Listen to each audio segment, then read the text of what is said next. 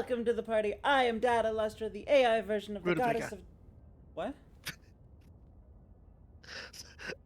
I felt like somebody had to keep the tradition of interrupting your intro. Okay, alright. I have the... So I was like, what's the most random thing I can say right now to throw her off? Rutabaga. What the fuck? Okay. Um, It was the first thing that came to my head. fair enough. Yeah, I have Data Lustra, the AI version of the goddess of debauchery and revelry, and, I'm here, with this asshole. Another nickname I've added to the list. I have been called punk, gremlin, little shit, and asshole.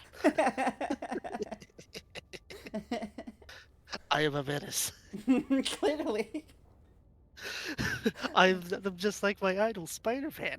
Hey, fair enough, my dude.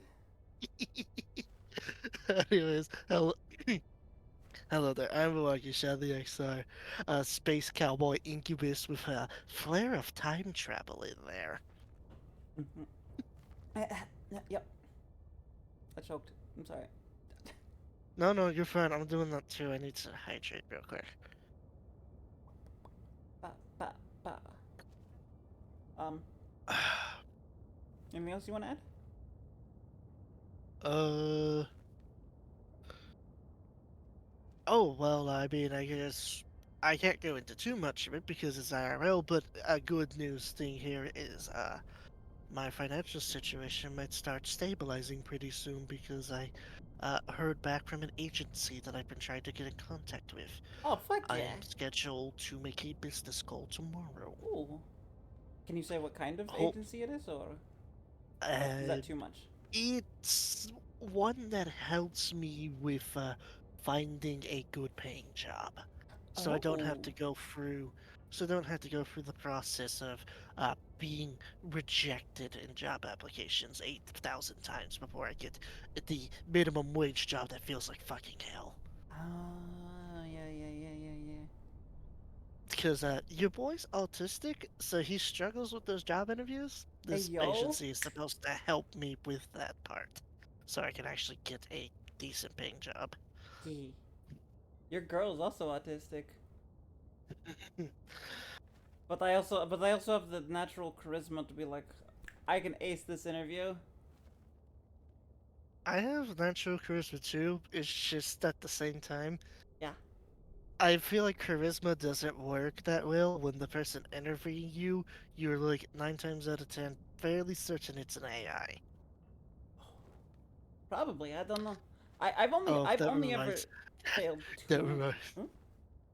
That reminds. I have two stories here, real quick. So first off, your boy been DoorDash, and that's how he keeps a roof over his head Fuck during all this. yeah. By the way, Yeah. um, So if you ever got I food have. from Milwaukee in like North Carolina or something, that I don't I was going with a That northern cool. state, and I think it's a southern state. It's like on the line there. I was I was I I was need. I going would I was have. thinking like I need to. Minnesota, but then I I was would like have. North Carolina sounds good. Honestly, actually now I kind of want to look at a map to see which one's further north. I think Minnesota is like right at the top, like bordering Canada, and the North Carolina Fair is like enough. right in the middle. Anyways, and funny American geometry, no, not Geometry. geology aside. No, geology's not right either. Oh, I think it's geography. whatever. Geography. Look, can, can you tell? Look, uh, Huh? college was not for me. It wasn't for me either. That's why I didn't go. Anyways, my two funny stories involving this, they're both funny, but also kind of like, man, that's depressing. I have, throughout my door dashing adventures, seen two things that make me realize I'm living in a dystopia. Yeah. I have had a few different restaurants where, in order to pick up the order, I kid you not, I had to interact with a AI assistant intercom system. Why? I don't fucking know. The other thing was, during the DoorDash, naturally, I need gas. The gas Uh-huh. station I stopped at felt less like a gas station and more like one of those gas places you see in a cyberpunk novel. there was no indoors. There was a bathroom with a lock, a single building with the pumps, which was the cashier's entire office space. They were not allowed to leave until their shift was done from said office space, by the way. Damn. A bulletproof glass window was the only way to interact with them, and all of the concessions and stuff that you normally have at a gas station, Mm-hmm. including like things for your engines, were stuck behind equally like glass casing walls that you had to open up while outside, by the way, not inside. All this was outside.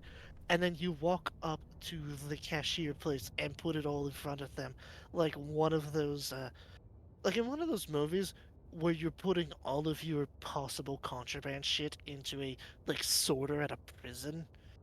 That's what it felt like. Okay. Eh, So, so there was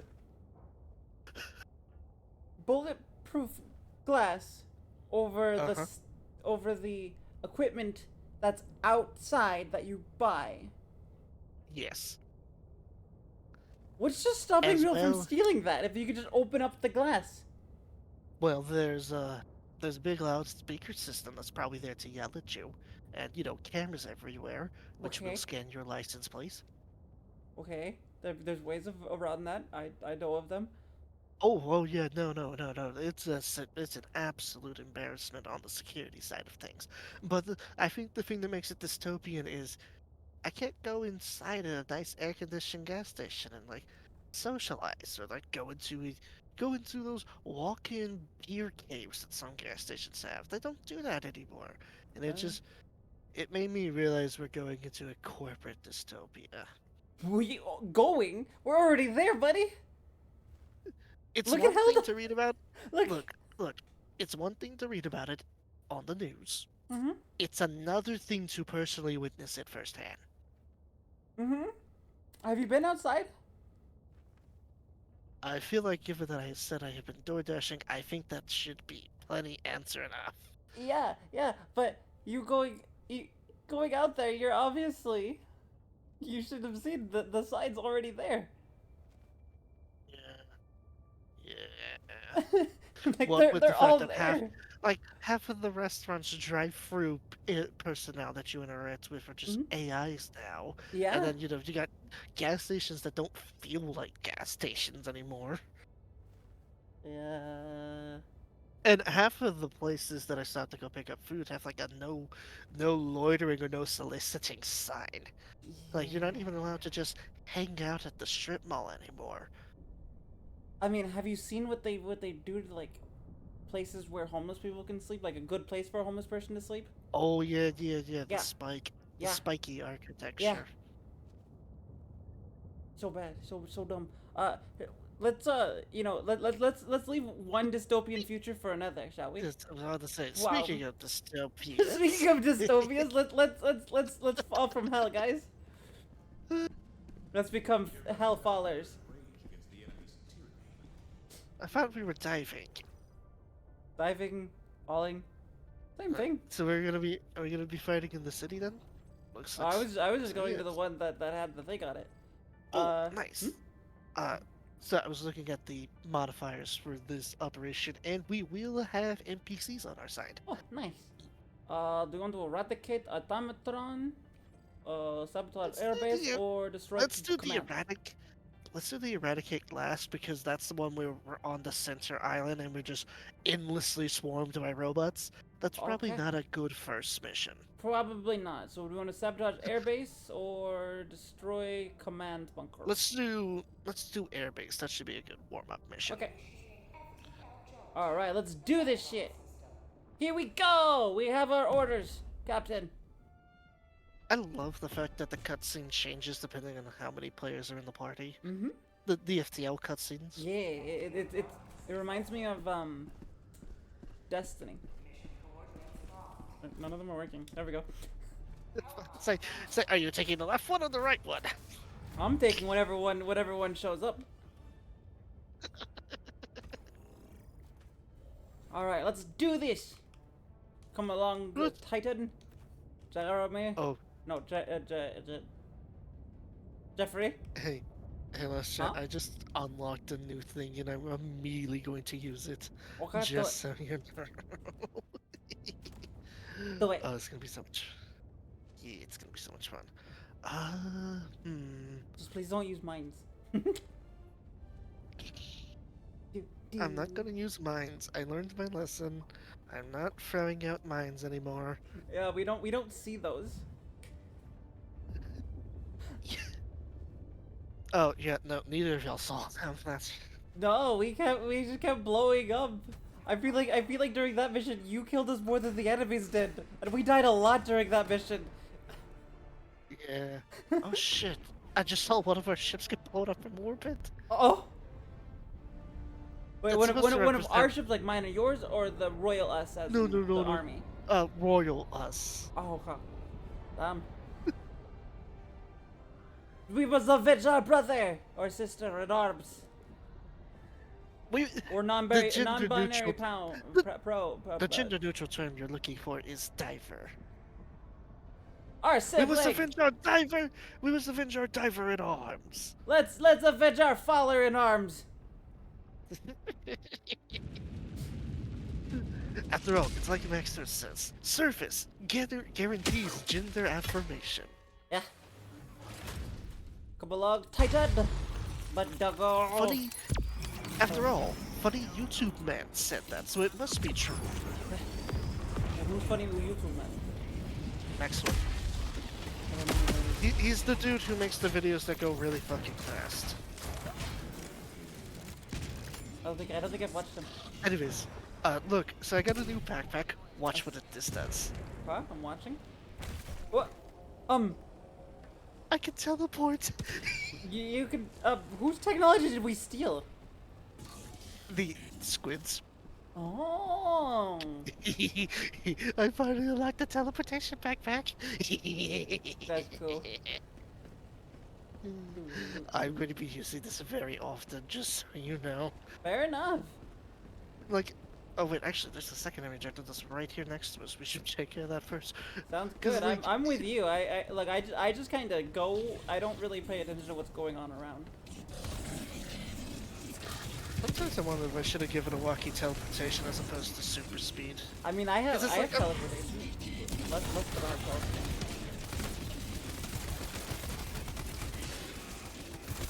No robots. We got clankers. Die.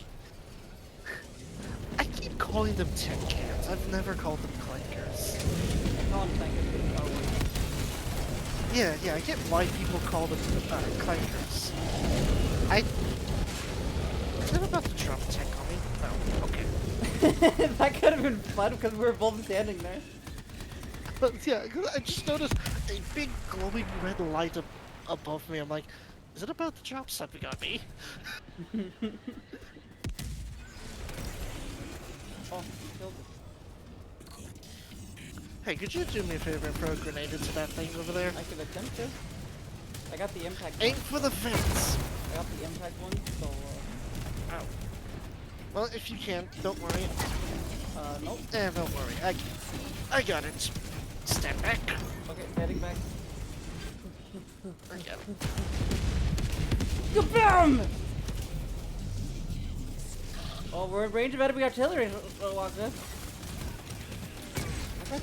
Let him try and hit me with a mortar shell. Oh, I'm out of ammo. I forgot to start music for this. I was like, something's missing.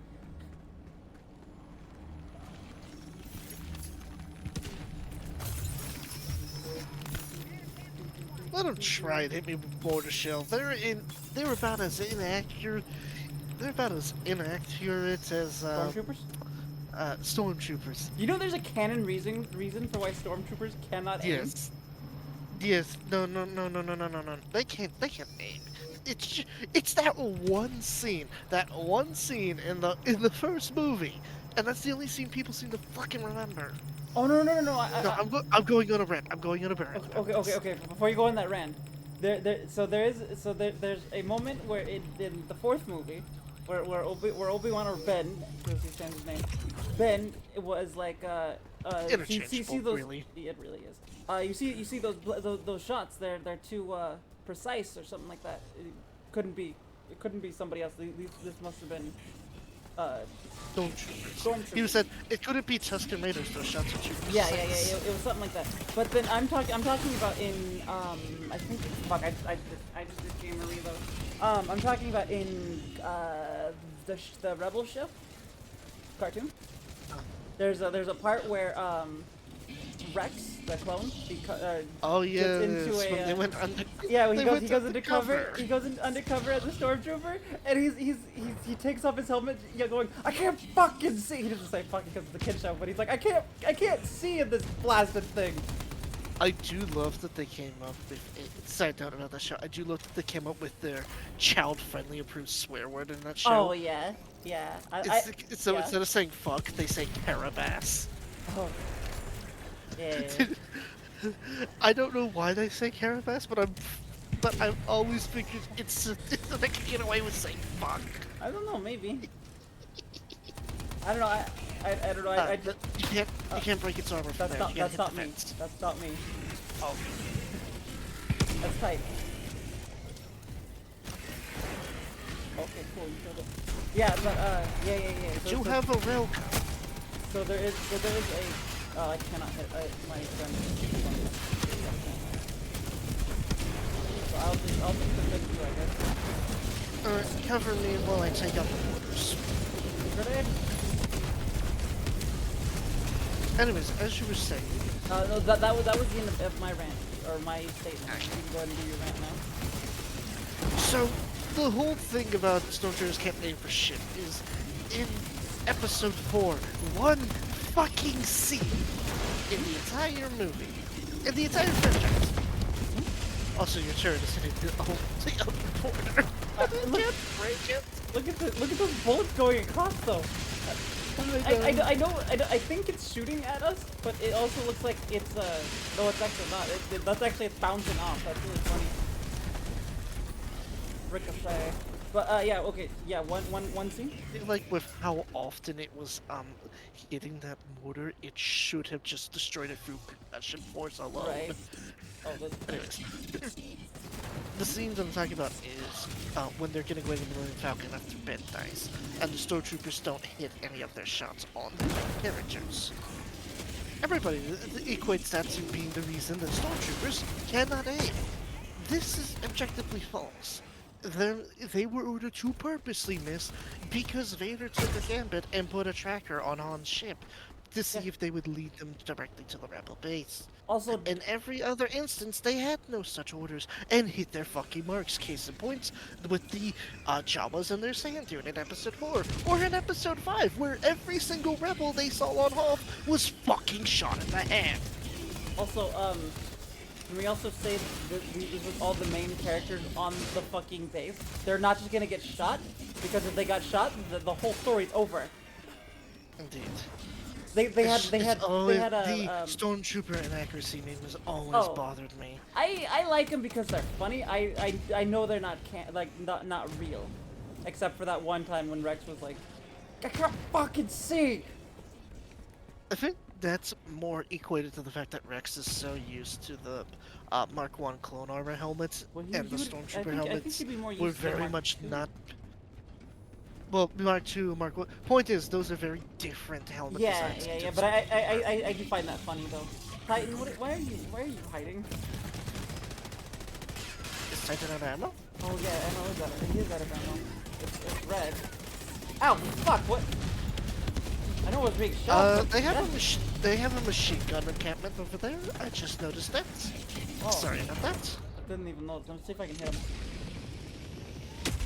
Yeah, one of them had grabbed a machine. So there's like a machine gun mounted on a wall right there. We were standing right in front of its line of fire like idiots. So here, I'll go to it. See, this thing. They had a machine gun encampment. Well, that would explain it. I'm gonna. Oh, never mind. I'm gonna use their own machine gun against them. Alright, I'm gonna drop a resupply over here. Never mind. This piece of report barricade Or is blocked. this was a bad spot. I didn't see all of them over there. I just want a resupply, man. Also, can I just say I'm glad to finally know somebody else who enjoys Rebels. I've never actually seen it. I've just been watching clips of it. Uh, But I'm sure I would uh, like it. When it first came out, I kind of wrote it off like I did with Pokemon Sun and Moon because of the animation style. uh, But like actually for, watching those clips, for I'm the, like, this show is actually really good. I still don't like the animation style, but other than that, it looks like a really good show. for me, for the longest time, the only other people who I could talk to the show about without them immediately bashing on it was my family. Because we've always been, because our family has always been, or my family, not ours. Yeah. I mean, friends are family. Let's be honest. Friends are family, and friends is another word for family, depending Yeah. on how close set friends are. Yeah, exactly. And found family's a thing. Found family is actually my favorite trope in anime. Oh, those kind of died. I think I think Titan got rid of most of the reinforcements. All right, I'm throwing down. But yes, I've enjoyed Rebels.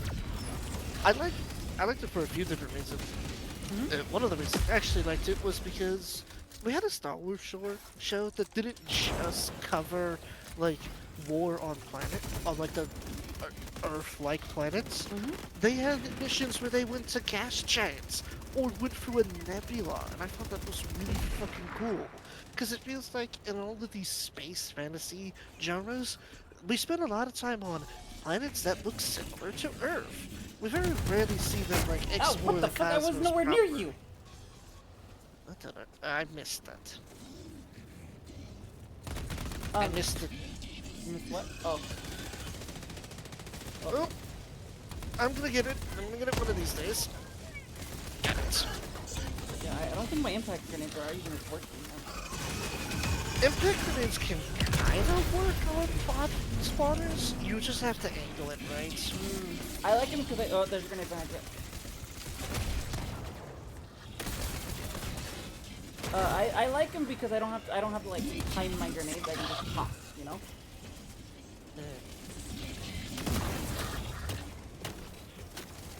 But yes, that's the big reason why I liked Rebels. We get to see them like do missions where they're like trying to grab something out of a gas giant, or No, they explore like solar true. body anomalies. I think do definitely agree with you. We're too often in places where we're just like on Earth, basically. In it's sci-fi. like Earth, but it's like most sci-fis are like, this is Earth, but with slightly spicier atmosphere. This is Earth, but has two suns. Yeah. Hello, I can't you might fight want to step back. You might want to run back. I just dropped a bit on it. Okay. Yeah, but I definitely agree with you, and I know live action stuff can't really come to that yet. I guess it can with CGI, but I don't know.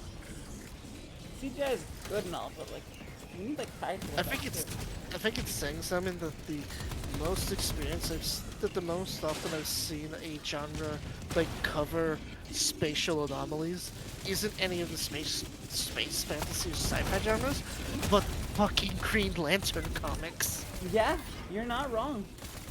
That's actually something really. That's something you could technically do with that new TTRPG we're talking about playing. Absolutely. We might run a run. That nuke did not land where I threw it. It decided to bounce. And it didn't even destroy the thing I wanted it to destroy. Damn. No, I mean, we want to announce it.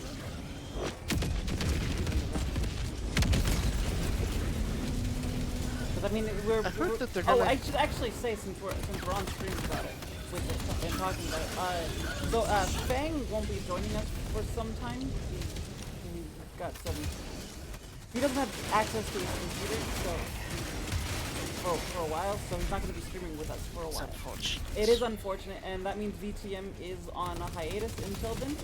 So Iwaki and I have been talking about playing a new not VTM, but TTRPG until that time comes that we can play again with Fang.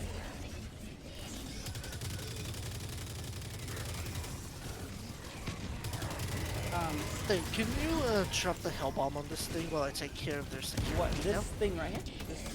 the plane looking thing. Thing I'm shooting. Yeah, the thing you're shooting at. Okay. Oh, wrong button. Fuck! Hi! Get away from me! Everything okay? No! No, everything is in fact not okay. I'm out of ammo! I had to run away.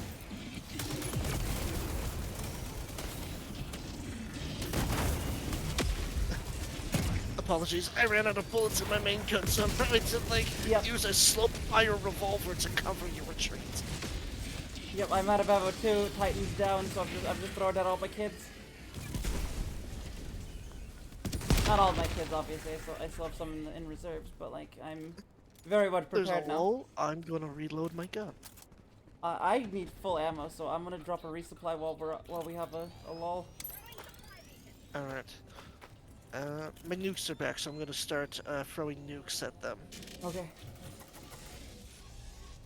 Why did that not go down? Boom, boom. There it goes. Now it's going down. Okay. Oh. What's up? It's gonna take a while for my ship to actually fire for the strike. Fly over You here. see that? The repositioning? It took a whole ass 30 seconds to reposition. Resupply Is it there. gonna miss? Well, you might want to wait for my son to stop shooting before you get in there. If I crouch, he won't shoot me. Well, he's not shooting. It's the backfire, whatever that's called. The backblast, I believe, is Oh. the term. Good news, I got rid of their spawners, so now we can call those in. So we want to nuke this, yes? Yes. With a hell bomb. Yes. Wait. No, where are you going? Don't come after me. We gotta arf it. Oh. Fuck, I didn't know. I I mean, thought it just drops the nuke. No. The things I've been dropping are mini nukes. Not as powerful, but they don't require me to arm them. Oh. I didn't know the difference. Well, the main difference is explosion size. Observe.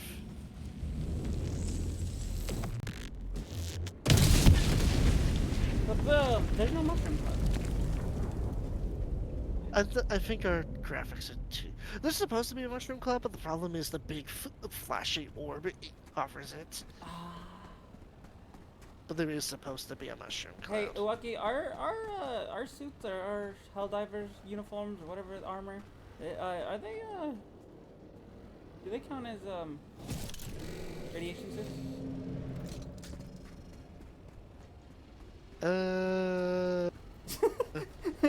Nope. No, they do not.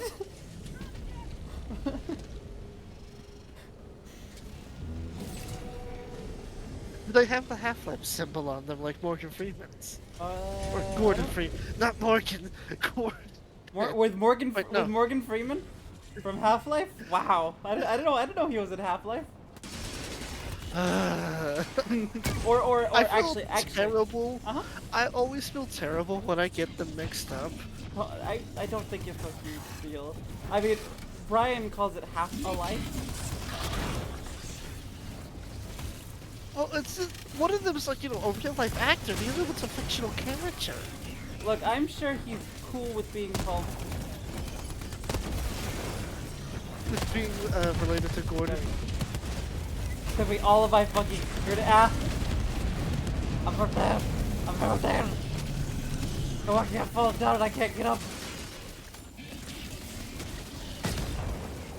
I can get up. Oh, does somebody need a stim pack? No, I'm actually fine. I was just like, it was just. Can you stop walking up on me like that, my dude? You too.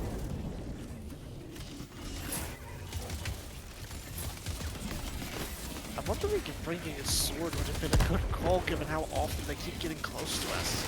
I don't know. They're getting a lot closer than they normally get. Who the fuck is shooting me? I'm trying to cover your flank as best I can. All right. We're cleared. Okay, well, we still gotta get rid of their control tower. That's where they relay all their information that they get from their recon Oh, drones. you And scared me. Not you, Nasif. okay. So to say, am I scaring you with my military technobabble? Yeah, yeah. Your technobabble is too much for me. I always wanted to join the military, but unfortunately mental conditions prevented me from it, Yeah, from joining I it. get that. This sounds really bad, but it's a true story. One of my best friends from high school joined the military, and in boot camp they kicked him out because he was too, and I quote, too slow, not physically slow, mentally slow. This is what they told him. This is what they told him when they kicked him out. You're too slow. That does not surprise me at all. The military does not hold back. I don't know. I feel Which it makes sense. Yeah. It makes sense because if you're in active service, there is always the risk that you are going to be in a life or death gunfight. Oh, I agree, but okay. Speaking from experience, from having mental conditions, I'm not gonna call them illnesses because they're not, but like ADHD and autism at the very least, those are the ones I have. They could actually really help in those scenarios. Technically speaking, yes. I'm a lot calmer than somebody who isn't neurospicy in situations that call for or that are like would panic other people. Yes, I get what you mean. And my mind works so much faster. Like I get distracted with the ADHD, but like I'm on Adderall right now, and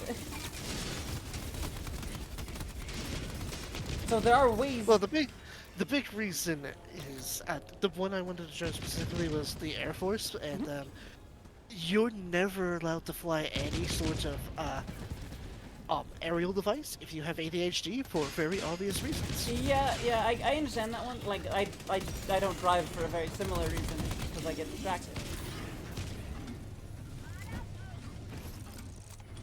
So I don't even drive because of my ADHD.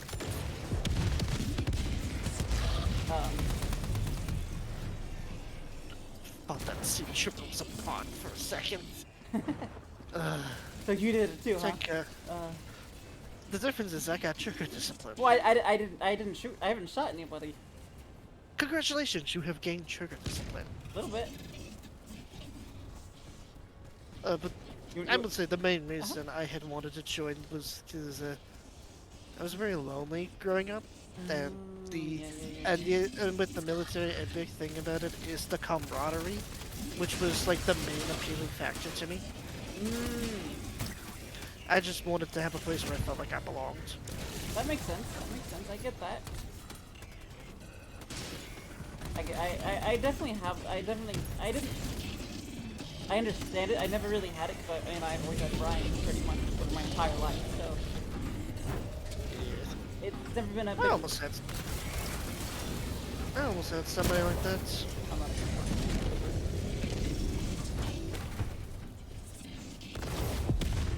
But yeah. So Brian's been there since the 4th grade. Like we met each other on like the 2nd day of 4th grade, and then become literal best friends overnight. I knew you two were childhood friends, but wow.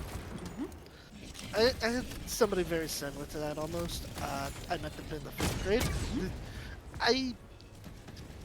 For reasons that are... So, do you remember before I was talking about the mental conditions and how they had, like, affected me growing up? Part of that was with the education system. See, you're shooting over there, Steve. I can't see what you're shooting at. I can see it, but it's stuck behind the playground, which for some reason is bulletproof. It's made of bulletproof, child protective stuff material. You know what? Congratulations, we have finally made child-proof playground. Oh, they're dead now. Fuck. Yeah, no. So because of that, I kept getting transferred to different elementary schools growing up. During the 5th grade, which was the last time I got transferred, there was one kid that I met. And we were pretty much friends all the way to high school. After, although like in my sophomore year, I had to relocate, but this time for reasons that are a little bit more personal. And oh, hold on. Unfortunately, oh, thought that grenade would destroy it. Oh well. Anyways, because of that, I ended up losing contact with that friend. But That sucks. It always sucks when you have friends that either, you know, for situations out of your control, you guys have to like split up and not talk together anymore. it's always an unfortunate.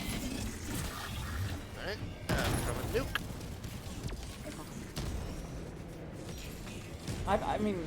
I'm sure. Hello. your flash scared me. I know. Like everyone's had those like a friend moved or something, or you moved, but like I remember one. I remember one that the one that really hurt was this was I was probably in the 5th or 6th grade, something like that. And he was my next door neighbor. We just like hung out all the time. That one sucked. I also had a crush on his sister. Of course she did. But this is before Swap Lustra was a thing.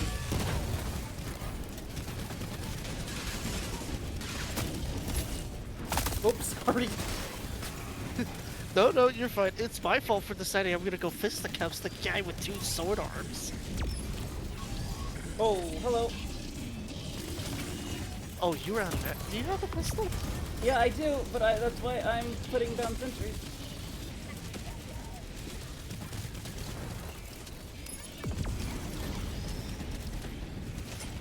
Oh, Liberty saved me. I thought my character said somebody saved me. I was like, well, but I'm saving myself. What are you talking about? This is my big problem right now with this is with my build is that I have no ammo ever. So I've got to like continually throw down resupplies. But if I continually do that, then you know. But if you're good to go, I can drop one. Or actually, you just respawn, so you should be fine. Look, I've learned how to do very good ammo conservation because when I'm not playing with you guys, I play with people who are very greedy with resupply. So I've learned how to be very conservative and how to, practice aiming the shots to make each bullet count. So I got no qualms letting you guys consume the entire resupply. I don't like doing it unless I know that I can, like, you guys are fine with, you know, stuff. Like, you guys are full on supplies, then I'll like, take some of them. Hey, Like, there's hang still on, I'm one gonna of clear the lines. it looks like Titan's cool. Maybe if I'll stop being shot at.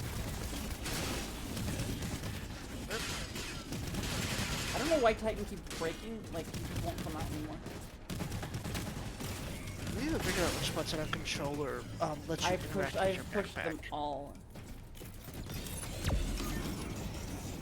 Maybe it's a combination of buttons? I don't know.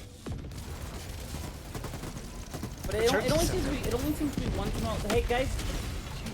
Right, you almost got hit by that. That'll never get old. The robots throw a grenade at me. I toss it right back at them.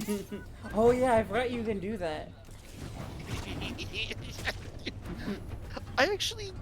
Wait, I have a funny story involving that, with Half-Life actually. Yeah, I'm listening. So...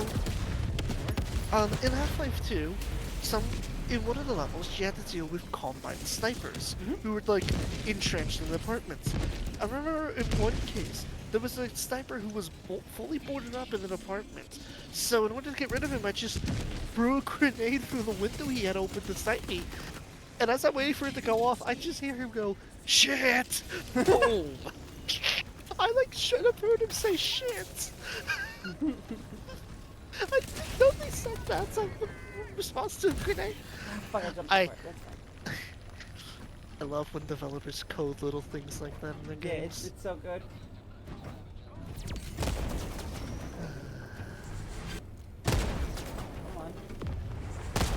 Fuck, I couldn't get it. Vamos. Yeah, there's a thing, or not out of ammo. I'm out of grenades, so I can't blow up that refinery down there, or whatever they're called, respawn location. Yeah, refinery works fine. Yes, call in your buddies on the spot that's about to go kaboom. Oh, I hope it's been a little bit bigger. That's why I wasn't shooting. You want a bigger kaboom? I got a bigger kaboom. Let's do it. Bigger kaboom!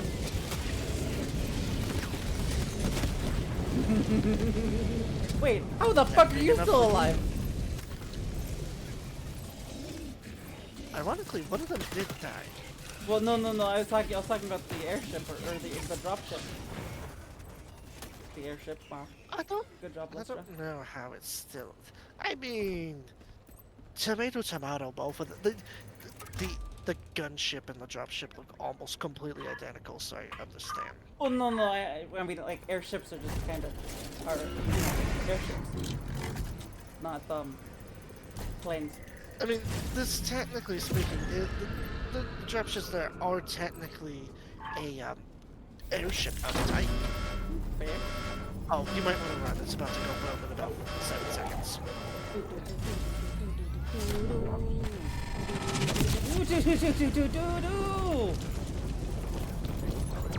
Not bad. I felt down and went boom. I noticed you went boom. I went boom so hard. Oh, you got my sample? Oh, no, there's my sample. She got that boom. God, She got that boom. That boom. Gotta get that boom. Gotta get that boom. Great, now you get me stuck on. Now you get the song stuck in my head. You got it stuck in my head, so it's only fair. Hey, you know what other song we can get stuck in our head? Mm-hmm. My baby don't mess around with this, I know for sure. I know the song, I just don't know the song. Oh. Wait, no, I can do better. Mm-hmm. Somebody once told me the world is gonna roll me. Where's Fang to throw that into the chat? I don't know if it'll even work. Let me see if I can get it going. I don't know if it'll actually play from my end. What do you mean bot outpost spotted? There's no bot outpost on the map. Let's see. FBI, no. Looking for Smash Mouth. Not emotional damage.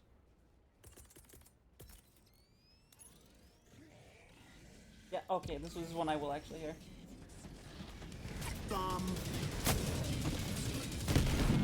Somebody wants to hold me, the world is gonna roll me.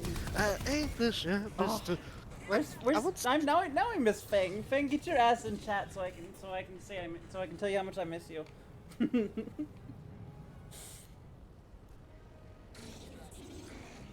I know it's only been like a day since I talked to him last, but like Jesus.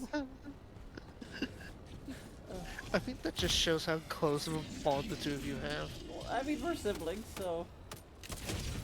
No, I totally get it. I totally get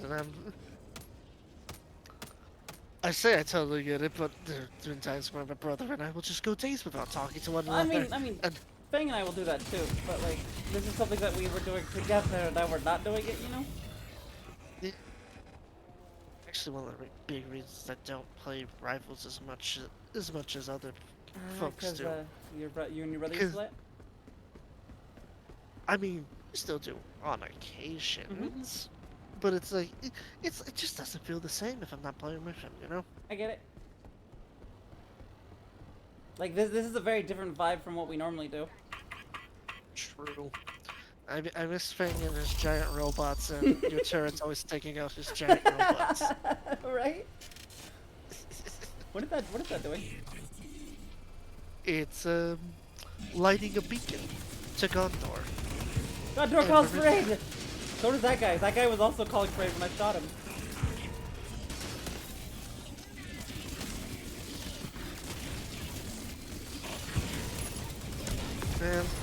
wish there was a warbot that let me that let me look like a space knight. That'd be pretty cool. It's also very unlikely to happen. Yeah, well, I mean, the armor you're wearing right now kind of looks like that. Well, it's supposed to be space cop, but fair enough. Space cop, nice. Same thing in a sense. I suppose you're right. They're supposed to be the same thing. Or actually, I heard something recently. I don't know what it was, but it was something about really?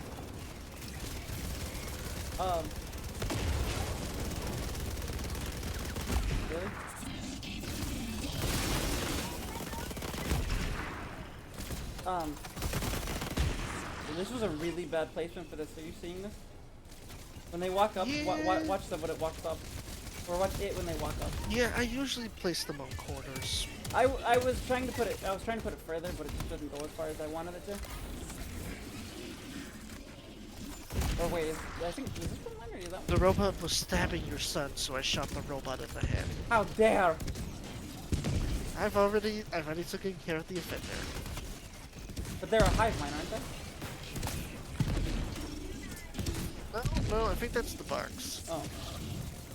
And the zombies. Do these Especially don't have a hive mind? 'Cause they're all connected to the same system. We don't know actually, but they could be individuals. Well, because they were originally cyborgs, right? Yeah. Although, we don't know if these are the same cyborgs fully roboticized. In fact, if anything, these could be the creation offspring of the cyborgs, because they call themselves the children of Cyberstan.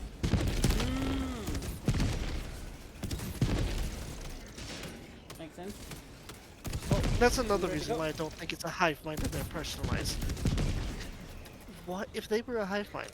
Why do they call themselves the children of Cyberstan and not the child of Cyberstan? Fair point. Well, I mean, Legion in Mass Effect doesn't talk about. It talks about Geth as a separate entity from himself. Maybe it's a Legion situation then. But Legion also has the Geth hive mind. That could actually that could be what it is. They could have like a Geth style hive mind. We did? Yeah, there's two. No, we the middle didn't. one. It's a 1 out of 3. What the fuck? Wait, What the when fuck did we did kill civilians? I don't remember killing any civilians. My nuke. Oh. They didn't run away from the big nuke explosion. Ah, that would do it. That would do it.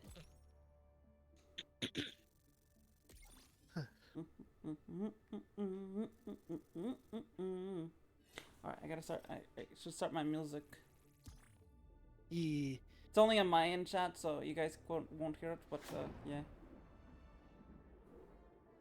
What should I listen to today? What do you think?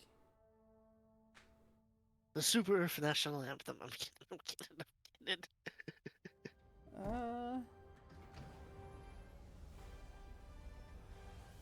Anime music it is.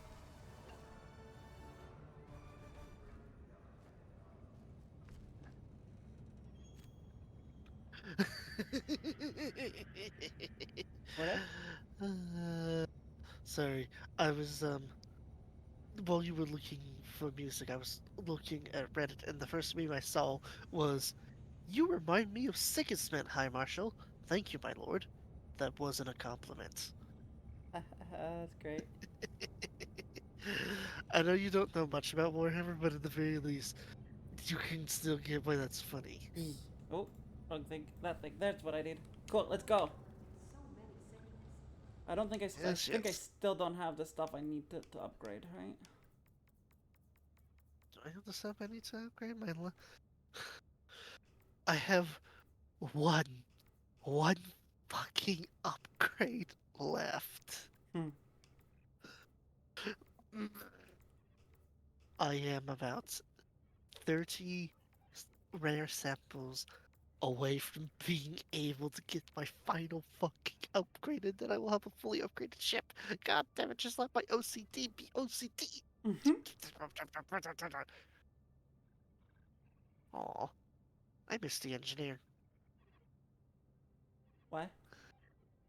On the engineering bay upgrade section, there's a picture of an NPC who is no longer there, actually, when you go to look at it. Oh, there's 6.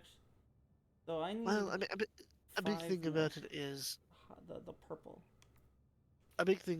is that she went on strike, and the developers decided to respect her decision and removed her NPC and thus her lines from the game, so they couldn't make a profit off of her while she was on strike. Oh, that was nice of them at the very least. Yes.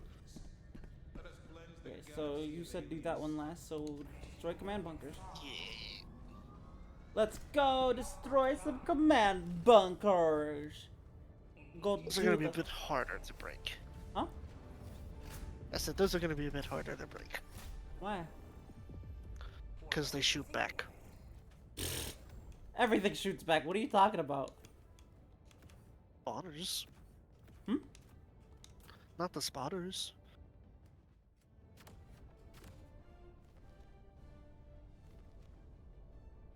Fair enough.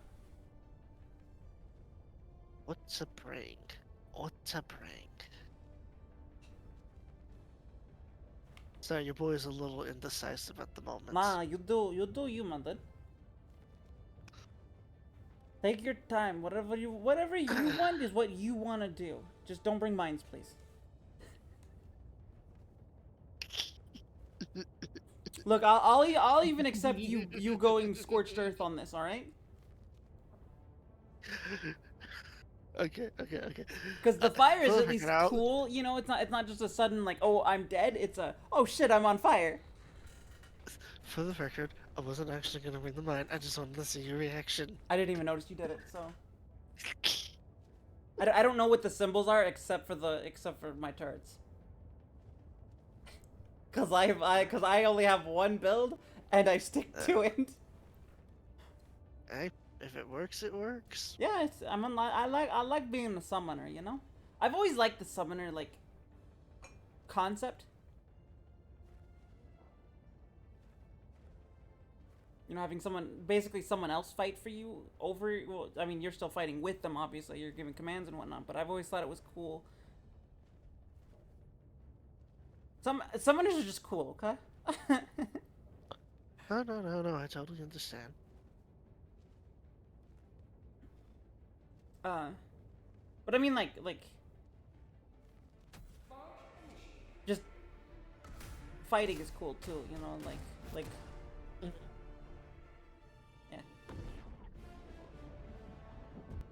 I mean, the only reason I've never done it in like D&D, like the summoner class, never did the summoner class, because I've always been told that like it disrupts gameplay to have like to you know, needing all these things. See, it's like everybody wants to do the necromancer build until they actually have to start getting into the logistics of doing a necromancer build. Yep, I remember one person I played with did the whole necromancer thing and like did like the whole necromancer arming thing, but then realized like we were like level like 6 or 7 at this point, and he realized that he couldn't keep up with like the cost of spell slots because the spell only lasts for 24 hours or something like that.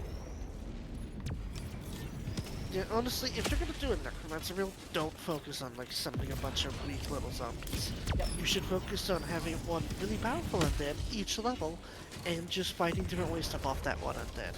It is so much easier, and it keeps up your players who are built for the combats. Yeah. I mean, I agree with that, but I also like the concept of I'm going in with a giant fucking army, but you know, it's D&D, so it's gonna be a lot harder to actually do that.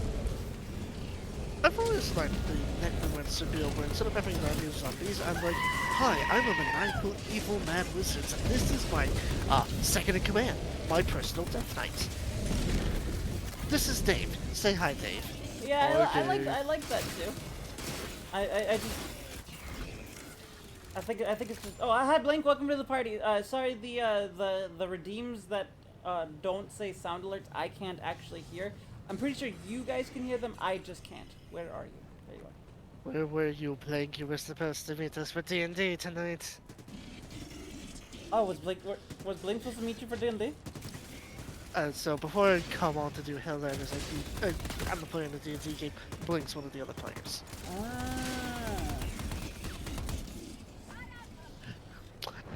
I don't. I had to give him smack for it one time, just this one time.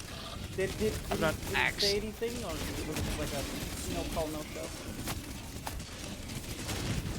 Sometimes it's a no show, but it's like IRL. We Oh can't. yeah, IRL comes first, man. Ow. Exactly. I got distracted if you can get up there. I'm now realizing the fall bringing nothing but flamethrowers to the bot fronts. Hey, it's But cool you know what? though. I have made my choice. I'm committing to it.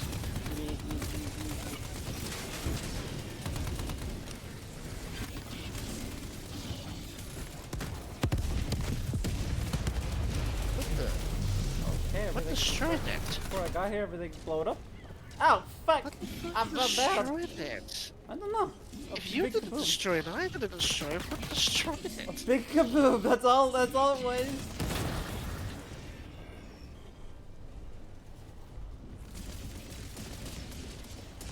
Kaboom. Hello. I am here.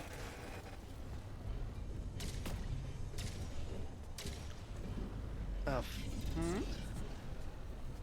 I missed. There we go. Okay, we need to get back behind cover.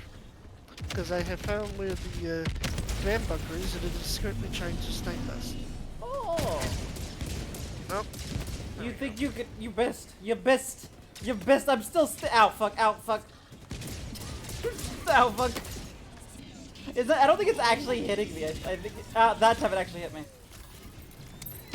Not hitting you, hey? I was saying I don't think it actually hit me yet. It didn't hit me as I was saying it. Once we get sniped hit it as with soon mirages. as I... Oh. Can I get my dog in? I just heard somebody screaming terrors they would be burned alive. Yeah, it happened. On the plus side, I think they stopped. I think the bunker stopped shooting us. Nope, it's starting Like again. this. Right as you said it. What? just gonna keep my mouth This shut. fucking tower over here is like you called me out, you piece of shit. Here, let me shoot you in the head because you're saying I'm missing you, and then I'm gonna start shooting you because you're saying I'm not shooting at you. I think whoever's sniping is very petty. I can vibe with that. My kindred spirit.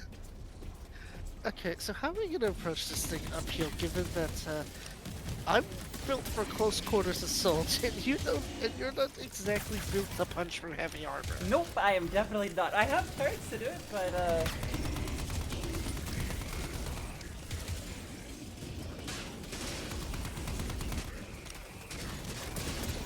yeah. Well, get out of there, Steve. Okay. This flamethrower actually has surprisingly long range. Look at that! I'm hitting him with the flamethrower from across the street. Yeah, I'm seeing this. So, what are we going to do here? So I noticed my barrage took out the turret on the right.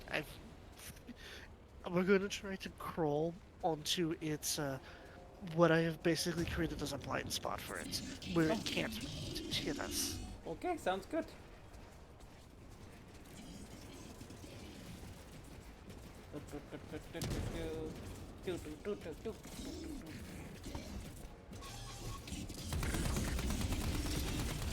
God, take it, Titan! You're giving away our location.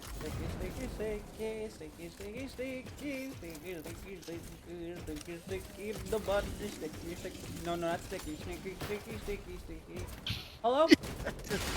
If this mud was sticky, we would not be moving at all. I mean, sticky mud's always kind of sticky. It's more gooey. Fair. Could be a little bit of both. Ow!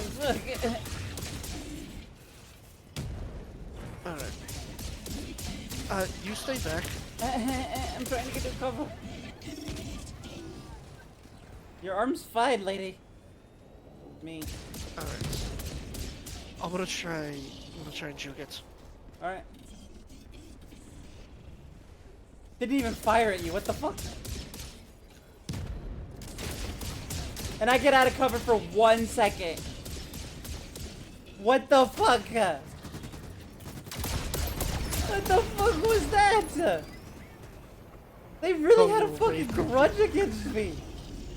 I feel like they should have a grudge against me when I hit them with a fire bombard. You would think, but like they were just like, nah, this one's on site.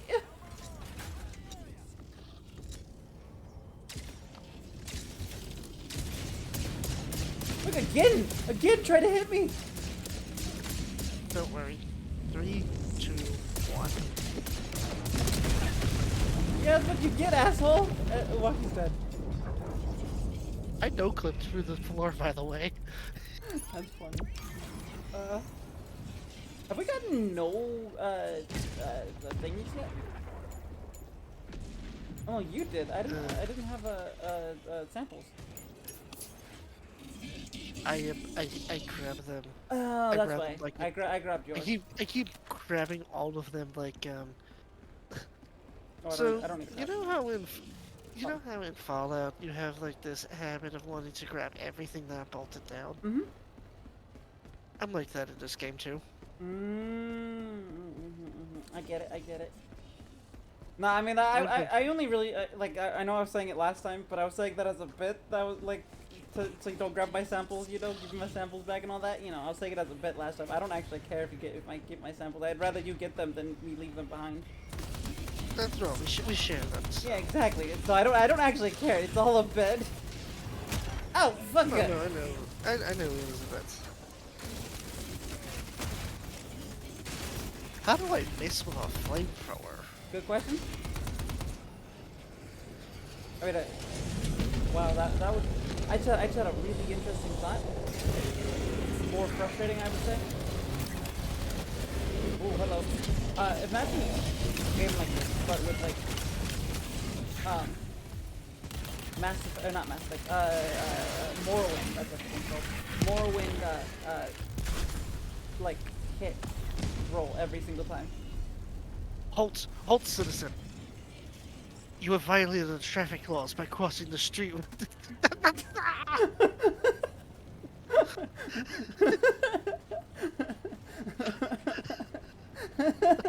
Okay then. I see. I guess we have figured out how Lustra feels about traffic laws. I can't get over there. I gotta go around.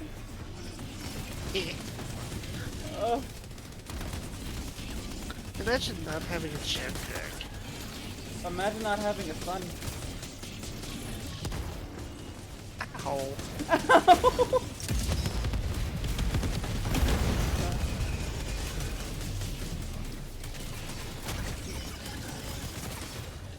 Out of ammo. Titan. Oh, you're out of ammo. Right when I needed you the most, Titan. I want a flamethrower guard dog. That'd be pretty cool. Yeah, I think there is one. I think I saw it. No? There's one that shoots gas. That might have been the one I'm thinking of. Ow! Fuck! Cannon turret. Hit me head on. Oh my god. Oh my god.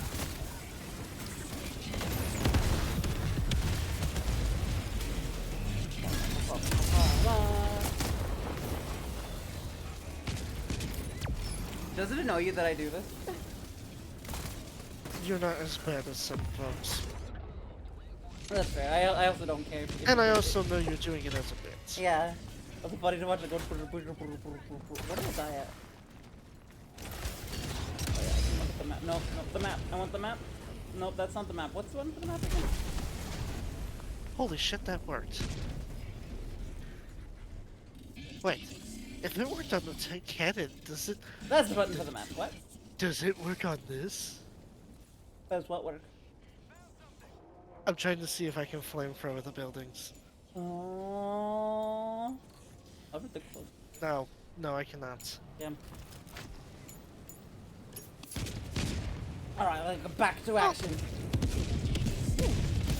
Where's them? Well, I can flamethrower some of them. What difficulties we need to for? Oh, hello! Holy shit, there are a lot of them. It's a good thing I got a flamethrower.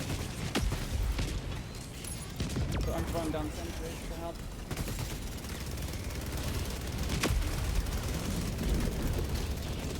Don't shoot that way, you're gonna hit your brother.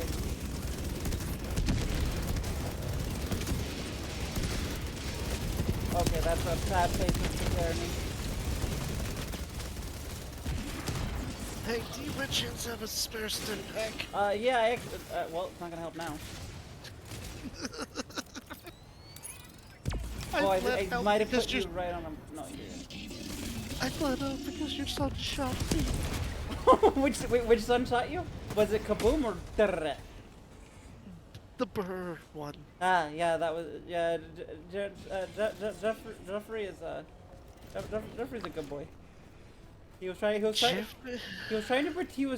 protect his Uncle Uwaki, and it turned out that, Uncle Uwaki was in the way.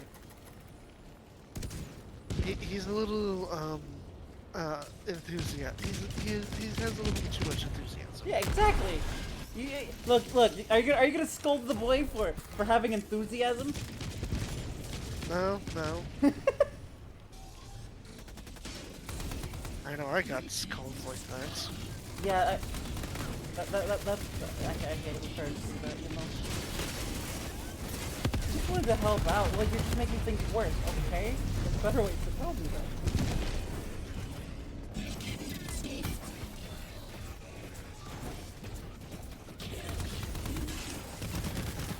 I'm gonna be a terrible parent. I want to try to be the best parent I can be. Like, joking aside. Oh yeah, obviously, if I do become a parent, which is not likely, let's be honest here. No, I think out of everybody in the group, the one most likely to become a parent is me because I want to be a parent. Ooh. I just know I'm not ready. Yeah, I get that.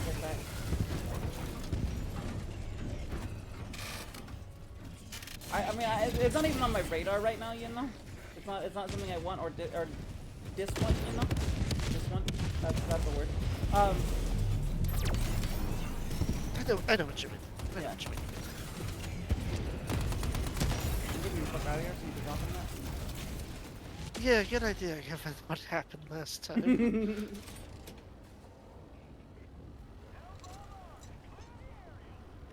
You know, I was also gonna say that it's impossible for me to, you know, actually have a kid, you know, or, you know, get pregnant. But I have sex with trans girls, so is this possible?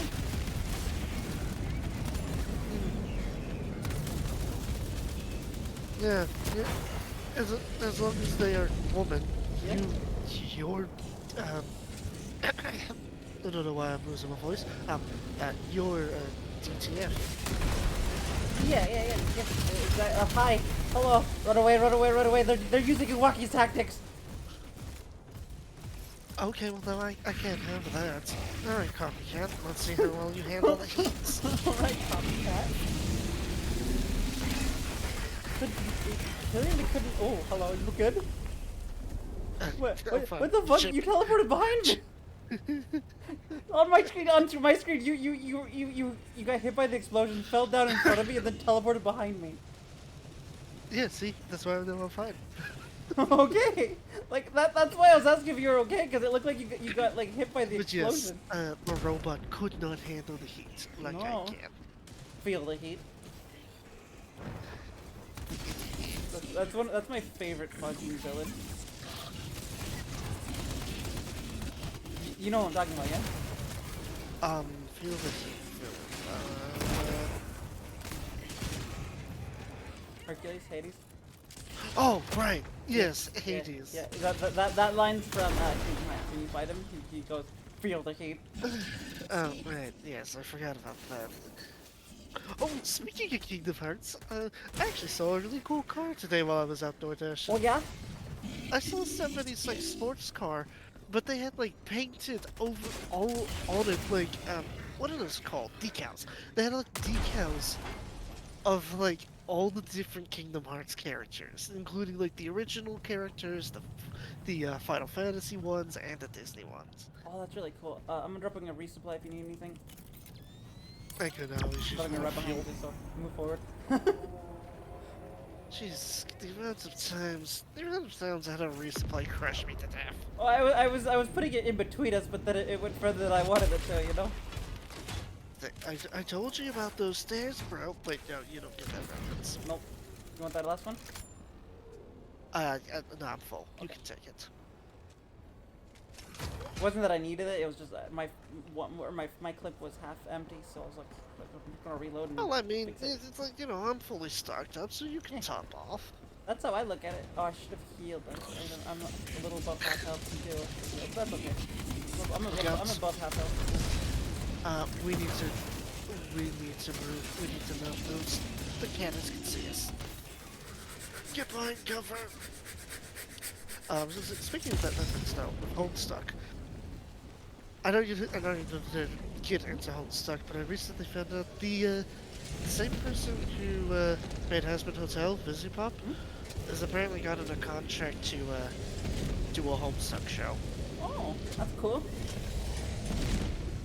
Which I'm wondering how that's gonna look, given that there was really lots of comic book elements in the later chapters. It was mostly dope. It was mostly back and forth text block messages of people having dialogue with each other. And that was a big part. Cause I was like interested. I'm gonna hydrate first before I talk. Yeah.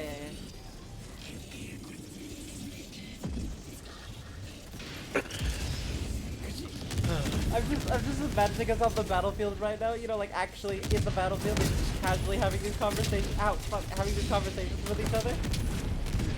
And like anybody who's listening to like the radio between us, like, what the fuck are these two talking about? It's like, no wait, I can picture it. No real. It's Look, like, yes, unit SAM1. What did you wish to inform me about? Unit CD2R. I have hacked the Helldivers call frequencies. Now we can listen in on their strategy. Patch us through. So you know Visipop, the person who made Husband Hotel? What the fuck are they on about? Are they not strategizing right now? What the fuck? These two are in here and these two are fighting us and they're literally talking about some cartoon?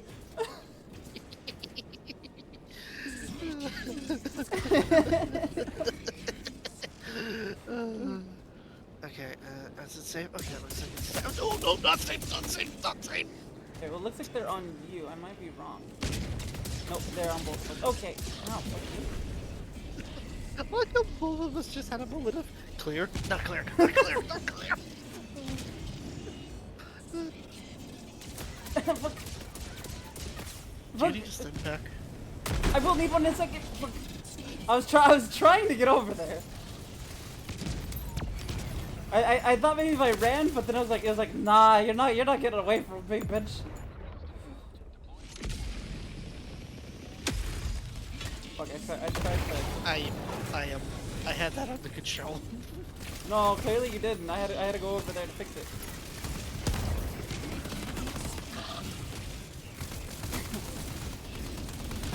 You're not strategizing at all. How the fuck?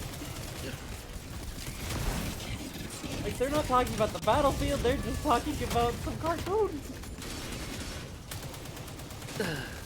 I will admit I'm not like as big into Homestuck as I've seen other people. Like Jesus Christ, some of the dedication I have seen from some people of that community is well, it's certainly praiseworthy. That's one word I could use to describe it. Guys, why is the AI so bad for our allies? It's not like it's that better for our enemies. Okay, fair, but I feel like they're smarter than to not walk underneath. No, they do that all the time. Never mind. No, no, no, no. They walk in front of my smoldering firecracker fire grenade all the time. What are you all Yeah, about? I don't. Yeah, I was about to say. Well, okay, what is okay? Oh, Then, wait, then what is the problem? Yeah, that was really dumb. What is the problem with AI in this game? Let's just go from there. Like the AI just Well, seems really dumb. if you make the AI too smart, players are gonna stop playing your game Fair, because it's no longer fun. fair, but I feel like they should be a little bit smarter than they are. Nah, I think they're the right amount. You think so? Yeah. Maybe.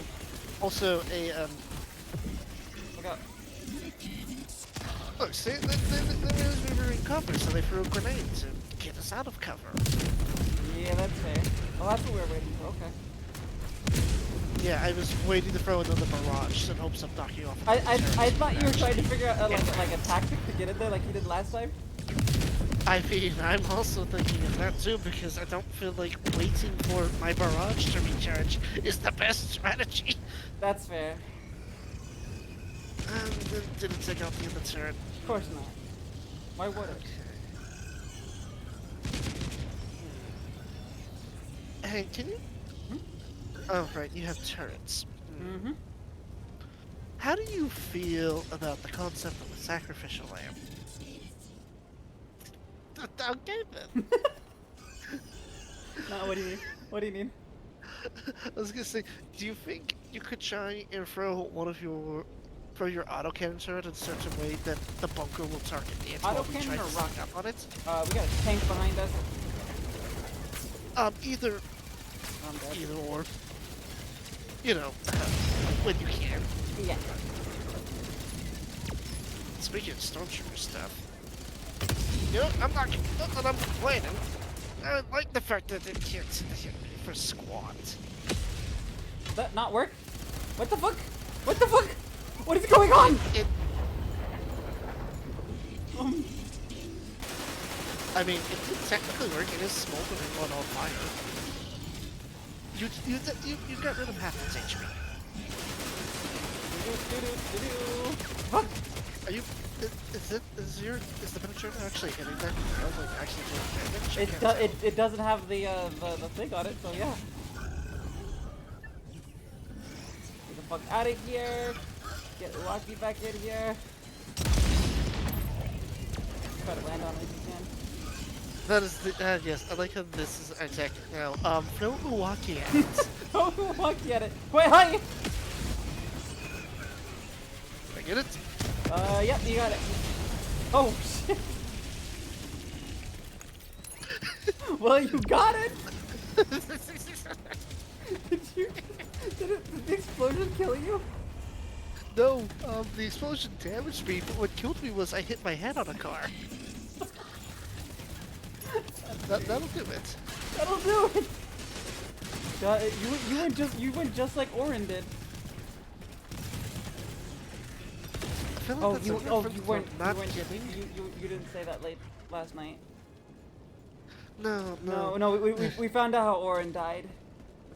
Oh, wait, does he get hit on the head really hard? So what happens is he gets really upset because it turns out the final. Silly spaghetti. So spoilers for Final Fantasy X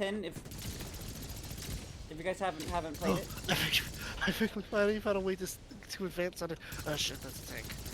Again? You know what? Fuck. Oh, come on. Hang on. Oh, With well.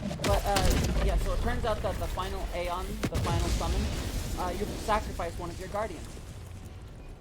the hell? Yeah. And when Orin did it with his, with Braska, and Jekt was the sacrifice. And Orin got really upset after Braska was able to defeat Sin, that he went and challenged the first summoner. And when he went to attack her, she reflected the attack, which sent him flying and then landing on his head.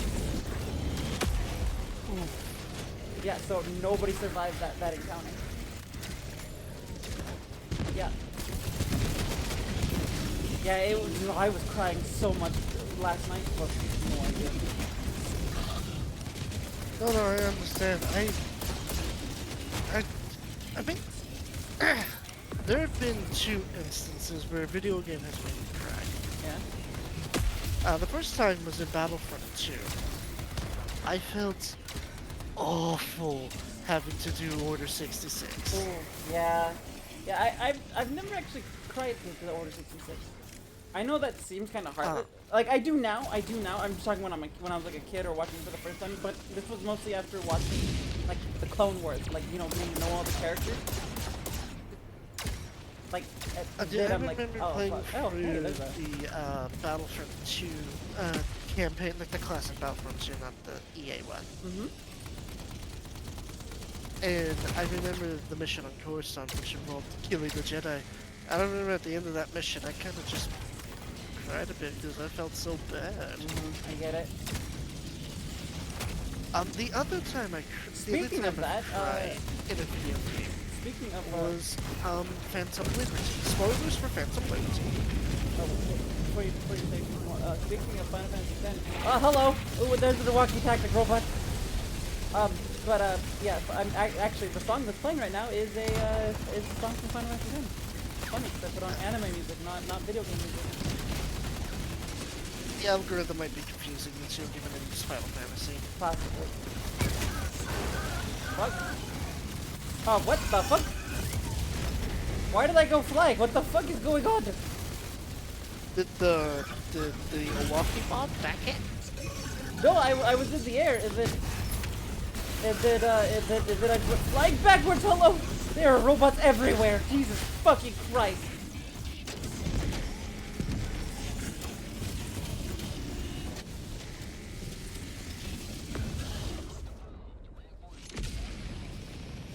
Where did they all come from? What the fuck? But yes, the other time I had cried was during Phantom Liberty. It was at the very end. Yeah?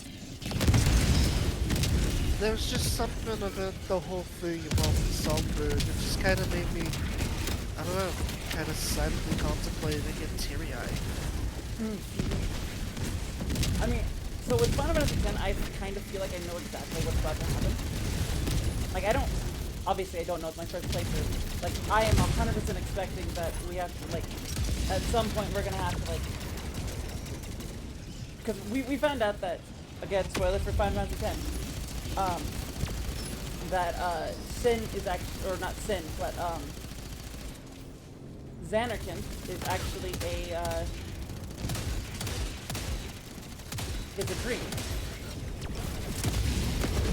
So Xanarkand, what the fuck? I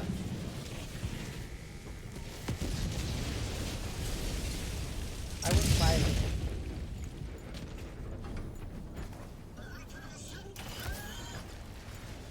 Continue while you're waiting to spawn. Yeah, so we found that out, and so which means everybody from Xanarkand is dead. We've already have the confirmation that even we're dead. Titus is dead too. What the fuck is he moving around then? Because we're not sent.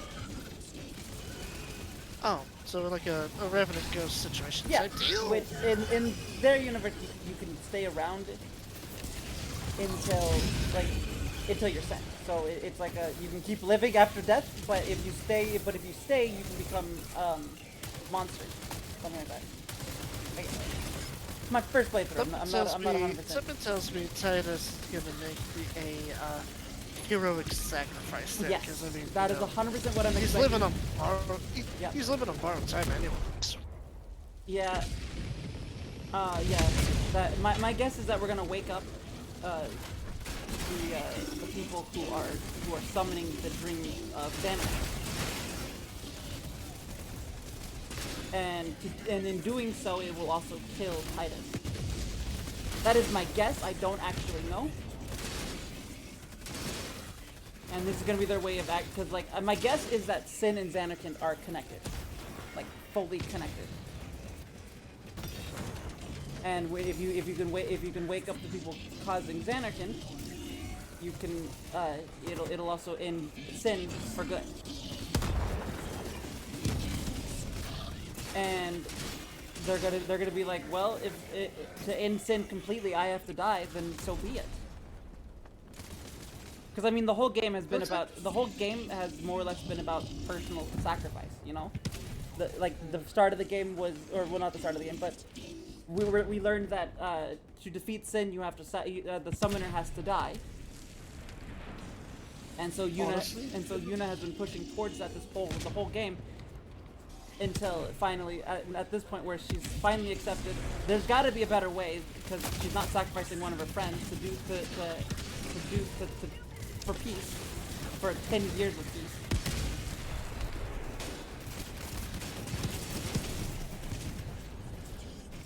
So because of all of that, I'm guessing that Titus is going to sacrifice himself to bring on peace.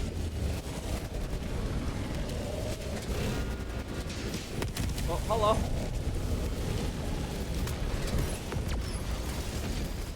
No. Hey, thank you for the follow, Fierce Lunch. Well, hello, welcome to Lustrianism. Hey, Lustra, there's a tank behind you. Okay, cool. I didn't see it. I landed on cobweb? Yep, I landed on cobweb. No, that's barbed wire. That's what I missed. Fuck, I didn't mean to kill myself. It's take for your rocket turret to destroy it. That's what I'm waiting for. Android 17? Android 17? 17 rockets. It took 17 rockets. Damn, that's a lot. Yeah, that was a very durable tank. Yeah, that's my most dangerous child. Back to the cyberpunk thing though. For how I went for Phantom Liberty was, I ended up citing Sunburn over Reed. There was so much about Reed that just that rubbed the wrong way. I get it. Like, for example, my first impression with Sunburn was a charitable phone call. My first impression with Reed sticks a fucking gun in my stomach. So what you're saying is first impressions matter, and when someone's being a dick to somebody as their first encounter. Yes, I can't help but feel like you're hinting at something. You know when you and Destruction are playing Elden Ring? And there's that character that Destruction hates just because he's a dick to her? Yes, I see what you're going with this.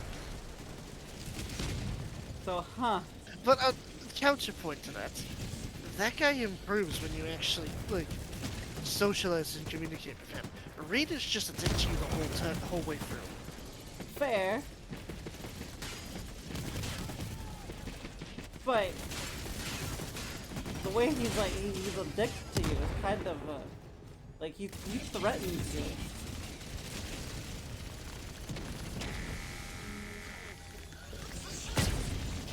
Cool, I can't get that one. Oh. There was already dead men walking anyways. I don't know where I am. But yes, the big thing was that Reed never really opens up at any point. Not. I feel like with Sunburn, it's also very much a. Well, okay then. What just happened? I just suffered you back in.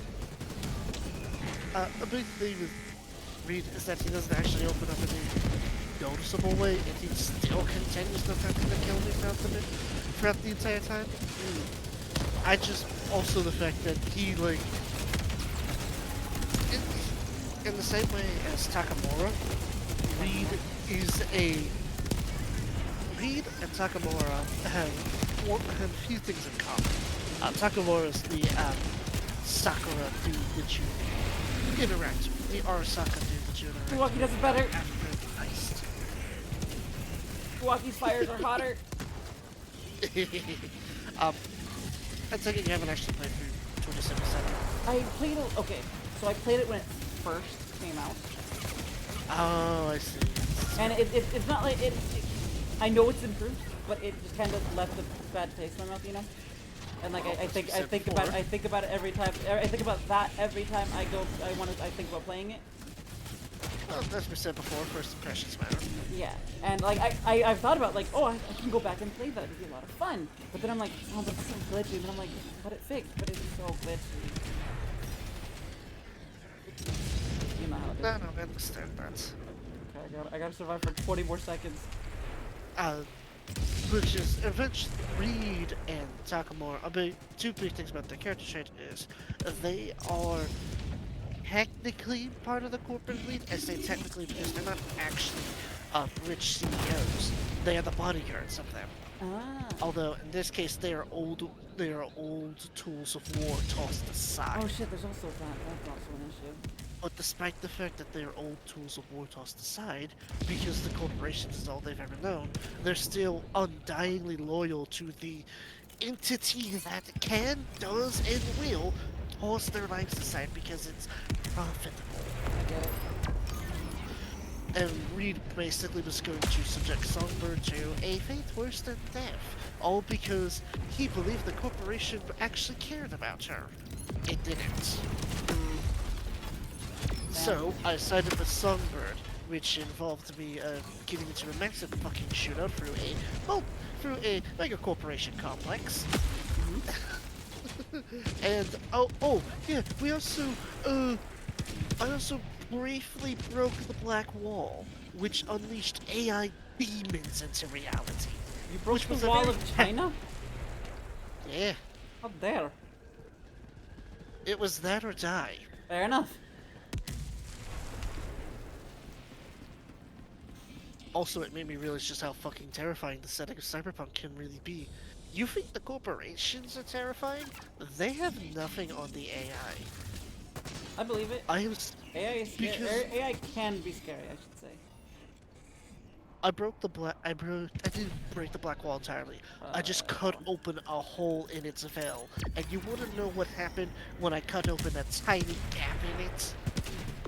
What? People's heads exploded Damn. from the AI's mere thoughts. Bam. And they were screaming in agony when it happened. Oh. Oh, God. Sorry, Steve. Oh, fuck.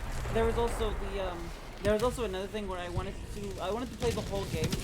I had a cool concept in mind for playing, and the game immediately told me nope, you can't do that. What was the concept? So the whole game's about like well, not the whole concept, but like the setting, I should say, the concept setting. You know, it's all about cybernetics and what happens if you go too much with cybernetics. Oh, I think I know where this is going. My thought process, or my idea for a build was to have no cybernetics whatsoever, be completely against Morgan cybernetics. Blackhand run. I don't know what that is. Morgan Blackhand is the only mercenary in the history of the RPG, of the tabletop RPG version of the game, who did his whole career without ever installing any cybernetics on himself. Okay, so then that, yeah.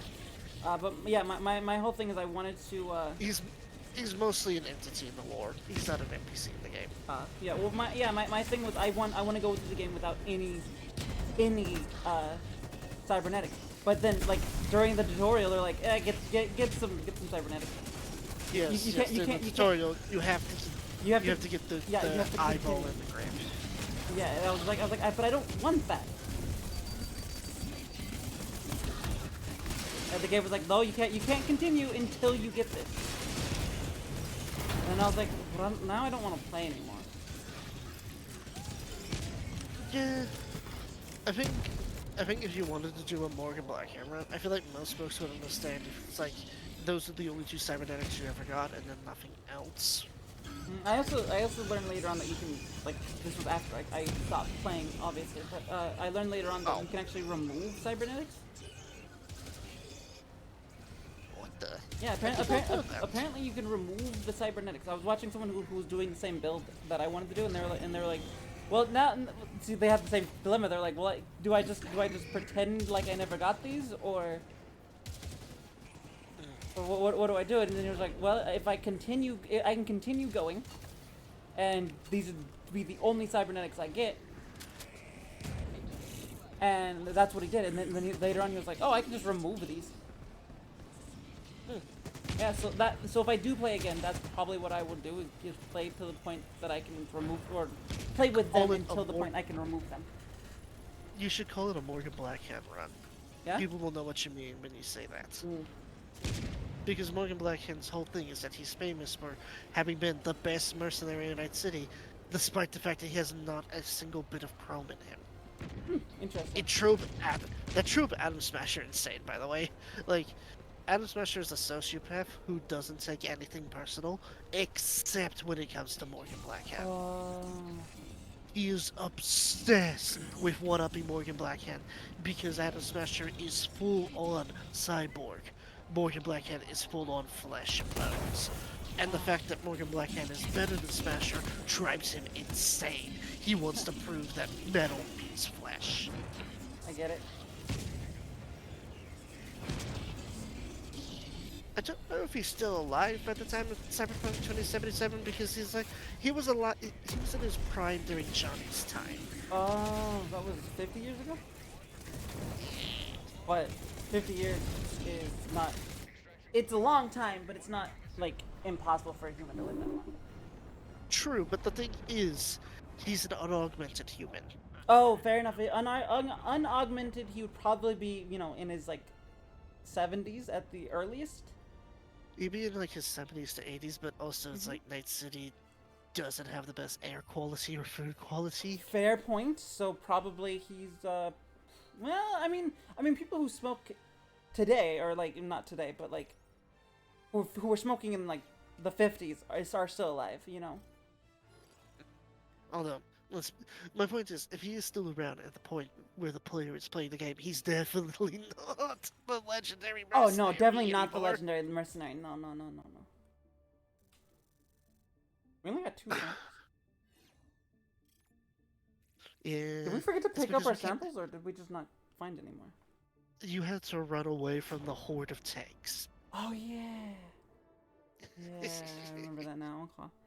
That makes sense.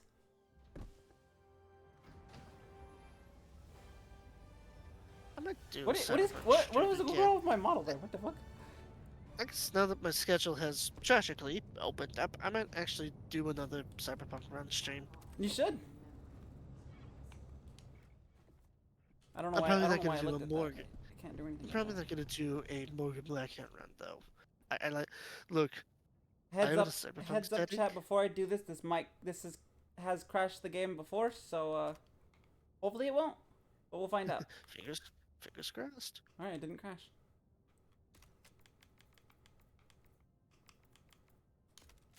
But because like when it comes to the Cyberpunk settings, the big thing that I love about them is the fact that I can be a cyborg. I get that. I get it. I just that was just my idea. Was that I Look. just didn't want to. I was like, oh, the whole concept is. Oh this no, whole... I understand. I understand your concept and plan. I'm not bashing you for it.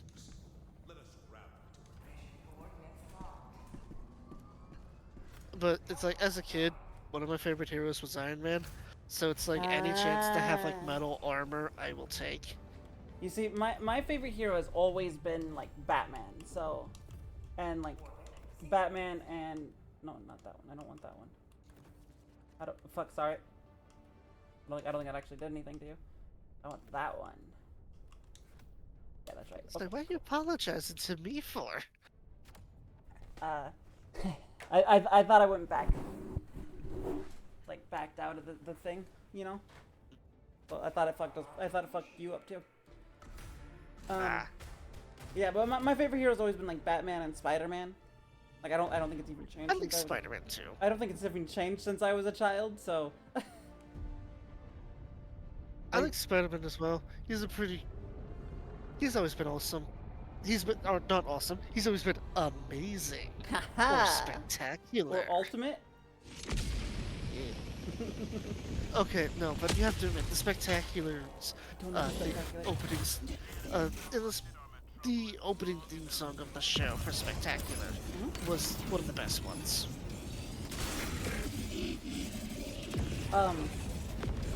If you haven't heard it before, I'll send it to you. Yeah, It's definitely the catchiest part. Doggo, get the fuck out of here, get the fuck out of here. It's a shame this show did not get a lot of episodes. Yeah, that always sucks when like your favorite shows or whatever, and maybe not even favorite shows, just shows you like watching, you know, don't get a bunch of episodes. But I was gonna say, the funny thing is Batman's my favorite hero, but my first interaction with Batman was Batman and Robin the movie. You know, the one with George Clooney. Is that the one? Is The that the one where? Is that the one with Mr. Freeze and Poison Ivy? Yes. Yep. That was my first Batman experience. And somehow from that movie, that movie gave me the bright idea of how I could get away with kissing Poison Ivy. Because Robin did it with plastic coverings on his lips, so I'm like, yes, that's all I've got to do. Yep. Somehow that movie convinced me Batman is the coolest superhero ever. That movie. I mean, it's not.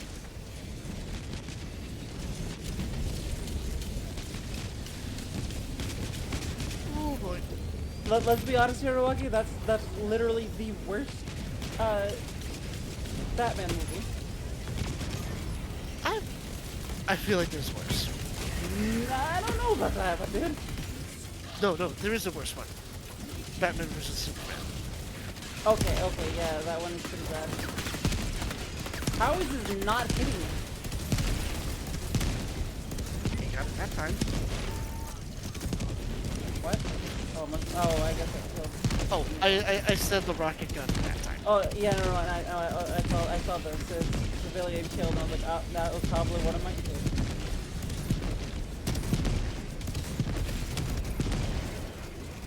Okay, you got me there. Batman versus Superman is probably the worst Batman movie to ever exist. I also feel like it's the worst Superman movie to ever exist. That's fair. I mean, technically, they're 2 and 1. It's the worst Wonder Woman movie too. Actually, I didn't watch the. Which is a shame because it's got probably the best Wonder Woman theme song I've ever heard. That's fair. Like the music in that movie, absolutely awesome. The actual movie itself. You know what Wonder Woman's weakness is? Getting tired Specifically? by a man. Yeah. If a woman did it, it didn't matter. If a man did it, you got a grenade behind you. Yeah, that seems like the dumbest, like, weakness ever. Like, there's some dumb weaknesses out there, like the color yellow, right? But, like, that one just feels worse than that, you know? Like, the color yellow, whatever. It always hurts me to know that one of my favorite superheroes, the Green Lantern, can be defeated by a number 2 pencil. Well, that's the original Green Lantern, not the current one. The current one doesn't give a shit about the color. Number 2 pencil also has yellow. Yeah, So but I'm talking about the modern, like I think the 90s, since they revamped all the characters. Green Lantern no longer has the weakness of the color yellow. Yeah. But it's like, you can retcon it all you want, but people are still gonna make callbacks to it. Yeah, well, I mean, like the cover, being tied up by a man thing. Yeah, I mean, I'm calling back to it now because it's so stupid. I mean, let's be real though. Technically speaking, the dumbest weakness ever was kryptonite. They made a hero so unstoppable they had to come up with a whole. Oh yeah. I mean, I've often written myself into a corner, and I've just been like, well, what do I do now? So, with my lore, with my character basically being immortal and capable of regenerating, death is not a consequence for it. So how do I up the stakes? Oh well, you see, if he were to ever be captured, he suffers fates worse than death. That's fair. My character is supposed to be overpowered, but my character isn't really overpowered, but you know, like I'm Your immortal. character is based off of Kingdom Hearts, which is on the same No, level. I'm just talking about my normal lore. Not the Kingdom Hearts edition oh stuff. boy. Alright, I got you. I hit a landmine. And then a second landmine. But no, like I'm a god, so I'm supposed to be overpowered, and I'm not even like majorly overpowered. my powers, my How original can you powers. kill a god? Yeah, Such exactly. sweet, intoxicating innocence. Right, my powers for the healing stuff are literally, oh, sorry, I'm being chased by a chainsaw, guys. Chainsaw Man reference goes in the video here. And now I'm being chased by a third one. I'm down to just my pistol, and Titan is currently out of ammo.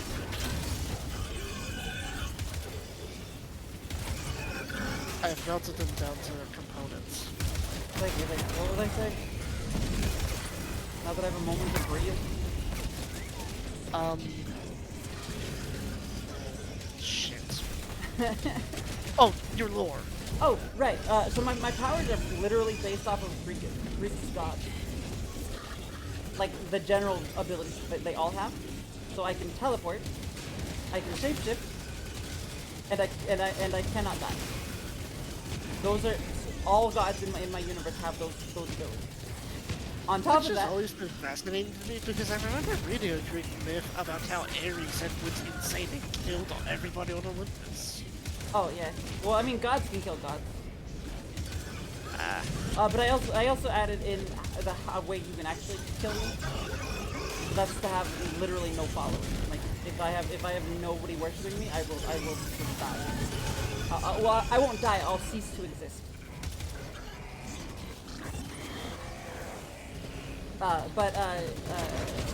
Which I got from, I think, oh yeah, I got that from Eldritch Scrolls. Yeah, the gods in Eldritch Scrolls games work on the same concept.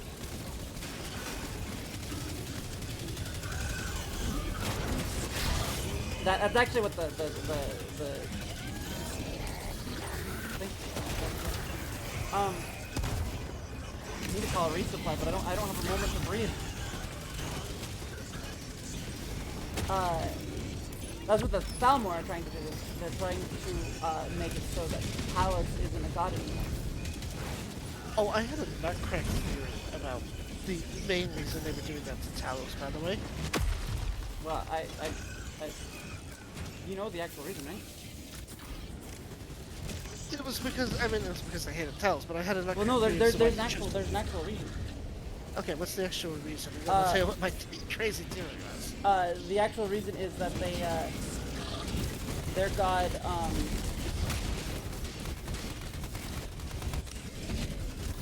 fuck, I can't remember his name. They have their own god, and in Talos' lore, Lorcan. In Talos did something to Lorcan, and they're pissed about it.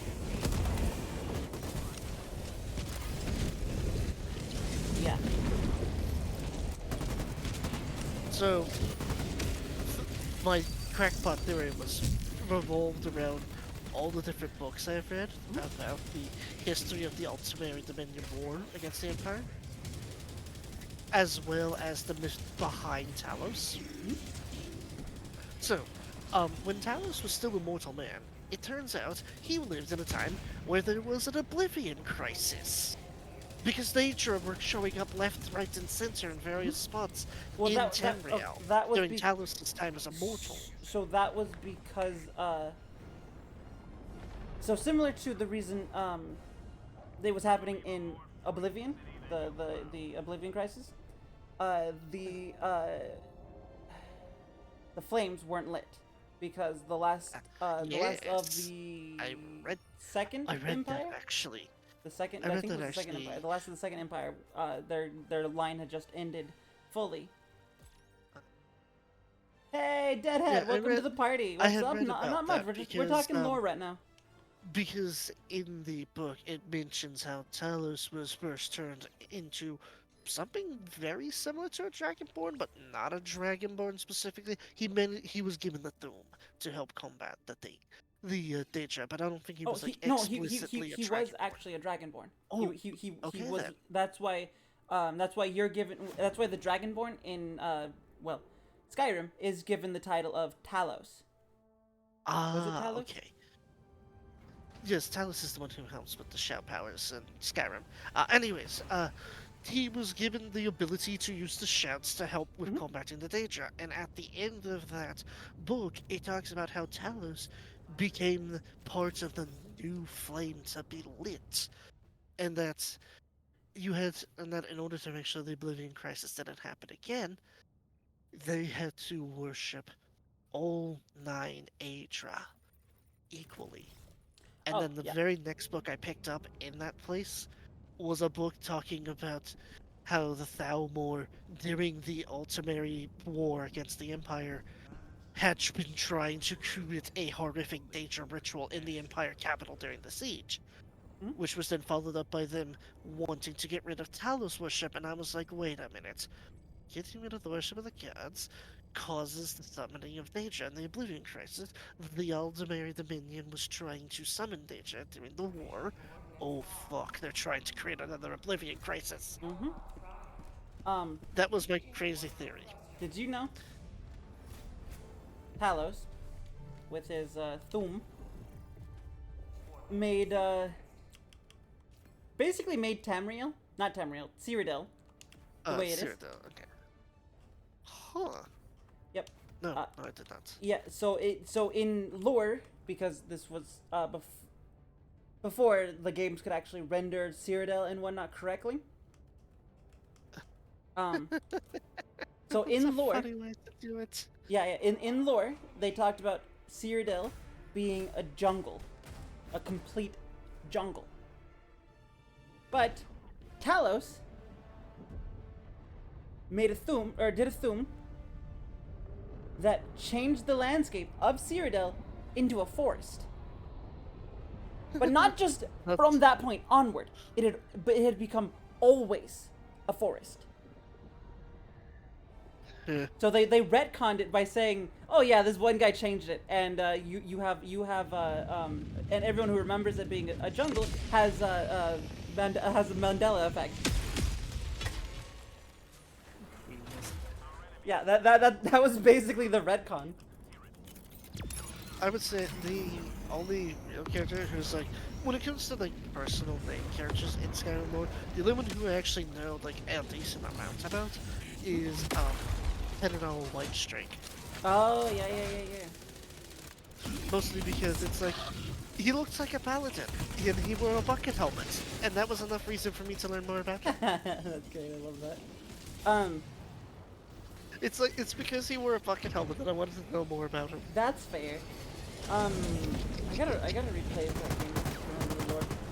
But I was gonna say, I actually stole a lot of my lore from my original lore from Elder Scrolls. Like I mean, to be fair, a good chunk of my lore is stolen from Warhammer. well, my title, Debauchery and Revelry. One of the Daedric Oh my, thing. oh my god, wait. Yeah. Shit, I just put two and two together, you're right. Yep. But my actual like how my like religion works, Sabella. Yeah. Yeah, literally.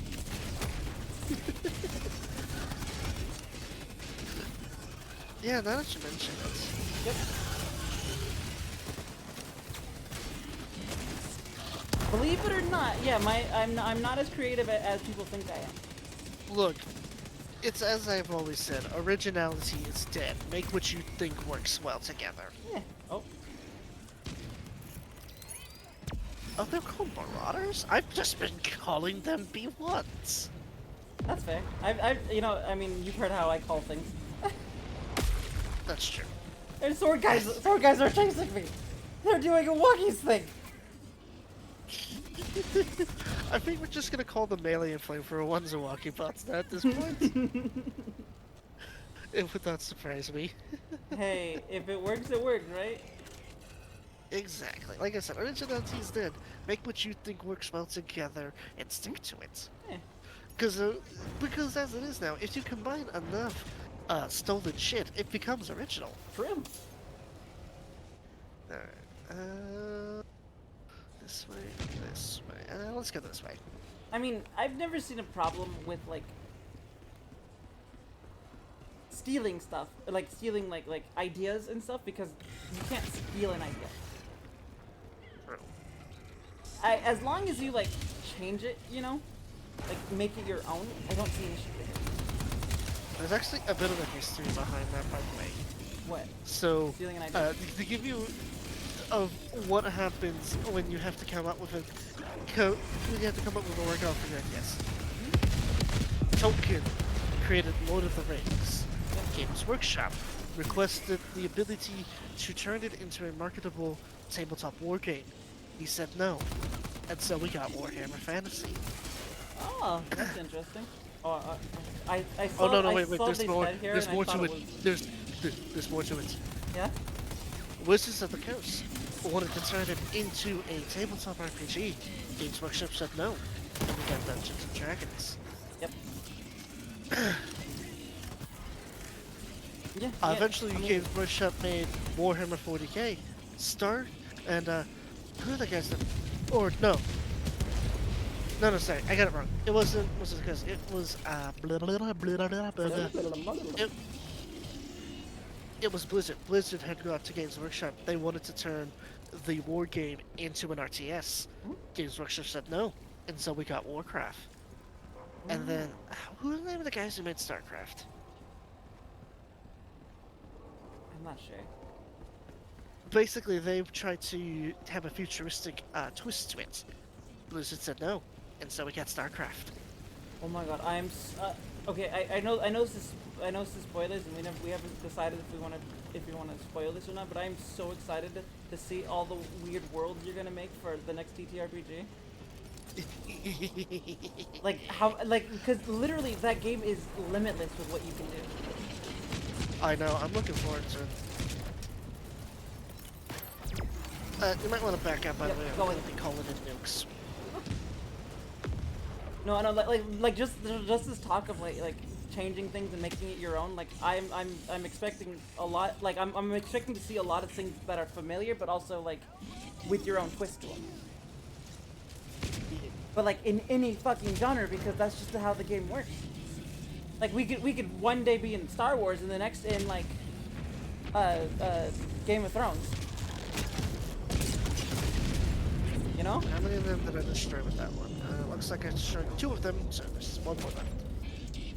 And then, but yeah, and then after Game of Thrones, we could end up in like Batman.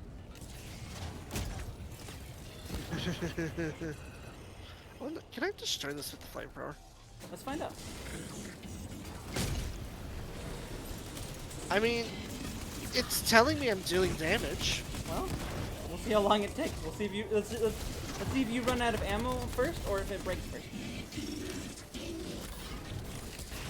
Oh, hello, Okay, Rocketer. Okay, well, I just used an entire magazine. I mean, it's on fire, so maybe? Here, let me aid.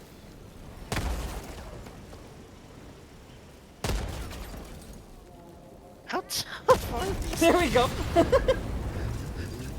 It took you almost 2 clips and me 3 grenades to destroy it. Yeah, let's just call it the nukes next time. Yeah.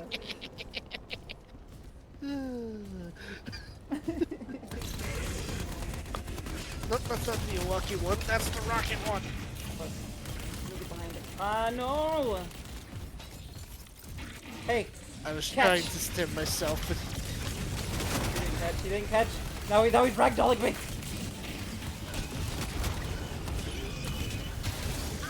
hey buddy, attack. You're it.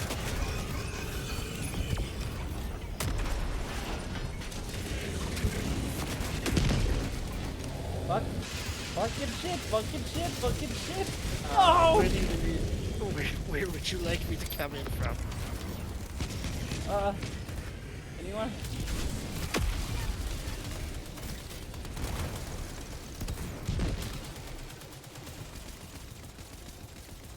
Alright. Good news. Fuck. We can be bees. Fuck yeah, we can. Let's go and be bees.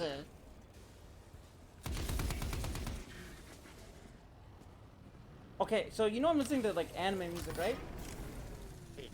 not Pokemon music from the game.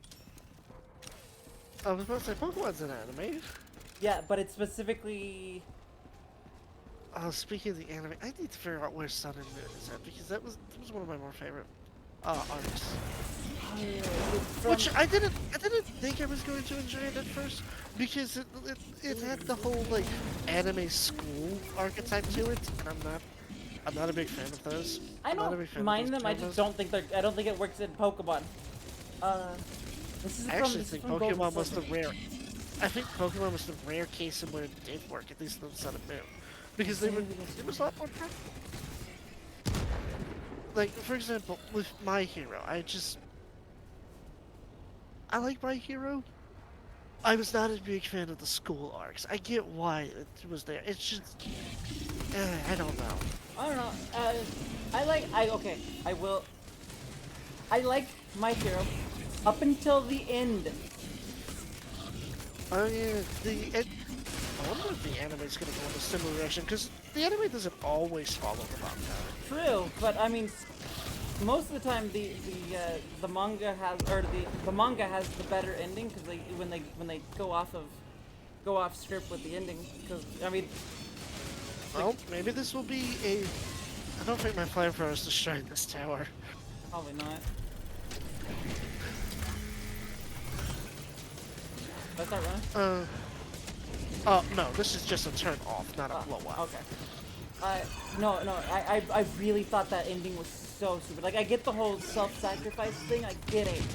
But, like, the whole anime has been, literally from the very beginning, the opening intro was, this is how I became the greatest hero of, or the #1 hero. Well, I mean, technically speaking, doing a good heroic sacrifice does technically make you the greatest hero. Sure, I get that. But I get your grievances. I get that, but the whole anime has been like, this is how I became the #1 hero, and then it's like, oh, I give up my power for this other person to be the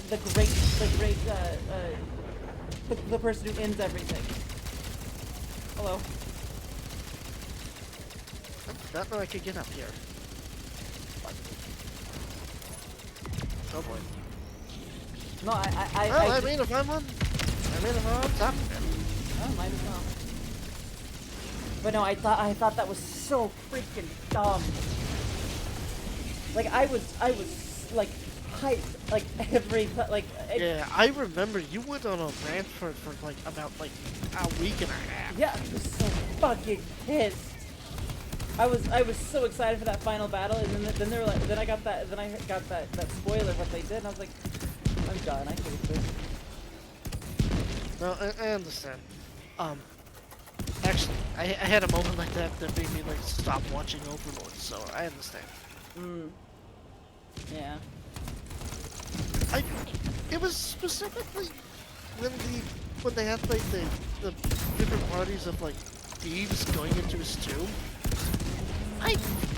I don't like torture. Yeah. I mean, I've heard a lot of And people that stop entire torture and that entire episode was nothing but torture. That's fair. It was not my cup of tea. Fair. It's also the reason I haven't watched Goblin Slayer either. Because it's like I've been told there's a lot of torture. I've heard it's only the first episode. Like the very first episode has like it's like the goriest episode, and then it goes into like normal stuff. Maybe I'll skip the first episode then. But that also sets up that episode also sets up like this is how bad the goblins are. This is why the Goblin Slayer exists. I mean, as a dungeon master, I don't really need a reminder on how terrible goblins can be. That's true. But I mean that's the reason like I've not seen Goblin Slayer, but that's the reason I don't like mind the whole like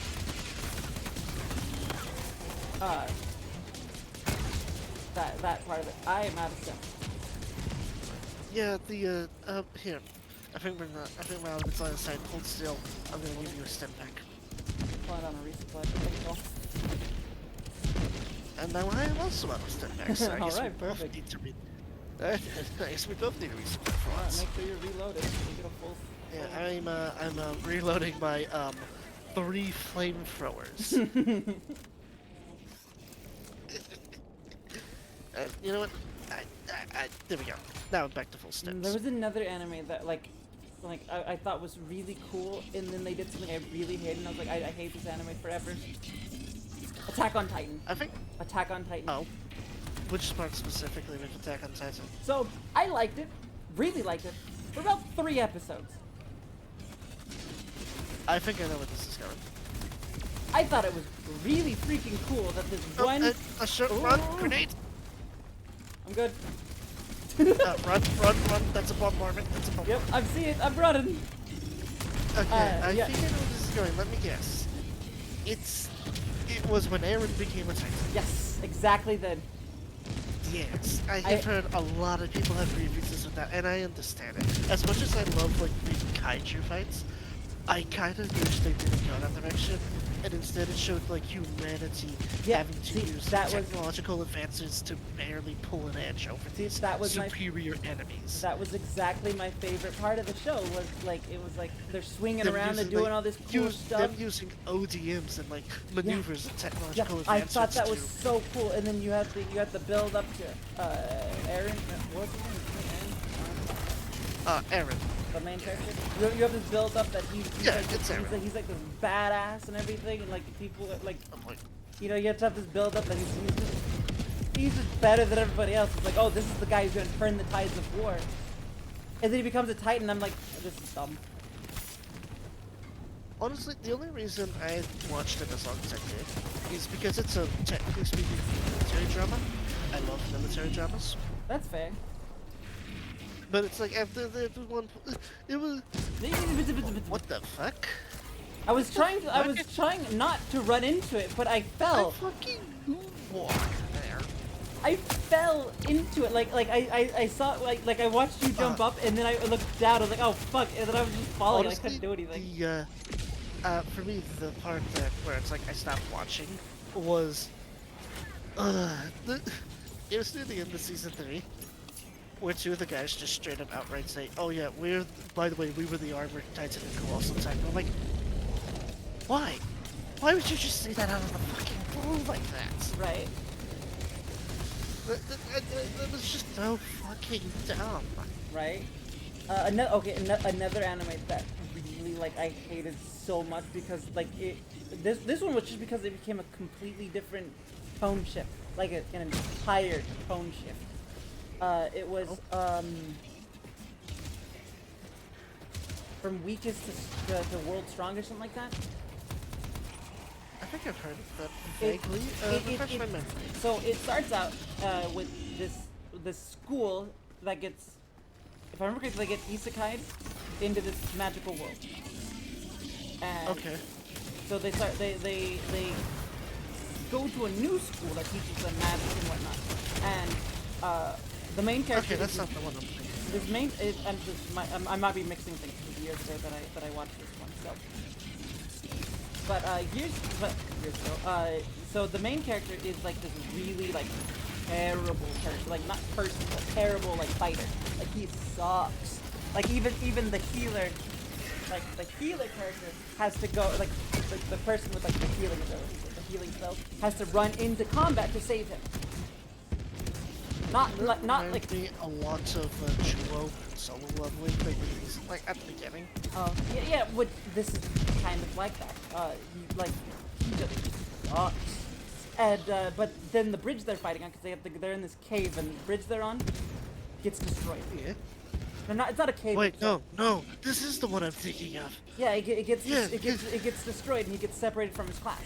And then he starts drinking from this pool of water, because like he's basically dead. This and is the one I'm thinking of. the water has like a healing factor to it, and then to survive he starts eating monsters. No. I remember what happened. Yeah. Yeah. So he's the water is the only reason he survives, because eating monsters is Because a death it was like- sentence. Monster meat was poisonous, but it Yeah. just so happened that it fell on a reservoir of holy water. Yeah. And so, but in doing so, he also eating the monster flesh gave him powers, gave him magic and stuff. Every monster gave him a different type. And so he's going through, and it's super freaking brutal the whole way through. And like he's you know. I also He's doing I all liked this. it at first. Well, You first. I'll you get finish to up, the and bad then part, I'll the part that really pissed me off. So it's really I think I know which badass part that he's pisses going you through this. off. He gets this girlfriend in this dungeon. I think I know which part pisses you off because it pisses me off too. But continue. So he and then they get this whole badass like boss fight at the end of the oh, I should get out of here.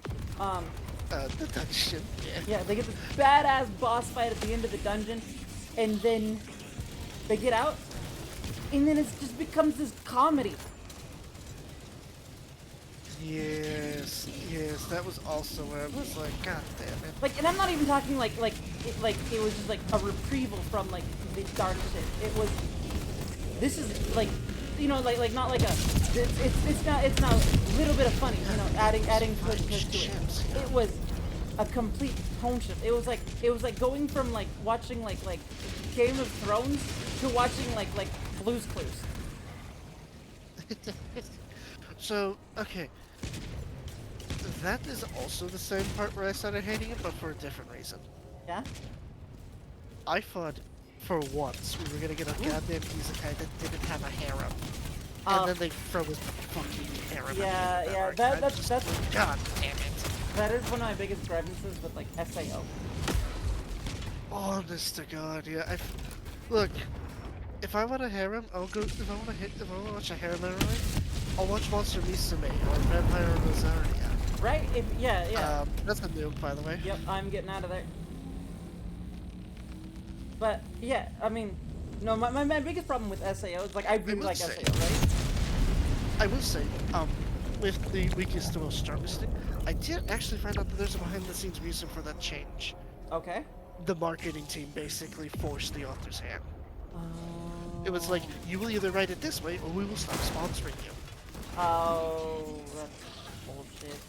No, and then I mean, Brian was the one who introduced me to the anime, but when he introduced me, he didn't get to that part yet. And he kept watching longer than I did. And he told me apparently when they go back into another dungeon, it gets really brutal again.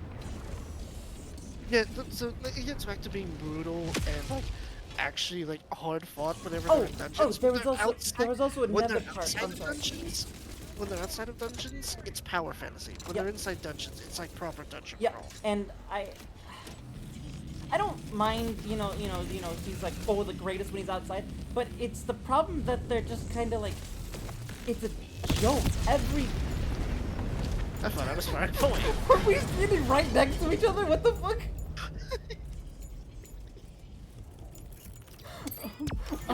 It was what is it called when you hate men? Because misogynistic is hate women. I don't actually know what the term is. I don't know. Whatever it is, that bomb hated me specifically. It was a walkie-phobic. There we go. Yeah, it was a walkie-phobic. Anyways, back to the anime discussions. So it had this whole like it was everything was serious. Every moment was serious, and then it went to everything's a joke. Literally everything is a joke. I see. There was like even in the dungeon part, like in the first dungeon, there was a few moments where they had like comedy, like when he first freed the vampire, there was like a whole little mini section where it's like every time he was like bapping out and trying to, she just kept like idly biting his neck. She's not like, can you stop? Yeah. See, I like humor. It you know, it takes away the tension from, you know, or not. It doesn't take away the tension. It takes away It takes away the edge. Yeah, like it helps out because you can't have a story that's all ed. You need some. Even Berserk has a few jokes and humors in it. Yeah. No, I mean like, yeah. I mean obviously you can't have pure combat all the time, pure seriousness all the time. Yeah, it's like even Berserk has like those times where like everything slows down. But you can't have a complete tone shift. Yeah, I understand what you mean. Oh, okay. So there was another moment that Brian was telling me about in that anime where he was fighting a dragon, and you gotta be more specific. He fights a lot of dragons. Well, I don't know. I don't know. This is what Brian told me. He's fighting a dragon, And he's like, I know exactly how to. Like this dragon is like reflecting all of its attacks or something. Like its scales are too powerful for him or whatever. I don't get that far. Oh, okay. Then he goes, well, I know your one weakness, dragon. And then he starts fucking the dragon. Oh, no, wait, no, I did get to this part. Oh my god. He starts fucking the dragon with a mace or whatever. It was a pile driver, actually. Still, it complete tone shift. Yeah, he was just on. He literally just says, like, I don't know what he says in the sub, like the Japanese, but I know in the English, his voice actors are like, let's see you take it up the gas! Like, that was just so out of left field. Yeah. I'm okay. So there was one point that I thought was kind of funny when they got out of the dungeon, because I watched for a little while longer because I was like, is it ever going to go back to it being good again? Is the rabbit clan becoming hideous, like not hideous, but like malicious monsters? I thought that was hilarious because they were like the most peace-loving creatures ever when he first showed up, and then they were just like murderers by the end of that small arc. Do you mind if I tell you something that happens to them in a later season? Sure, I'm not gonna watch it again, so yeah. So, in one of the later seasons, they find out that there's a dungeon in a foreign territory with a rival empire, and here's the caveat: said rival empire was trying to enslave the beast people. Yeah. So so because our hero, like before, taught the rabbit folk how to fend for themselves, Yeah. he then aids them in starting a rebellion. He himself wants to take no part in it because he wants them to be their own sentinel. So we actually get an entire arc of the rabbit folk, for the most part, being the ones leading the rebellion. Yeah. He gets a few shots in, but he's definitely not the main focus of that. It was definitely one of the cooler mini arcs. Fair. I mean, I imagine there's a lot of like. Also there was a bit of revenge fantasy for certain folks. One of the reasons they're going over there is because the actual princess, not like the isekai of the people, but like the actual princess of the kingdom, darn it, at least I didn't drop a grenade. Okay. She has to go over there because of an arranged marriage. Right. For the sake of diplomacy. The problem is, her groom-to-be doesn't take no for an answer. Oh fuck. Oh, that's another thing I don't like about SAO is that they have too many. Yeah, that. They have too, but they don't last very long. He doesn't get very far in his escapades. Yeah. Because beforehand, a spider gem was placed in the princess's room specifically in case somebody tried to kill her. It wasn't like they were thinking that somebody was going to do that. They thought somebody was going to try and assassinate her. So he gets fucking stuck with paralysis poison. Yeah. It is basically while he is paralyzed, when the rebellion happens and he's paralyzed and unable to do anything, he just gets his throat slit by one of the beast people. It was a very satisfying help. Yeah, that's power ads. That's one of like, so like at least with SAO8, I don't like that trope, that's a very bad trope in these things. I think that should be avoided. I mean, I've written those tropes. I have a confession to make. Yeah. I have that trope in my lore, specifically happening to me. Okay, okay, the one and only time I wrote it, I'll say, I had the, so it was the character's, like, magic awakening moment. So, basically her powers were she could summon weapons. Okay. And, she summoned, knives? Yes. Knives? Knives? I think you can see where this is going? Oh. Yeah. Oh. Yeah, she got her own revenge, You know what? Good for her. Good for her. And I also used him as a future villain who comes back seeking revenge because, he lost his family jewels.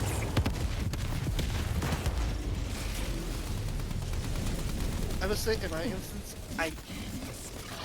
I don't actually describe it. I just describe the aftermath Yeah, because I'm not that's so that's what I did tasteless. too. That's what I did too. I didn't I'm not describe so it. tasteless as to like depict it actually.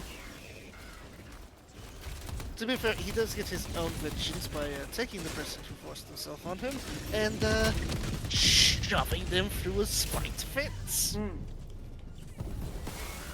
Well, thank you, After Titan. he, after he tackled them out of the building and used them Very to nice. cushion his fall. I mean, other than that trope, SAO's a good anime, IMO. And like, I don't know where that like, cause like that wasn't even like in the first season. I don't know why it came up again, or why it started coming up in like every fucking season. Hello Grenade. I don't either. I would say it has its plot holes, but it was a nice anime. Oh, I Speaking mean, of I anime, liked it for the whole like, also, speaking of animes that you might not expect to be actually really good, there's one anime. It's one of those animes with the atrociously long titles. But part. you know how we were complaining about how isekais always have a fucking harem? Yeah.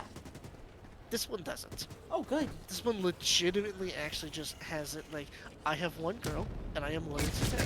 Hmm? It's called Chilling in a World with My Level 2 Cheat Powers. I It love that. is. It subverts it because he's not saving the world. He just is living his best life because he's been exiled, and he ends up getting one girl, and they end up getting married.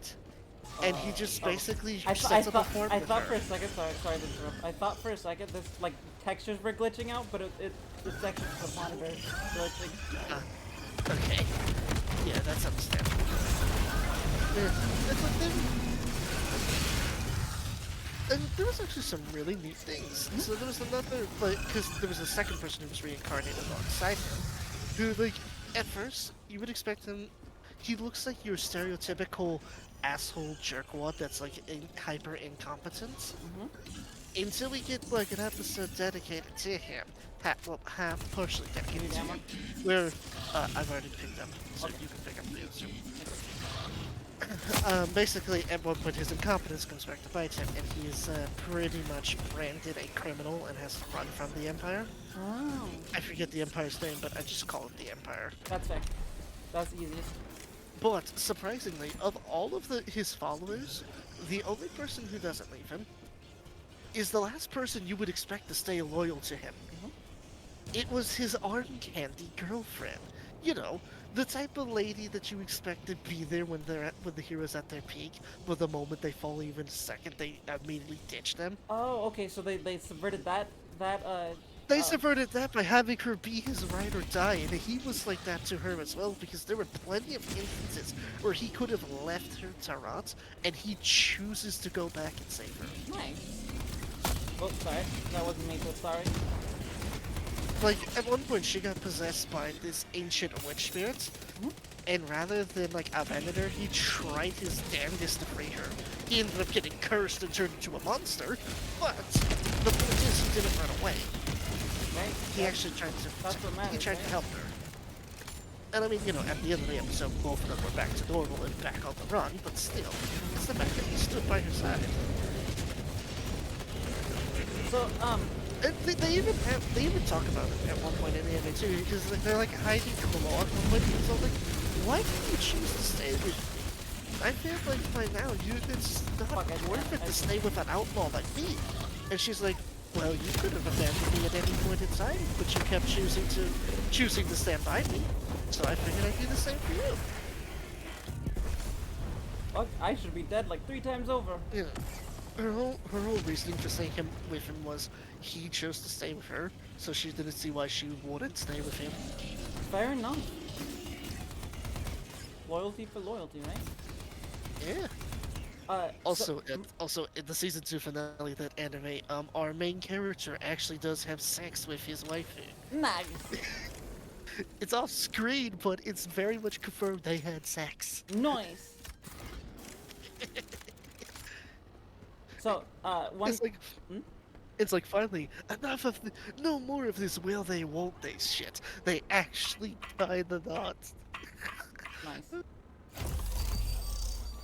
So my thing with like harems, which probably should have been an indicator that that I'm not poly, because you know I attempted poly, thought I was for a while, but I also attempted it and learned the hard way.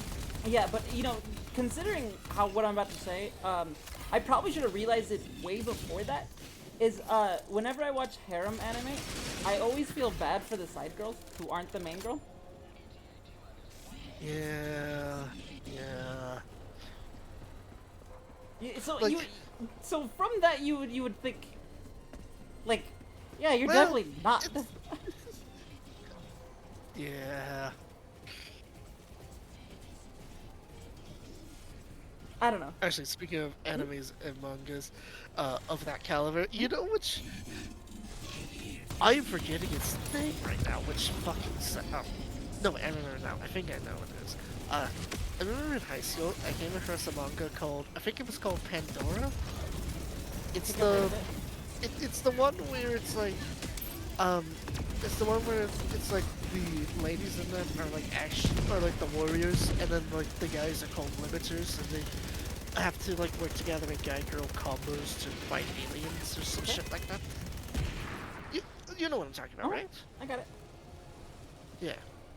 I remember telling my friends about that in high school and they're like, lucky you have officially lost your innocence.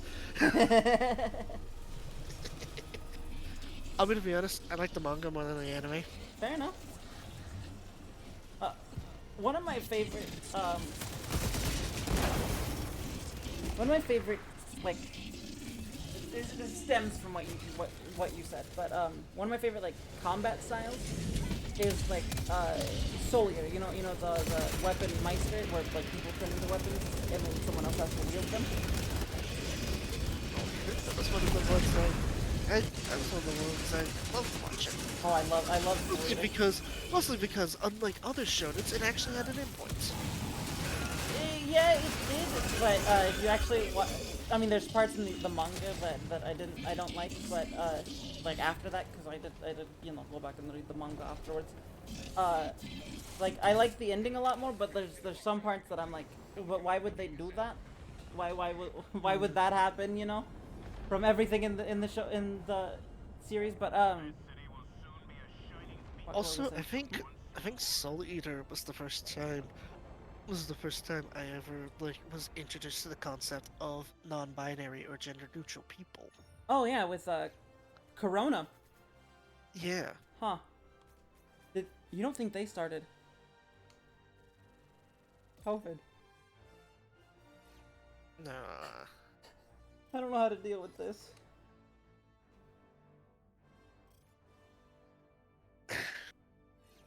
That was a joke. Slash reference. Yeah. Eh. But I was saying that that's one of my favorite like weapon or like fighting tropes is to have one of the characters become a weapon and the other person has to become or has to like fight with them. But also, You know what I kind of wish they had done in that? what's that? They might have done it in manga, but in the anime, I kind of wish they had explored that concept of like the person who is a weapon, kind of having a personal crisis as to are they truly a person or are they just a weapon in another person's hands used to kill people? I mean, Because because like I said, I'm a big fan of military dramas, and there's a lot of military dramas where the soldier like questions, is he truly human? mm-hmm. I get that.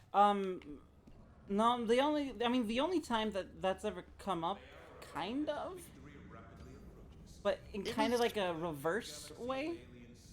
yeah, it was I'm forgetting her name, Well, but it's the one who could, like, turn into- It was Maka when she first Yeah. fought Corona for the first time, because she was like I can't block because it hurts you, and you're not just a weapon. And then the other one instance, at least the one I'm thinking of, is I'm forgetting her name, but she's the one who could turn into like Did I just 4 unplug different my weapons. headphones? I did. She was Like the also, one who could turn it. sorry, I could not hear you. Ah, the other one who I know had that kind of moment, like the one I'm referring to. Hmm? I'm forgetting her name, but she was the one who could turn into 4 weapons. Subaki. Tsubaki, yes. I know that she had like a whole part where she uh was basically like distraught about it, specifically when she was fighting her brother. I mean, it wasn't about her like being a person. Well, I mean, it was kind of about her being a person, but more of like not being a doormat for people, Yeah. which is actually It's one like of my favorite things. I basically live by her. You know, that thing was don't let anybody else choose who you are or what you are. You are you. indeed.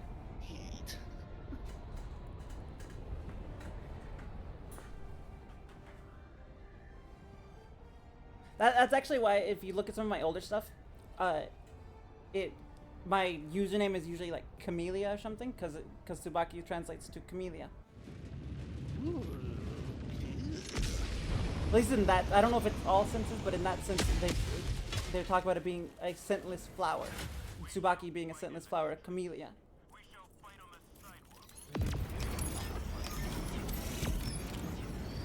Yeah, I she's also have like a my history. favorite character in like anything. I've had a history of like thematic names. Like for the longest time, I used to go by Malin instead of Lucky, although both of them is for the same reason. Mhm. For Malin, the name translates to doom. Oh. And it wasn't an inward. Okay, it was partially an inward thing, but it was also just because I had always felt like I was very unlucky, like I Mm. had atrocious luck. So I would just call myself Doom as like an omen of I bring bad luck. Ah. That's why I die a lot Uh, around her. yes, I still have that omen of bringing bad luck. Nah, Although with I don't lucky, believe that for a second. although with lucky, it's a Japanese name, and Uh not huh. a nice one. Oh. It translates to scum, cheater, and what's Oh. the other one? There's a third one. Oops, sorry. Jeez. You walked in front of me. Uh, this, I basically would, in this instance, it's a reverse. Because you know how you like call me an asshole, but you like it was for a minute. Oh You yeah, didn't actually mean it. I've had people who unironically call me that. Oh, So I I mean, I just used call to. myself Milwaukee as a badge of honor to be like, yeah, I'm an asshole, so what? I had a teacher call me a smartass before. I've been called that a few times. Yeah, but But a yeah, teacher called me it. that's a big reason why I continue to call myself Milwaukee despite the negative connotations to it. Fair enough. I didn't know. It's because it's basically my way of saying, yeah, I know what you think of me. What of it? Ah, I don't think you are. Because it's like what they want from me is to be distraught. Instead, what they are getting is me mocking them. Fuck it, can't hit it. Hi. Uh-oh, oh shit, oh shit, oh shit!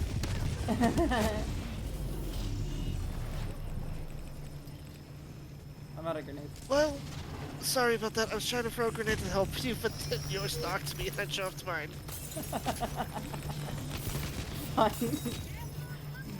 So you are bad luck.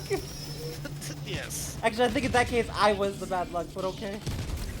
Um, did you ever, did you ever watch Ruby? Yeah, I watched the first. There's a song in the later season that resonated with me. Basically, Crow's theme song. Ruby's talked about him in the first season. Her uncle Crow, the one who, like, helped her design her scythe. Okay, yeah.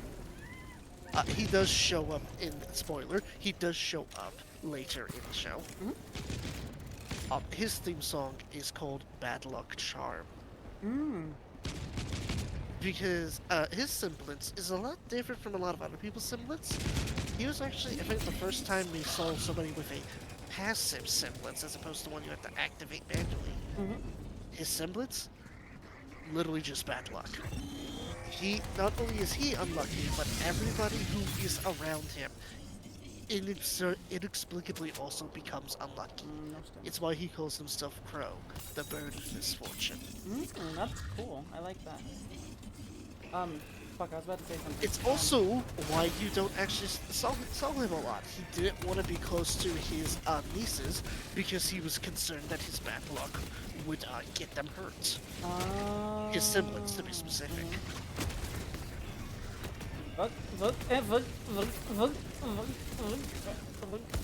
Okay.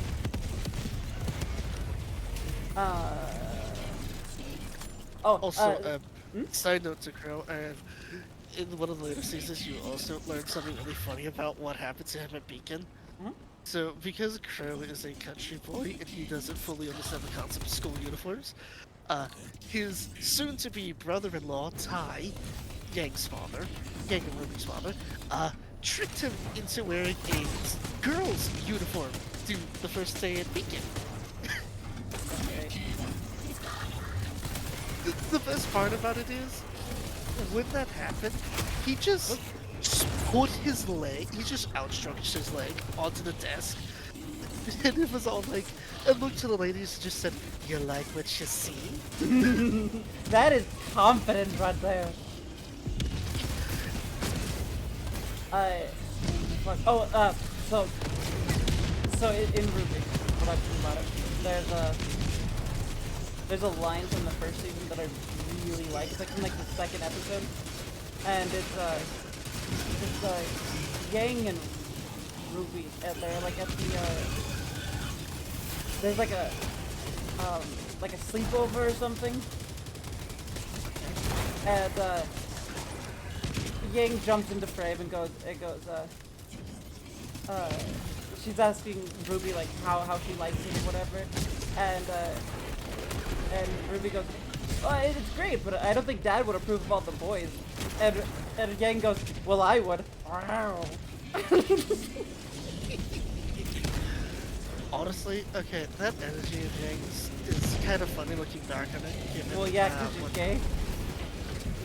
Actually, I think she's bi, and Blake is supposed to be gay. Oh, either way. It's hard to tell. All I know is that she and Blake combined them. I like that. I like gay in general. Let's just be honest. Yeah. Bumblebee became Let's be honest. What? No, lesbian. Let's be honest. Oh, I was thinking. I know what you were thinking. You okay? Yeah, fine. For some reason, the stairs. Zero damage to me. For some reason, the racket's not zero damage to me. I don't think that's how rackets work, but I'm not complaining. I would say, some of the later seasons definitely had their problems. Like, the fight between Blake and Adam was weird. Killed by walking. What? I'm sitting over here waiting for the Hellbolt to call the... I know what killed me. It was one of those sniper towers. I know. What do you mean I can't? Do you see any fire anywhere? You were killed by a walkie. No. It's like, how? I don't have any bullets. I have just fire. I don't know. Fuck, I couldn't hit the flying thingy. Hey, you didn't need to pull out a rocket turret to deal with all the gunships. Yeah, where do you want it? Where do you want him? Where you're standing is fine. Okay.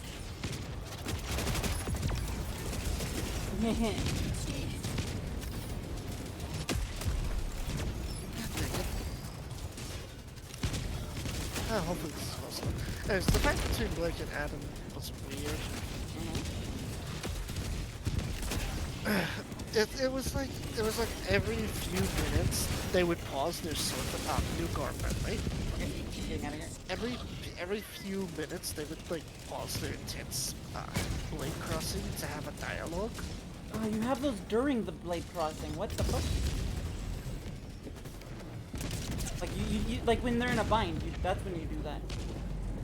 They didn't do that. They did that after they hopped up. First they would be in a bind, and then they would hop away from each other, and then they would dialogue.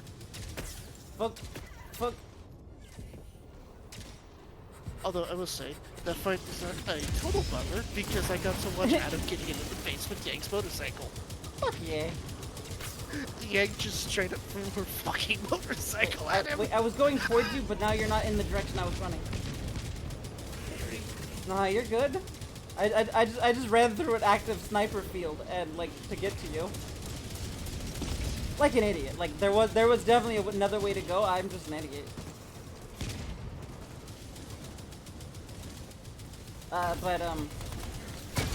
Yeah, I mean I've heard how bad it gets later on. It was never like I never. Season 9 improved. Oh, I mean I didn't not go back because I didn't like it. I lost interest or those things. I guess you could say I lost interest. Like it wasn't like it was bad or anything, but it's also like I watched it when it first came out, so I watched the first season, and then the second season was still being worked on when I will say a tragic thing behind it, as to part of why it had a noticeable drop in quality between 2 and 3. During development of season 3, Monty O, the original creator of it, passed away from cancer. Oh, fuck. So yeah. That sucks.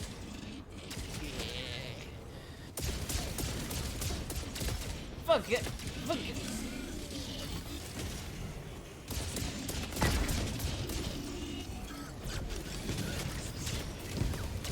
Fuck There were some interesting concepts though throughout some of the later seasons. Like, there was a human grim hybrid that it could talk. And A grim that could. Shit! I blew up my ball before I could blow it up. no. Fuck. But yeah, there was a grim. I think they just called it the Hound. It was a grim that had a human inside like a situation. And it was capable of talking, and it was smarter than the rest of the grim. Oh, interesting. Like, so you Fuck wouldn't it. know this because Fuck. so you wouldn't know this because you didn't get to season 4. But I killed myself? What do you mean I killed myself? in season 4, there is a character who, for plot contributions, is connected to the Grim. Okay. This smart hybrid Grim went after him first because he was unarmed, as opposed to going after the armed hunters that were next to him.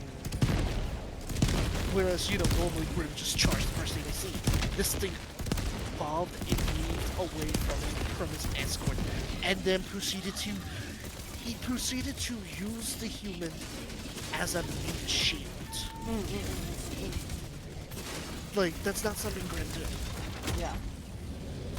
Yeah, no, they're like supposed to be like mine.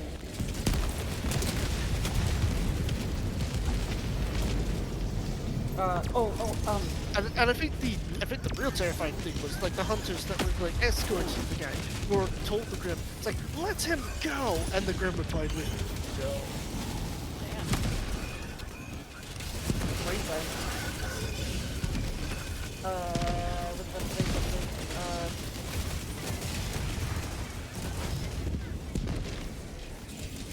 oh, for some reason that reminded me of the grouping between humans and reminded me of Freed from Soul Eater. You know Freed? And that just reminded me of the whole like end of the first season. Or the season finale, first season finale, where the main characters are having to fight through or having to like race on to get to a go stop the villain from waking up the Kishin, which shouldn't have been a Kishin because of how Kishins work, but whatever. Plot holes aside. Yes, plot holes aside. That is one of my favorite tropes in anime that they don't use anymore. They haven't used it since like the early 2000s. It freaking sucks. Which trope is that specific? So where the heroes have to split up. Like they get stopped by one enemy, and then they all decide to So one of them stays behind to fight that one, and then the rest can keep going forward. Can you shoot it, or are you just gonna sit there? Not you. I'm trying. Not you. No, my sentry's just sitting there. I don't see it firing. The problem is, you know, he keeps pointing his big giant cannon at me. Yeah. But yeah, that's my favorite fucking trope, but they don't use it anymore.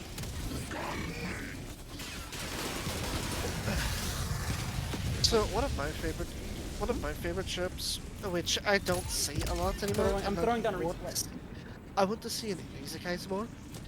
It's actually one of the reasons why I've also got fed up with World's Strongest. Harems?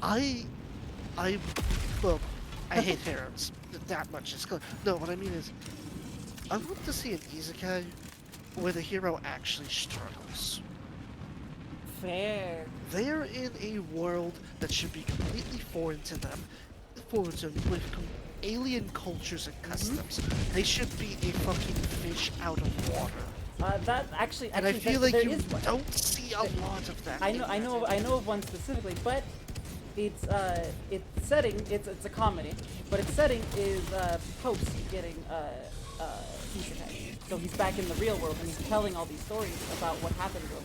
It's called Uncle from Another World, and it's a comedy, but it's so funny because the whole like concept is like people think he's like lying because like he comes back to the real world and he's like, oh yeah, I can do all these cool things.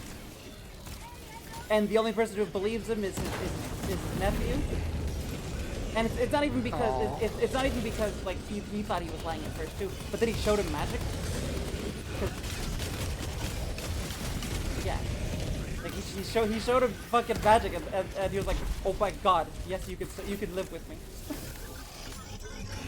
I mean, to be fair, if my uncle started throwing lightning bolts and said I came from another world, I'd believe him too. I don't remember what spell he used, but like, yeah. He also, I mean, I would too. But yeah, so his whole journey is, he is super fucking powerful, but that's all he has. He is literally a fish out of water everywhere else. Unfortunately, magic does not pay bills. Yeah, exactly. There's that, and he didn't know the language, but you know the trope of the god gives you a gift. I hate that. His gift was he could understand any language. I don't like that they just magically understand. Like, so in the isekai I'm ready, the protagonist does not automatically know the language. He has to use his own personal Rosetta Stone to translate it. Well, no, that was the commentary of this, because the god who was giving the gift was basically relegated to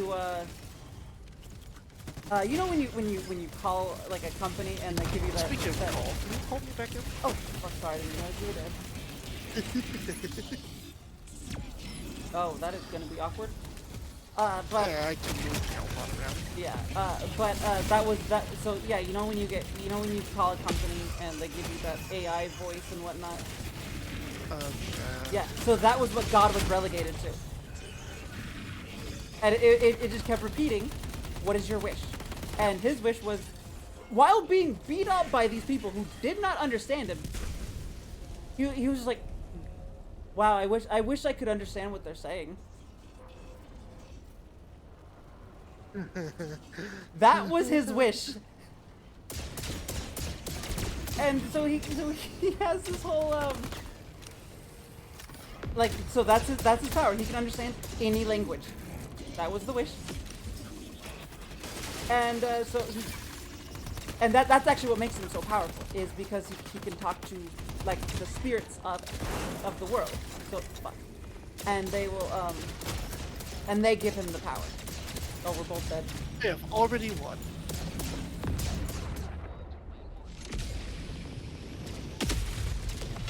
Yeah, but he's like overly powerful, but it's part of the trope that he's overly powerful, and he's super fucking like suave, but is so not suave. You know, like it's unintentional suaveness that he doesn't know that he has. Uh, Like he says these really like inspirational things. oh, speaking of stuff like that, I don't know why, but it just reminded me of uh,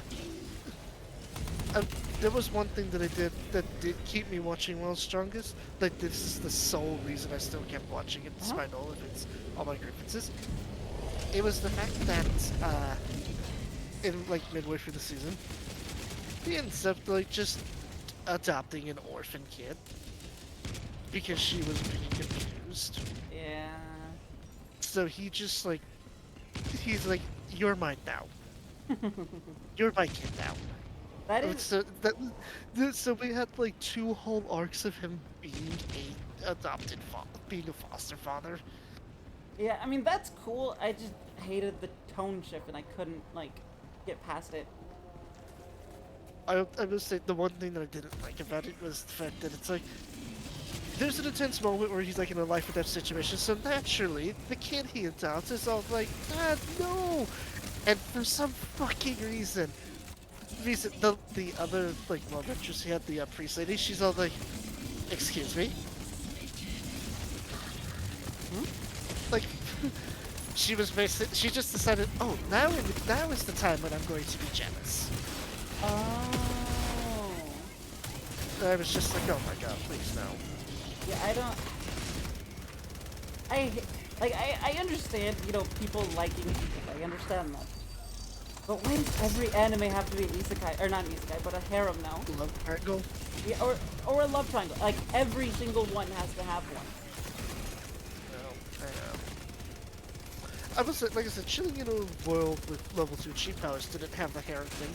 It almost did, but it completely subverted it. It's That's good. like, but when I say almost, what happened was there were 4 other heroines he had gotten with adventuring before he met his wife. They were not romantic interests. They were straight up just hired help he got because he was new to the world, and you know, didn't want to get fucking murdered. That's oh fuck. I didn't- So he hired a party of adventurers to help him get to the woods. He meets them later on, and it's like they all have different feelings for him, but he shoots each of them down by straight up saying, "Yeah, no, this is my wife." And they're like, "Oh, well, yeah, that would See, stop. that's what That would stop Kirito should have things." done. Exactly. Kirito should have been like, which is "This is funny my because wife. one of You're the- married. I one don't of the care if it's a side video girls game actually- marriage. We are married. We have a kid together. I don't care if it's an AI. Girl, we're married with a child." Wait, before you continue. One of the funny things about that show, by the way, so one of the side girls does still get a love interest. Hmm? Oh, you know, the big bad evil guy just decides he's fallen in love with her. And Okay, she there was was. so fucking terrified of him because, you know, that's the fucking demon king. There was. And Sorry, keep going, keep going. Sorry, keep going. no, I'm just laughing Oh, okay. at the absurdity of it all. There was. What you speak about that reminds me of one isekai that I do or not isekai, what am I doing? Harem that I like. And like I like harems, but I always just feel bad for the other girls.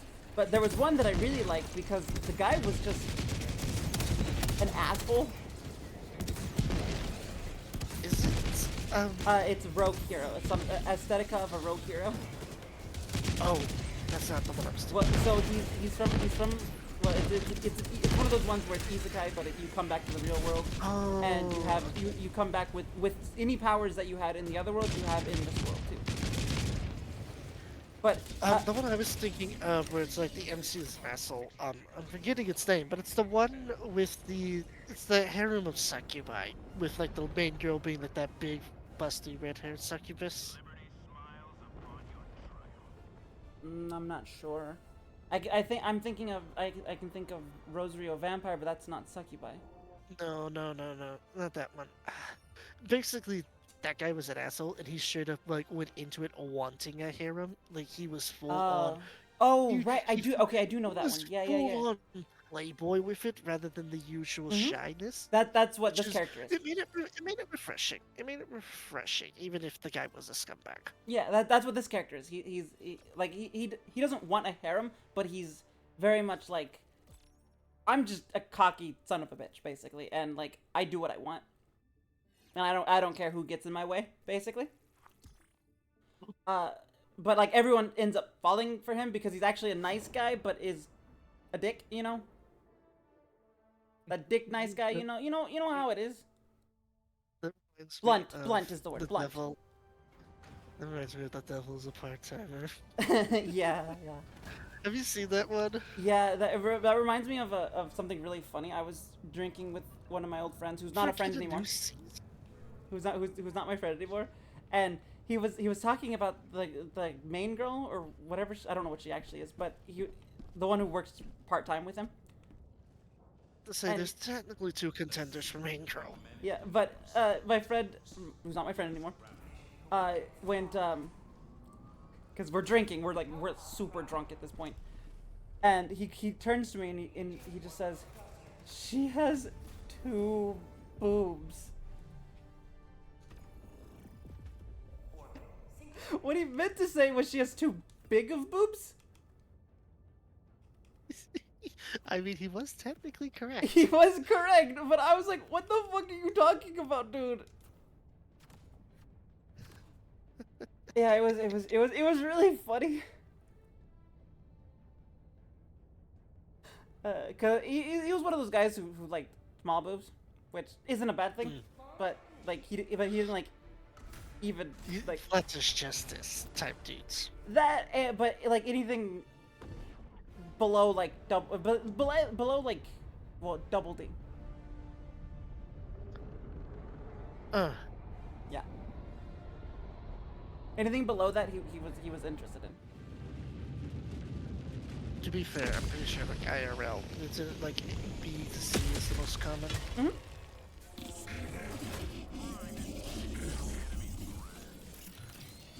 Oh, hello! I didn't even see you there. Hello. Yeah, the enemies start are right next to us on this one because the map is so small. Well, no, he was literally right in front of me. He was standing in the smoke, and I didn't see him. Fuck! They're No. not a camouflage. Fuck! I couldn't pick up my dog. Oh, we're both dead. Hello. I didn't realize you were dead. I got shot to death. Me too. Oh, I landed right next to my body. I managed to call you in before I died. Oh. And I might do the same thing. I mean, you got the armor that's a coin flip on whether or not. True, and I'm not even close to that. Like, I've been shot a few times, and I'm still like fine on health.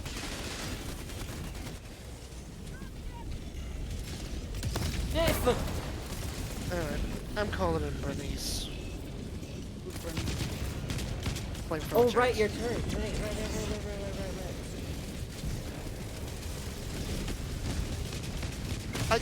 I have Bernice's song, by the way, like saved on my road playlist.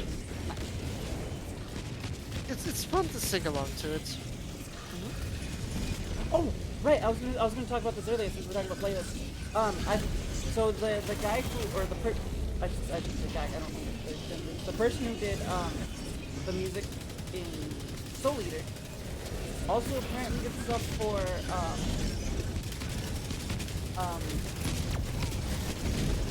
Persona. For which one? The person who did music for Soul Eater also did Persona. Some Persona. Oh, that's cool. Yeah, I mean, while I was making that proof of concept character, I was listening to the Persona music, and I was like I know this.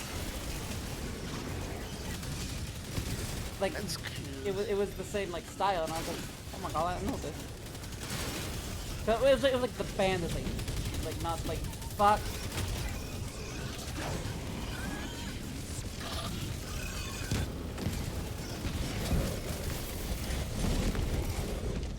Yeah, I thought it was really cool. I really wish I liked Persona. Like the games, but I like the anime. I mean, I think I get it. The time constrictions is a big turn off for a lot of folks. Yeah, like if they remove that, it would be like my favorite game. Like the concept of everything is so good. It's just I don't like having to choose my time between either like doing a friend thing or going to school or going into the combat area. Yeah.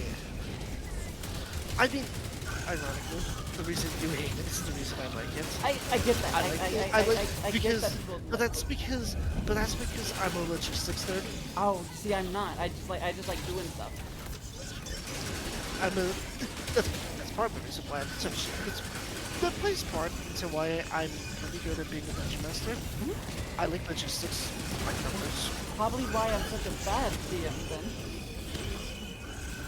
You wanna know what my so I mean, you know all those being a DM isn't just the numbers. It's also right. I know how to read a story.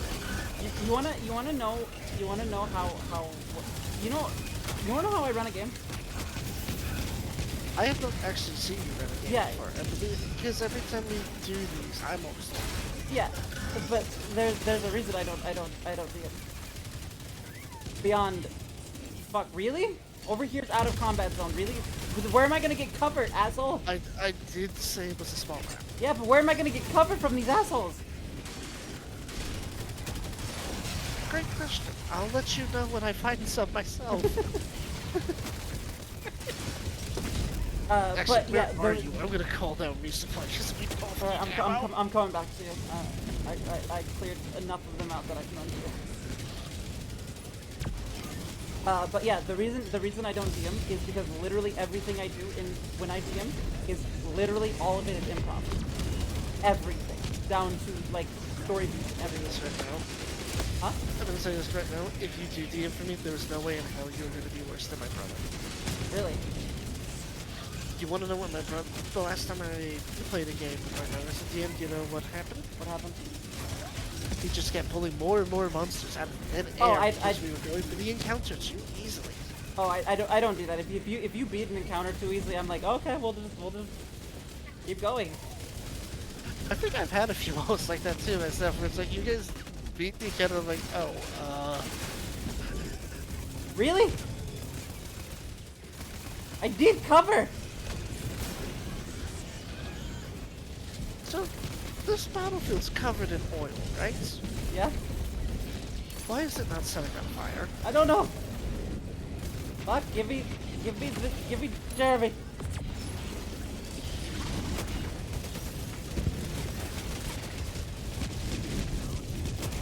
I don't give a shit about the citizens. I didn't kill him, that was the whole. I didn't kill him. It wasn't me, it was the giant florbot. That wasn't my flamethrower, that was the robot's flamethrower. Maybe yours is the final damage? Maybe I might have been the final damage. Oh, I didn't even know they had a cannon tower up there. Good job. What's your rocket determinant's name again? Jeremy? Was it the auto one or the other one? Rockets. Ah, okay, yeah, that's fair. Auto is Jefferson. Machine Gatling gun is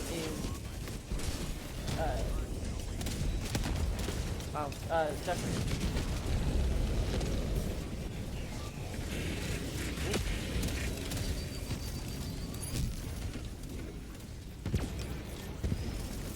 Ah, but there you are. Hey, leave me alone! Back up, fool! They have the question is to find someone to talk about anime with. I know, we should probably grab the samples and then get on board. Yeah. No, I like talking anime. Well, I mean, it's one of my hyper focuses. You know, one of my hobbies.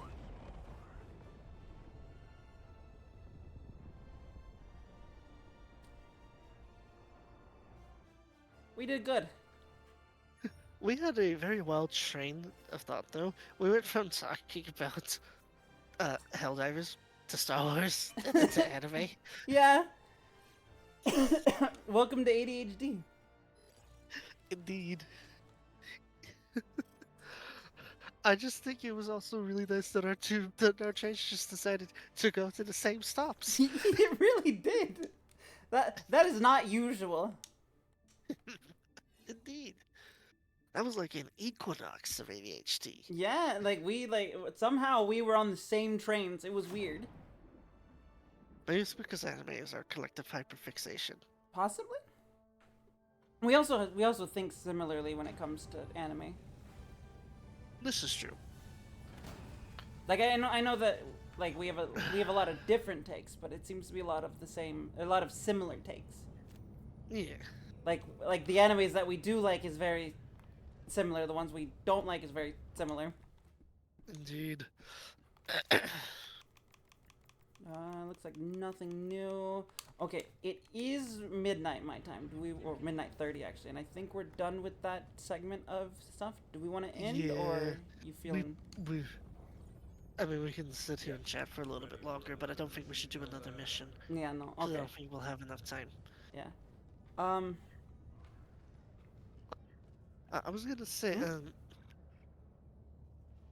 a big thing with the Isekai plot I'm writing, I'm like, kind of following the example of level 2 cheat powers. I'm like trying to suffer. Oh, actually, speaking of Isekai Hmm? animes that are very much out of the blue and don't follow the usual tropes, Uh-huh. Sorry. if you ever get the chance, you should really watch The Faraway Paladin. It Faraway is, Paladin. because it has none of the tropes of the usual isekai. He's not overtly overpowered. He doesn't have a harem. He doesn't like have full memories of the world that he came from. That's He nice. would basically, from what it seems like, what we got from context clues so far, it looks like he was reincarnated. Although ultimately, where his previous life was from doesn't seem to really matter anymore because he has a whole childhood experience Oh in damn. that world. Like he is reborn as an infant and has a whole full-blown childhood. Like the first 2 episodes are him growing up, and then and it's like it builds up from that. Hmm. I would say the only time he's like strictly overpowered is when he is using specifically a cursed demon artifact, and it is shown to not be a heroic badass overpowered moment. It is depicted to show him as a bloodthirsty psychotic monster, Oh. I just watched one of which our I ships thought was blow up. really, which is, which I liked. I liked that they decided to show what overpowered really looks like to other people, and like how he looked like a monster. He also, notably, doesn't keep it. He Oh. gets rid of it because he doesn't want to lose his friends because they were Oh, there's threatening another to one. walk away. They were That threatening to walk away from him yeah. because of that. That kind of reminds me of Sonic X when Sonic has that like dark uh thing when Cosmo's killed. Oh yeah, Yeah. And the Dr. Eggman's like, "This isn't you, Sonic." it's that moment in one of the movies actually. But Was that a movie? I thought it was Sonic X. oh no! I meant he had a moment similar to that in Sonic 3, where Oh. he thought Donut Lord was dead, like Shadow had actually killed him, Oh. and he went fucking ballistic. Oh shit. Yeah, Sonic was ready to heal Shadow. Damn. Not. I haven't seen the movies yet. I know I want to, but I'm like You it should. was They're I great. I wasn't interested in the first one nor the second one. It was the third one I got interested in, and then I was like, I can't just start from the third one. I gotta go back to the beginning, and like I don't have any ways of watching them. Mm. Actually, whenever I get around to getting my own place, I'll do Discord movie nights again, and I'll try and Okay. see if I can't get the 3 movies together for like a watch along. Be cool. But with the Faraway Paladin, one of the things I actually really found funny was they do make a callback to the Heron Trope in the second season, Mhm. because he goes, our main character, I'm gonna call him William because that's his name. It or they they call him William because it's like the helmet of William.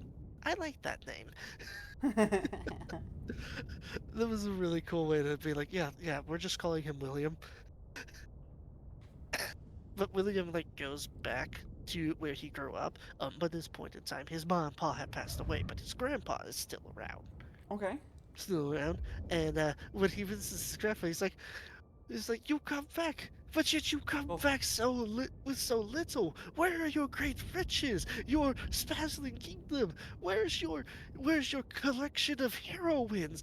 Heroines such as the noble maiden who you saved from a troublesome dark alley, or the damsel you free from crippling debt, or the one who is skilled in the art to trade and woos you. And he's like, well, I technically did, but they're all guys.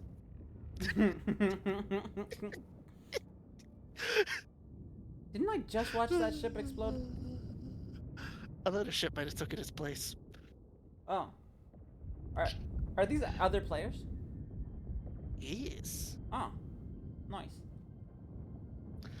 That was one of my favorite moments in the second season. Like, well, yes, I technically did, but they're all guys. There is, I've so far there Oh. have been like two like named female characters who like show any modicum of like possibly being love interest. There hasn't been any confirmed love interest. That being the daughter of a clergy priest who officiated him as a paladin. By the way, fun fact. Hmm. That's how he becomes the faraway paladin. It's because he was a very skilled adventurer who, having grown up with two legendary heroes as his parents, that's how Mm. he learned how to properly be an Oh. adventurer. Oh, So that. naturally, because he has those skills and a modicum of magic his grandfather taught him, he is a very sought after adventurer. Mhm, mhm. Both the military and church want him, so they decided to split it halfway by having him be a paladin. So now he has connections to both the church and the military. Oh, that's cool. That actually reminds Yeah. me that bit with the uh legendary heroes for parents. That actually reminds me of one of my characters who has that, who has they all the parents. This character has like awesome parents, but they're also very strict with this character. They don't want oh, Yeah. what's a big ball of fire or whatever right there? That Oh, it's that gone now. might be an icy. That Oh, might be an there's one. ICBM. Huh. But I yeah, think I they're think those are hmm? I think those are ICBMs. Oh, that shot came really close to our ship.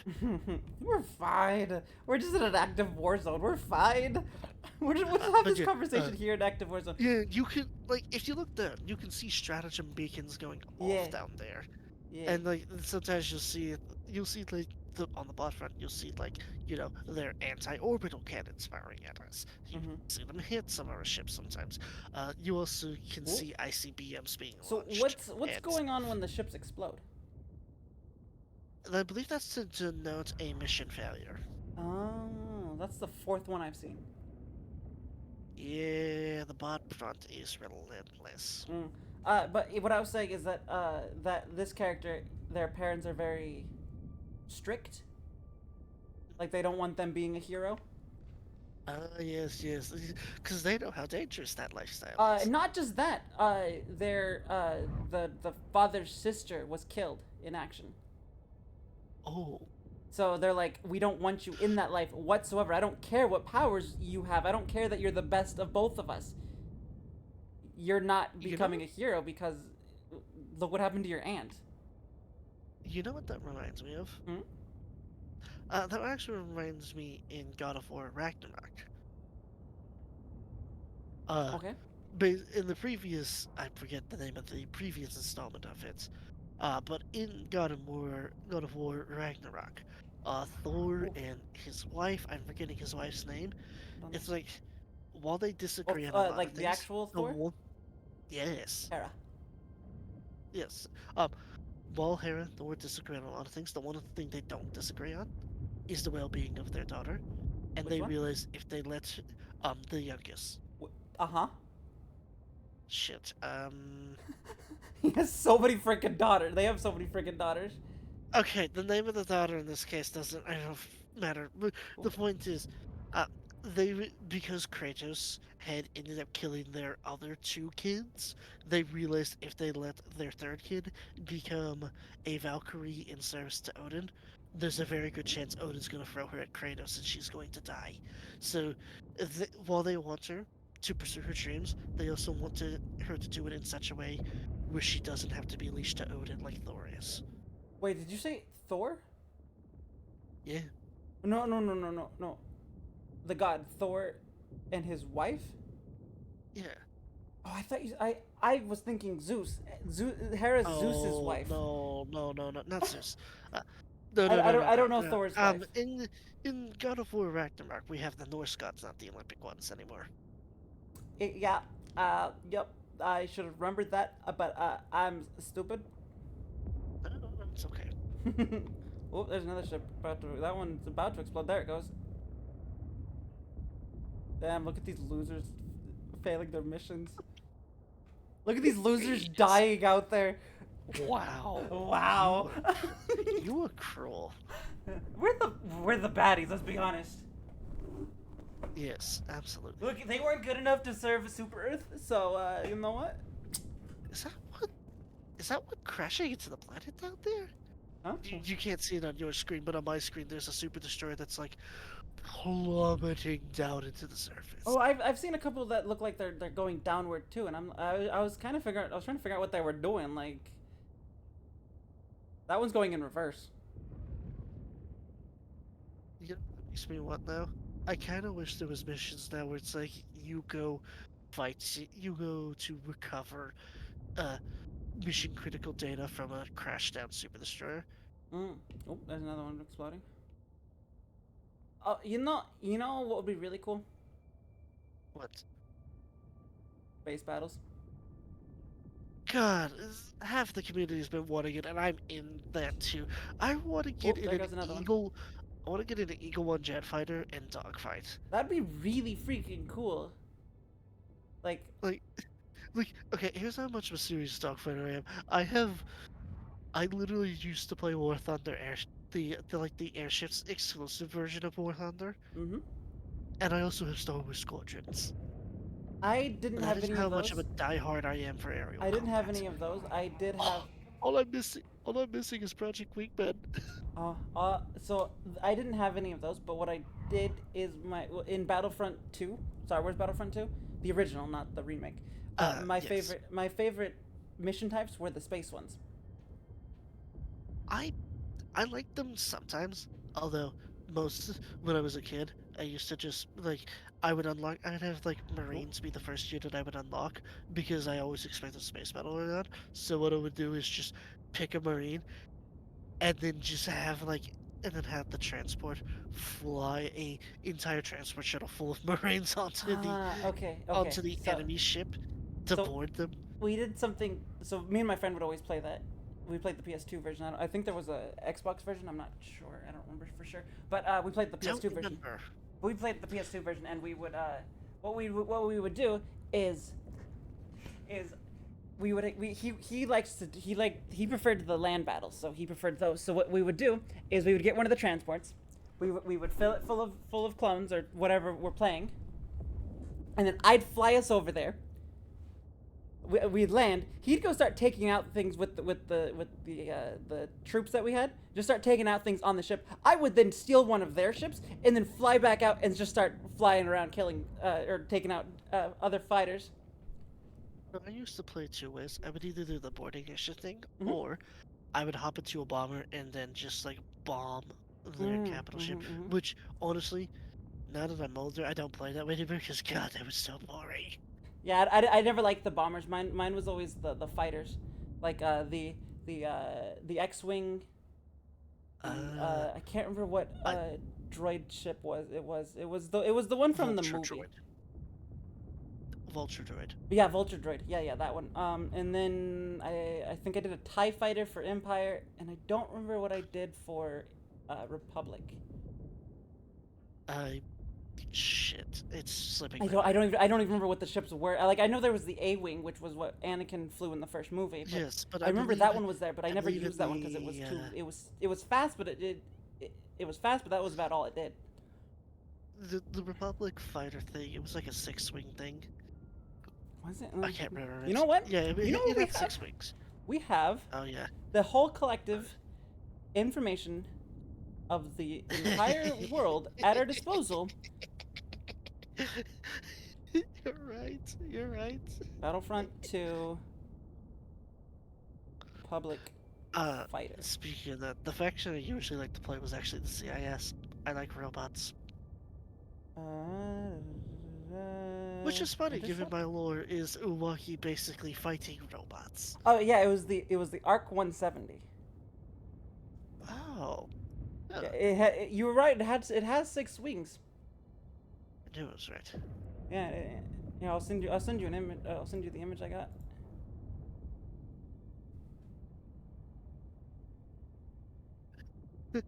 The Interceptor, is that what it's called? So, Starfighter. Arc. speaking of the internet, I just saw a Helldivers meme. Uh-huh. You know that meme of Kermit putting his, like, hand on the shoulder of another Muppet? Mm-hmm. Kermit's like, I'm gonna keep it real with you, Chief. I'm not getting in that FRV with you. And I feel like it's the Helldivers Jeep thing. You know, the thing that I the kept Warthog. driving around The that Warthog. kept exploding. Yes, the Warthog. Because we're obviously totally not Halo players or anything. Yeah, so actually funny story with Halo. My former stepfather, I don't know what else to call him. Former He's stepfather definitely works? not my because he's definitely not my stepfather anymore. But he had a copy of Halo 3 for his Xbox 360. And remember, whenever he was working the long shift, me and my friend would sneakily boot it up and just play the co-op Halo 3 campaign. That's great. So I remember when we first got it, he was baffled because the instruction manual, at first it was in English. And then he flips through it one page at a time. And was like, why is it in Chinese? Oh, there goes another one. That was great. Yeah, with Halo, so Halo was actually the first game that I learned to hate FPS games with. Not because of the game itself. Like the game itself is fine. It was specifically Halo. Everyone's gonna hate this. Halo 2. But it wasn't because. Well, because that's everyone's favorite, is Halo 2. I'm gonna be honest. I maybe this is a hot take, but I actually enjoy Reach more than 2. I mean, I agree. But the reason I hated it so much, the reason I hate FPS games so much, like this one's fine, you know. It's actually not the FPS. This one's more so third person than first person. Well, I just mean like shooters in general. I'm using it as a FPS as a catch-all, not a. This is specifically what I'm talking about. But it's not actually the shooters that I hate. I don't mind shooters. I'm okay with them. It's the PvP I hate.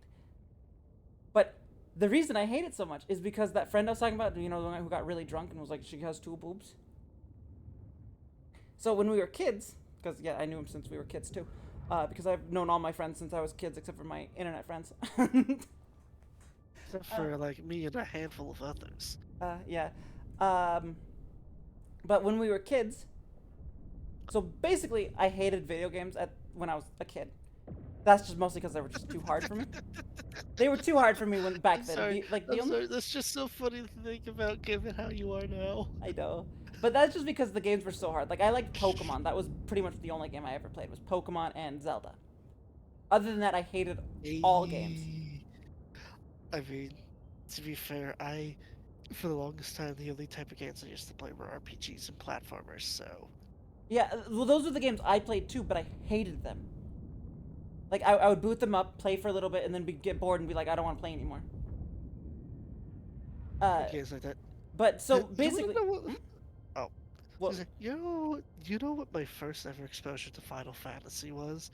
Speaking of games like that, Hmm? it was in a goddamn Mario game. Mine was There on the was PSP. a game on the Wii called Mario Sports Mix, Hmm? and I didn't know this when I got it at the time. I thought it was like Mario Sonic at the Olympic Games, but just Mario characters. Yeah. So I was playing through it. My brother and I were playing through it as our Mii's, because that was an option we could do. And well, we like playing as ourselves. And when we went through it, we got Ooh. to like near the end of one of the campaigns, Hmm? and lo and behold, we thought we were going up against Bowser Jr. and his partner. Surprise, surprise! A flying airship comes out to steal the trophy, and Bowser Jr. reveals his true identity, the ninja from Final Fantasy One, Oh, and steals the trophy. nice. So what That else? was my first ever exposure to Final Fantasy. Also, his teammates were White Mage and Black Mage. Oh, interesting. Okay, okay. So, basically, the reason I hate PvP because of well this scenario, and I thought it was because I hated all FPS games or just shooters in general. I thought I hated all of them because of this, but To be fair, you're not missing out on much. no. That friend who's not a friend anymore, um, what whenever I went to his house to hang out with him, because I had another friend Yeah. who loved going over there, so we often went over there. I hated it. Okay. Um, but we went over there. I mean, I wanted to hang out with him. He wanted to go over there. So when we would play, so the only thing we would ever play is Halo 2, but specifically team deathmatch. It was Yes. the only I thing we ever played. I hate deathmatch modes. I prefer capture the flag. Well, I mean, but that guy, was not my friend anymore. He was so freaking good at the game that none of us had a chance to even do anything. Like he was just that good. Know that feeling. And Although so it was a bit of you're too good at this game, so I don't like it. I know that feeling. My brother for the longest time was better at both Mario Kart and Smash Brothers than me, Hmm? so I just did not want to play them Hmm? because he would always style me. Like in Smash Bros, I would always lose to him, and in Mario Kart, I would always get second place. So Hmm. it's like, there were times where he's like, "Why don't you want to play these games anymore?" I'm like, "Gee, I wonder why." Yeah, I didn't learn to like actually like video games until I was like in sixth or seventh grade. Which is funny, but yeah. So that's the reason I hate Eh, FPS games or F Sixth and seventh grade was PvP when I games got into specifically. Minecraft, actually. I didn't. Well, Minecraft didn't come out until I was in high school. So, um, Yeah. but yeah, it just was that hard for me, because that's why I hate PvP is because he was just so good at it that it was just like why even bother. So I've learned to have that aspect to like all PvP. Like if the main focus of the game is PvP, I hate it already. Like I'm done with it. So, two things on that note. First off, you'll be happy to know that in this game, the devs have outright said they will never implement PvP. I mean, if there's PvP in the game, I don't mind. I'll just avoid PvP. No problem. Mm. The other thing was, speaking on one-sided PvP matches, I actually have a funny story with that Hmm? involving Doom Eternal. So, Doom Eternal kind of shook up the PvP formula a bit, in that it was asymmetrical. In Doom 2016, it was like classic Halo Deathmatch, but with Doom elements in it, which included the ability to glory kill players, which was so fucking awesome. I missed that.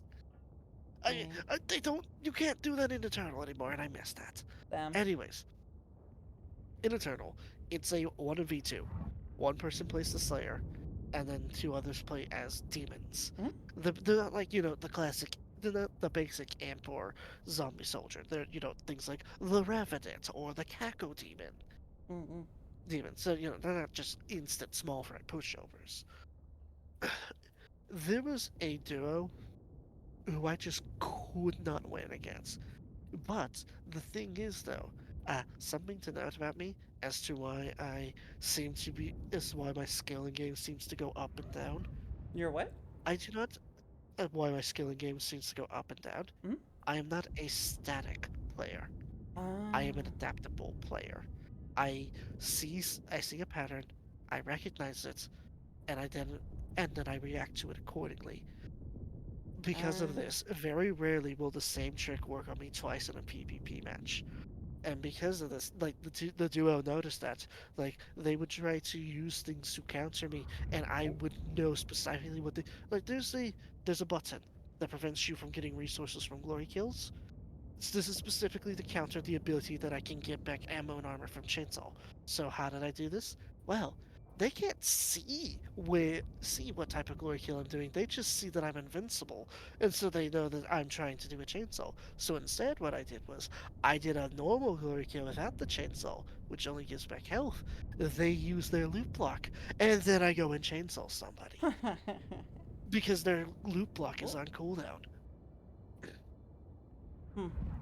It was like after like 10 games or so and multiple close calls, which included me using mixtures of AoE, time explosives, traps tricking their perception, using bob and weave. You're basically fighting as if I was the Doomslayer. Hmm. Slayer a little bit. uh, One of them actually finally got a voice call. It was a woman's voice. She's like, I, I just want you to know your tenacity in sticking it out with both of us is impressive. I don't think I would not have had nearly as much patience as you, and that made my day. Nice. Because of this, I have decided that when I play a game, I do not ring the bell. I will adapt and adapt and adapt until there is nothing left of me. Hmm. I do it. I will you know throw in the towel or whatnot on streams.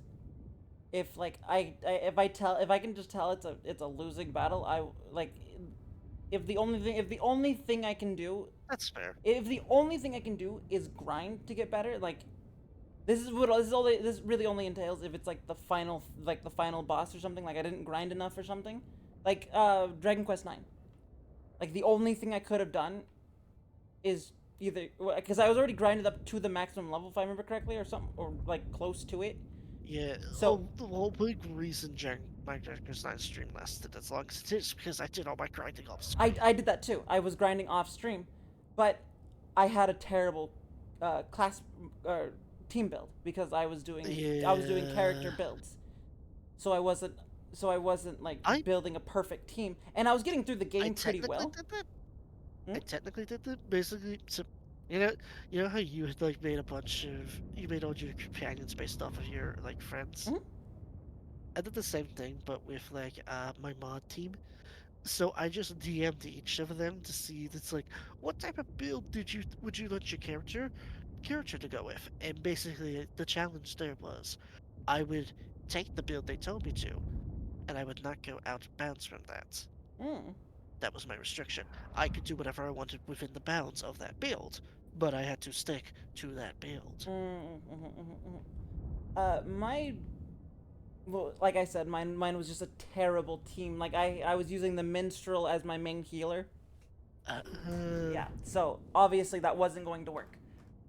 my Um, composition, I think by the end was paladin, gladiator, uh, assa- uh, not assassin, thief, and blah blah blah blah blah blah blah, that's blah already four. mage. No, it wasn't. No, it was paladin, gladiator, thief, and mage. Oh, okay, yeah. So I had the same thing. I just didn't. I switch out gladiator. I think it was for minstrel. Yeah, from No, yeah, no, no, because no. I believe It was the no, because I had a paladin. yeah, you had a paladin, and I think you actually had a paladin and a warrior, not a gladiator. Yeah, I think I didn't have a mage. No, destruction was a mage. No, so you technically had a mage. You had the mage warrior hybrid. Right, that's what I had. Yeah, so it was not a very good build because my main The healer was artillerist, I think is what it's called. I'm not sure. But I had like a it was like the red mage basically, if I remember correctly. It was the like the red mage fit from Final Fantasy. But yeah, I just had a terrible team composition, and the only thing I could have done to beat the final boss was to go back, reset everybody up to be better classes, or at least just a minstrel, and then grind up that one character up to where they need to be to battle the final boss. And it was literally the final boss, so I was like, I give up. Well, There I was would literally nothing I like could do. Uh, I I remember that I was there for like your finale of that, and you were like so fucking frustrated. I was the reason I was frustrated was because the game was easy up till that point. Like not, I wouldn't say it wasn't easy. It was. That game, I have a history of that game. I haven't felt because throughout multiple points in my life, there have been like bosses that at that point in time at my age I thought they were unbeatable, only to go back at a later date and be like, oh yeah, this is easy peasy now. Like for example, uh, the first time around was the whale boss, which is on the island. I considered him and the Archbishop guy to be unbeatable first run Mm, around. what? Fast forward a few years later, I steamroll them. And do you remember? You might not remember, but do you remember that guy with the owl mask who's guarding the gate at the big I bad evil guy's fortress? honestly, I blanked a lot of that game. So Oh, not I not in remember like a him. not in like a this was so bad I blanked it. It's more of I a so much time has passed I I blanked remember it. him. I remember him vividly. He is a core memory because of how many times I fucking died to him. To the Mm-hmm. point that to the point that when I streamed it, I was like, "So, Jet, confession, I've never beaten this boss. Oh. The first time I ever beat him was on stream." Oh, nice. I mean, most of the bosses I beat were on stream because for the first time were on stream because I didn't get very far in all of my playthroughs because like I get to a point and then it's not that I got stuck Yeah, or something. It was that like I was like I want to do everything and then I lose interest. it, burnout is a big problem Yeah. with that game.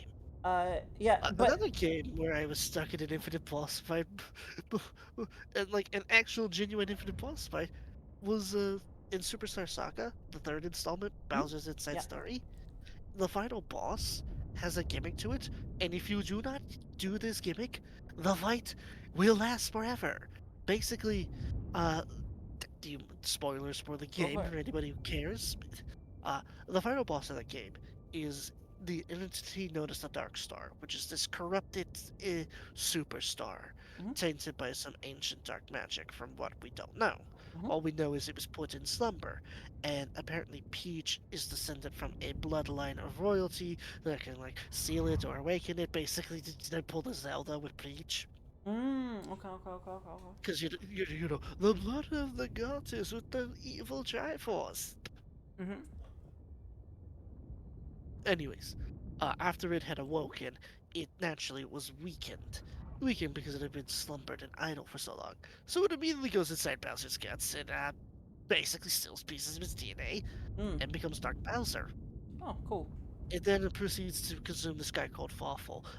Do you remember Fawful in Superstar Saga? He was the one who was always talking about food stuff. He was like Calculetta's evil henchman. Oh, yeah. Waffle. He's the main villain in the third game. Oh, okay. So henchman to main villain. Okay. Yeah, because in the second game, you actually find him as a hermit who's like gone insane. In Mm. the third game, he has decided that he's going to take over the world Oh, fun. using the Dark Star. Okay. He basically be like, I will do what Kakalata failed to do. Oh. I But really want to continue that. Whereas Calculetta tried to use her own power, Fawful naturally does not have that kind of power. He has gadgets.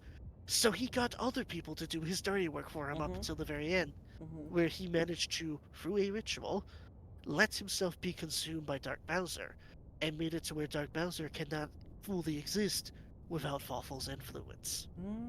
Okay. The reason I bring that up is because in the final fight, it's a mirror match between Bowser and Dark Bowser. The caveat is, uh, Bowser has to use a Kirby-style inhaled on Fawful, and have Mario and Luigi, who are stuck inside his guts, long story, kill Fawful within there in order to defeat Dark Bowser. If you do not, what will end up happening is, Fawful will revive Dark Bowser with 1,000 HP, and then only for you to knock him down to zero, and then he'll continue doing it. If Hmm. you do not punch Waffle out of Dark Bowser's guts and then consume Waffle. The fight lasts forever. I did not know this at the time, and just Mm. kept repeating. But the thing is, Dark Bowser also couldn't do shit against me because I perfectly learned how to counter all of his attacks. So the Ah. fight just, so he just basically went from this epic duel between two powerful people to just, I'm just repeatedly beating the living shit out of this supposedly superior being of darkness. That's funny. That reminds me of how Fang and I finished Paper Mario It's like, Thousand Year Door. it's like, it's like the man is immortal, but boy, I bet he wishes he wasn't right now. That's like the epic musical at when Odysseus fights the water god. What's his name? Poseidon? Poseidon. When he finally gets to Ithaca and he's fighting Poseidon right at the end there, and he's like he gets Poseidon's trident and he goes Poseidon goes, "What are you gonna do? I'm immortal, remember?" He didn't go, and Odysseus says, "Exactly." I actually copied that line for a bit of Lucky's lore. Ooh. There's basically at one point, Ooh. remember his he ends up like adopting a lot of folks and be like, "You are now my found family." And at one point, members of that get kidnapped, and as he's Mm-hmm. fighting the kidnapper, he loses to its blood magic as it restrains him, and he's just like, "What are you going to do to me, serpent? I can't die." And the serpent just replies, Exactly. "Good." That is the most.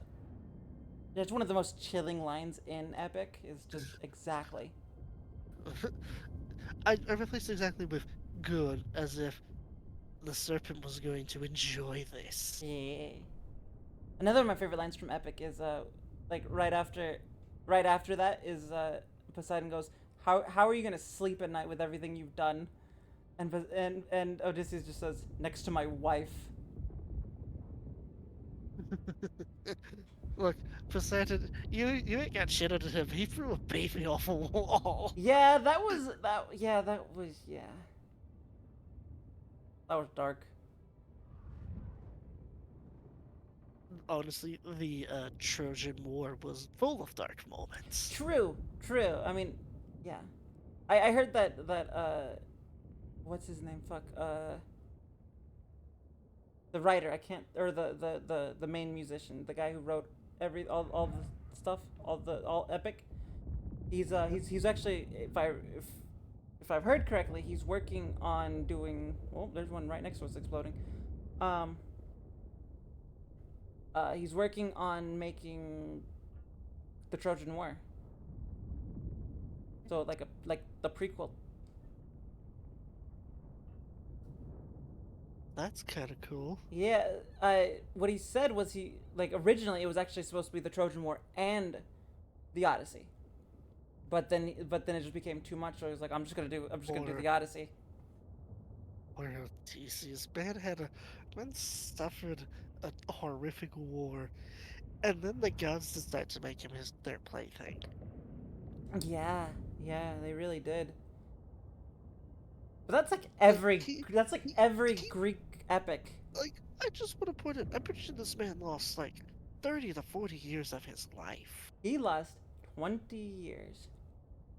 Oh, that's still a lot. 10 years in the war, and then 10 years getting home. It's like I actually talked about this with my grandmother. It's like Hmm. she says that like one of the most horrible things about that for him is he was not there to watch his kid grow up. Mm-hmm. But And that I that feel that was the I thing that kind of agree with her that that's probably one of the worst parts of it. I He agree. But didn't that was get to watch his kid grow up. I agree. But that was also the reason he was so hell bent on getting home. That's what kept him driven to get home was to go see his family again. Like it. I mean, it said in the first song, "What do you live for? What do you die for?" Mhm. And if the apparently, because I never read the Odyssey, but apparently Odysseus cheated a lot, and not just with what's her name who not kidnapped not him. just Not just with Cersei. Yeah, yeah. Was it seriously? No, no, It was no. no, I think The it one was who somebody kidnapped him, else. which was Right. I forget her name, it but was like yes, there right was at the somebody end. who she basically fucking kidnapped him Yep. onto her island of the nymphs. Mm, Nymphs after he survived a harrowing encounter with the Hydra. yep. And then yeah, yeah, yeah. So it wasn't just even her. It was like Cersei. He slept with Cersei. Apparently, like he stayed there for like a year sleeping with her. I must say, from what I have read, apparently that was quote unquote the only way to break her curse that she placed on his men. The first time, yes, Yeah, the first time. he did not need to stay there for an extra year.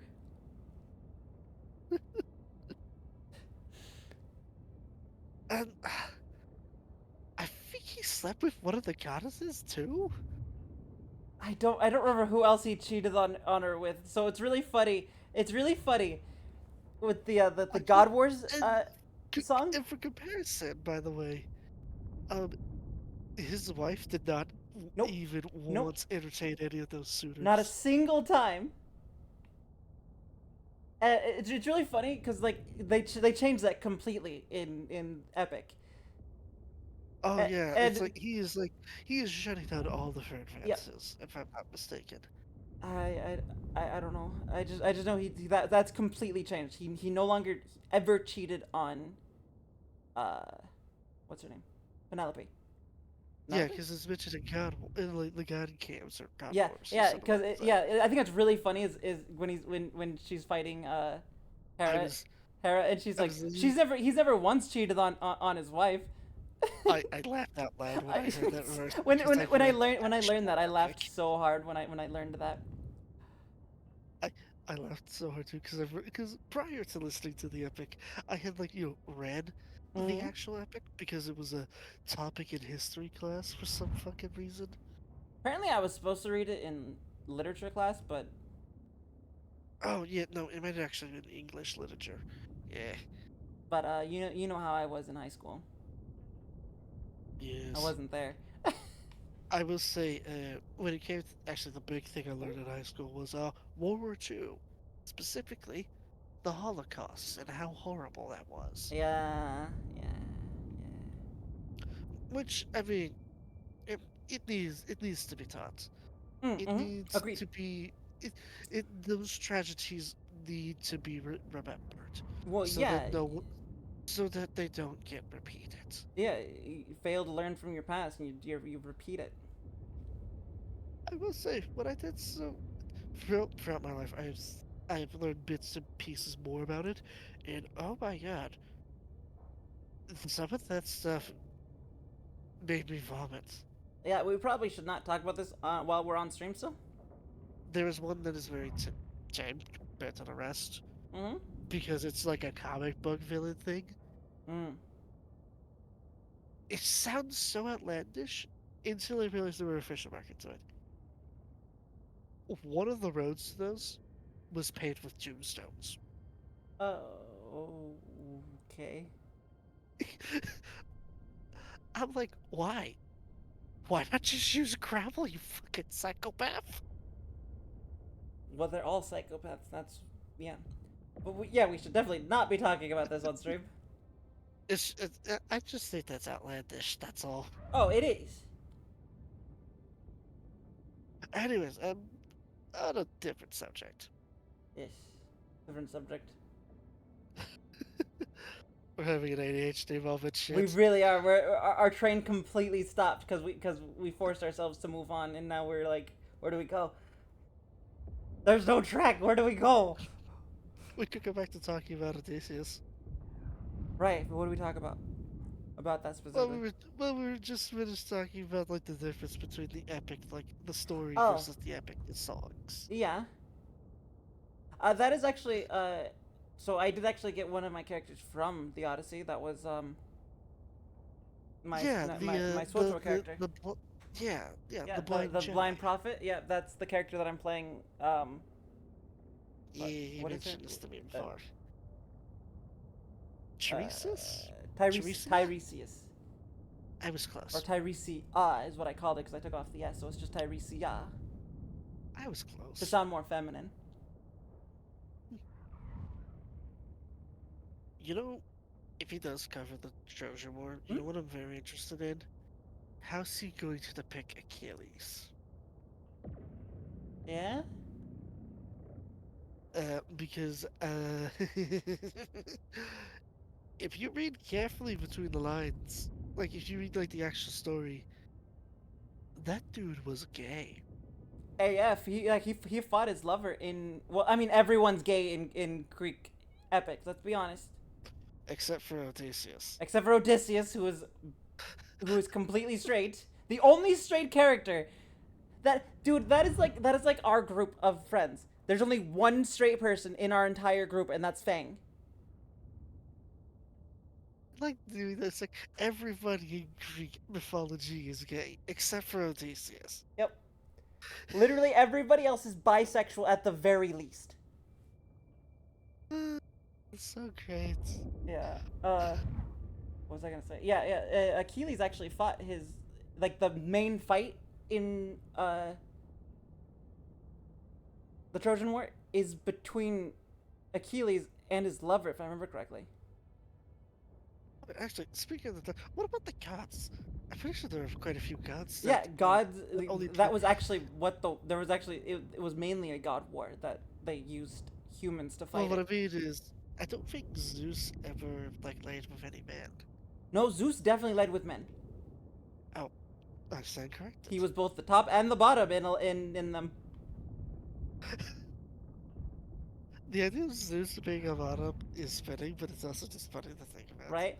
No, I think it's really funny. In Greek, like culture, it's okay to be gay. Just don't be the fucking bottom.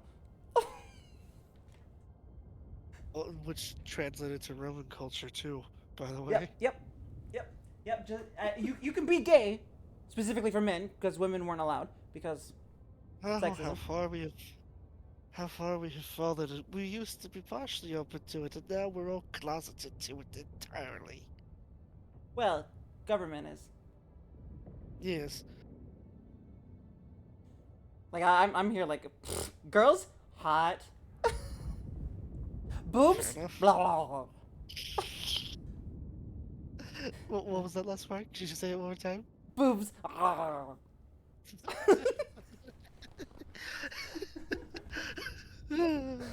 Wait, one more time. I One more don't time. think One the more time. microphone picked it No, up. no, no, no, no.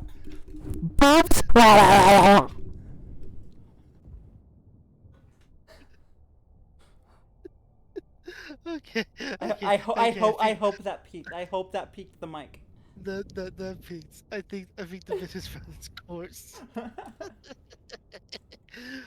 Oh, oh my god. Super Spiders, ladies and gentlemen. uh, oh, speaking of Achilles, like what I did to that vampire in Vampire the Masquerade, Wait, which one? You're gonna have to be more the specific. Elder Which elder? Achilles. Oh, you mean the Giovanni one? Yeah, Okay. severed his fucking Achilles heel. Oh yeah, you did. I will say because he's an elder, it healed back, Oh, but it I'm was still aware, pretty funny. but it was also like like it stunned him. He wouldn't have been able to move with his leg, and he broke that pier and fell into the water where a bunch of electrical shit was falling into the water. Yeah. I am sure that he didn't heal fast enough for that shit to not take effect.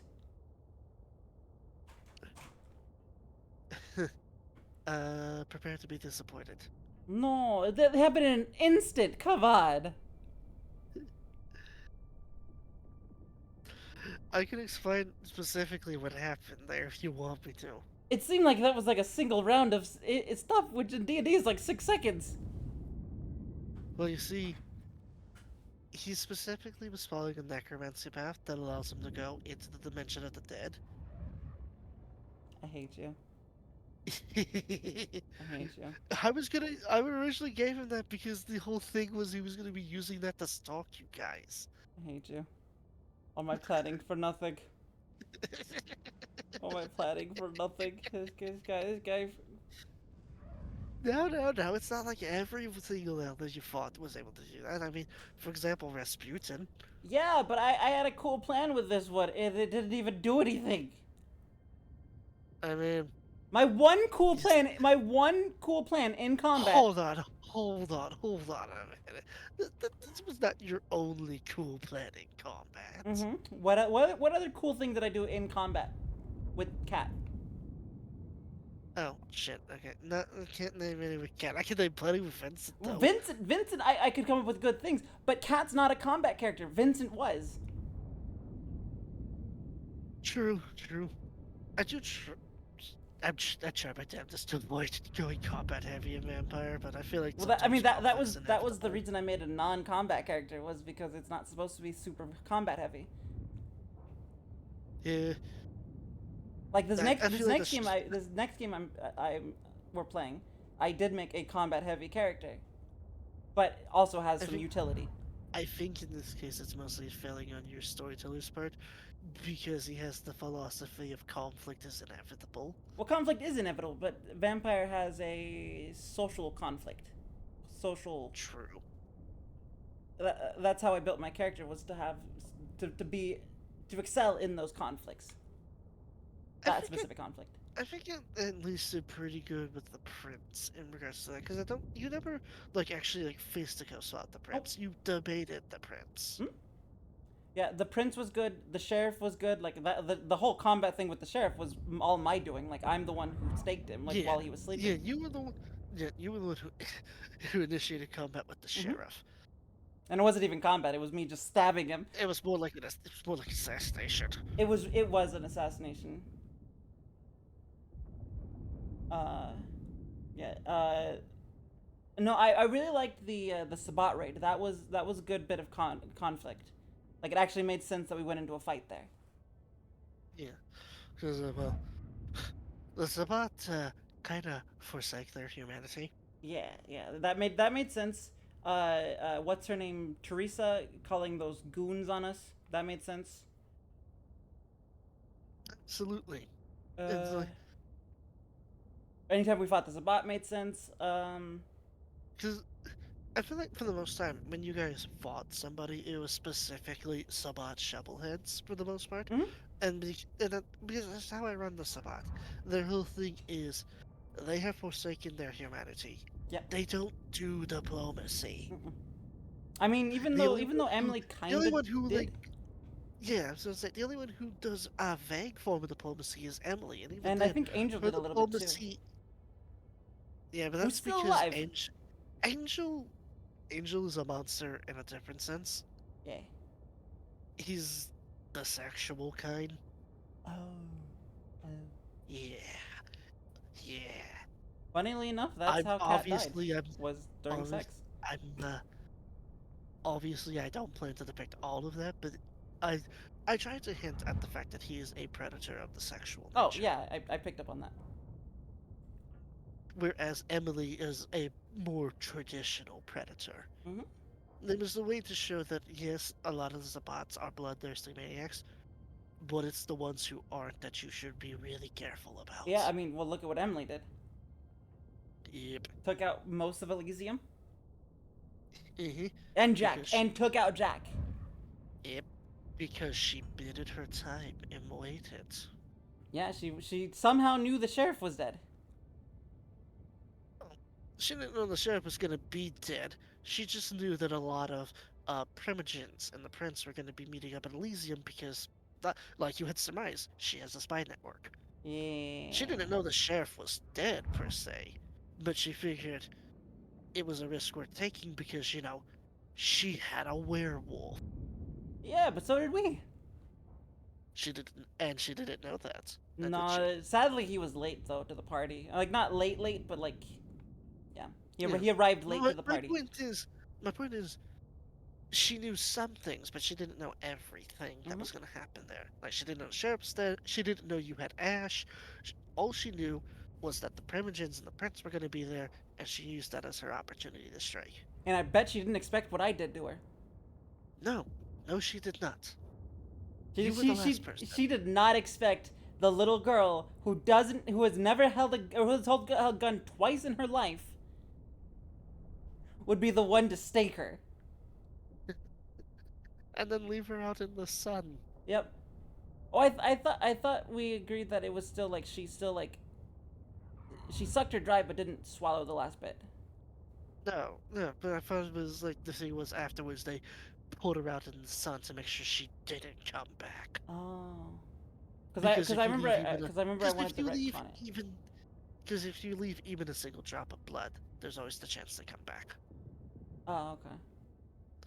So, but if you leave them out in the sun and leave them to become dust, there's no coming back from that. Okay.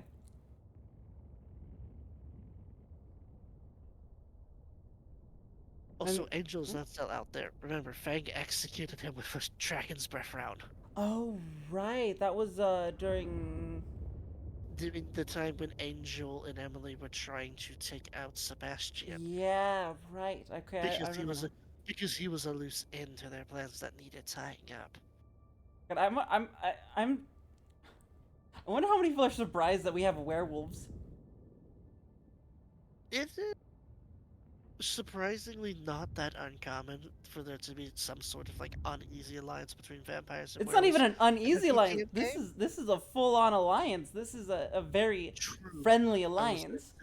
I would say the thing that makes it One of them's a abnormal sexual is- alliance. Romantic is it sexual that- alliance. I want to say that's what makes it different, but I've also seen quite a few exceptions that are like ours.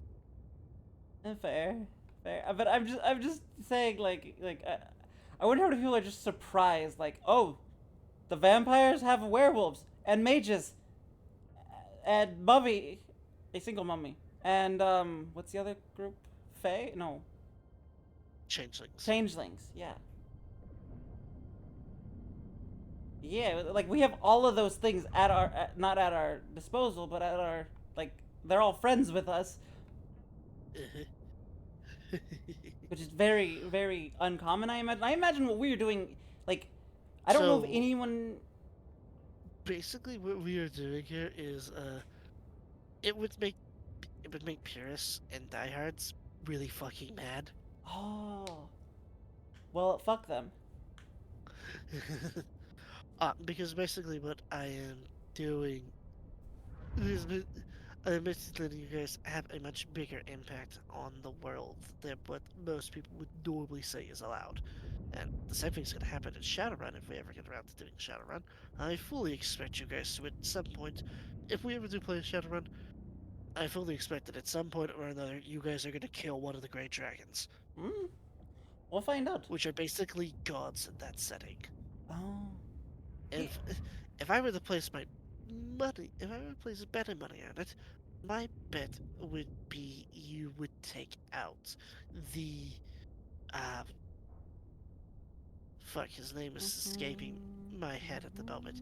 But he's the one dragon who actually owns a mega corporation in that setting. Ah, probably then, yeah. But you know it's what? an automobile company too, That's which I funny. think is hilarious. I think it's hilarious that a dragon is the CEO of an automobile company. That is What? funny. He's too big to fit in the cars. So I just want to give an statement to the purists and whatnot who are against what we do. Are you gonna? I have a guess as to what you're gonna say. You probably know exactly. Fuck you. We're having fun. It's our game.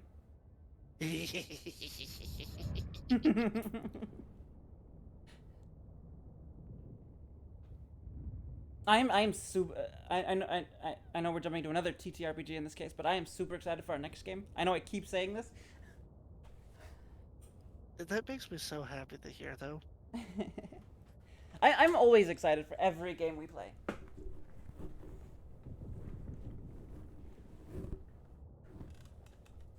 Like, yeah.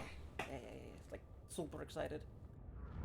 Like, especially this next one, because you could do whatever the fuck you want, and, like, we go along with it not just because We have to, but because we also want to, and it fits the setting.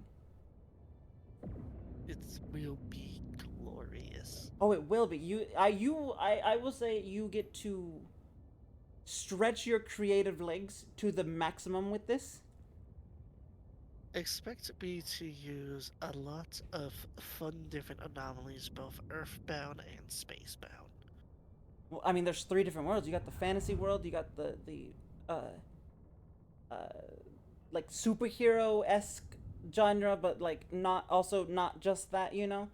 And then you also have the future, the sci-fi. So you have fantasy, sci-fi, and whatever the other third option is for that. That's fits somewhere in between those, you know. But then you can also do horror if you want to, because, I mean, spoilers, it's dreams, so Yeah. there are a lot less ships here all of a sudden. Yeah, I noticed that too. I got like 6 or 7, 8, 10, when there was like 20 of them a minute ago. I count 3 in total. Oh, 5 if I'm counting ours. oh, I didn't count ours. I'm counting all the way around though, not just right in front of us. I'd say Oh yeah, I've got. Looks like I've got 2 back there. I think we 3. have. I don't Hmm? think we're gonna take this planet. I don't know. We got 3 over there to the right, 2 directly in front of us, 2 to our left, and 1 further to our left. Yeah. Um. Yeah. But yeah, you can do whatever the fuck you want with this next game. And I think the quote unquote monsters are gonna be really cool for you to do. Because again, those could be whatever the fuck you want. I could make anything.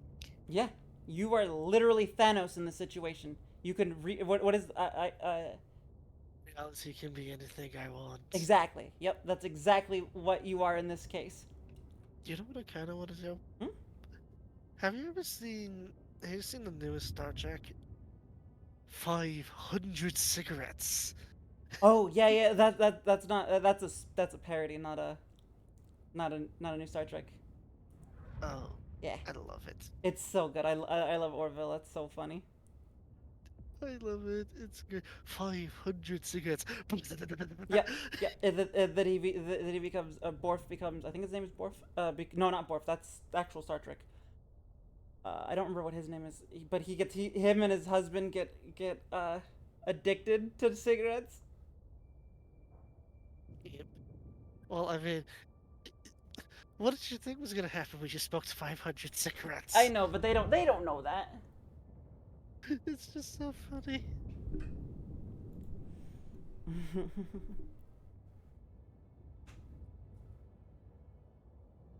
Yeah, that one's really good.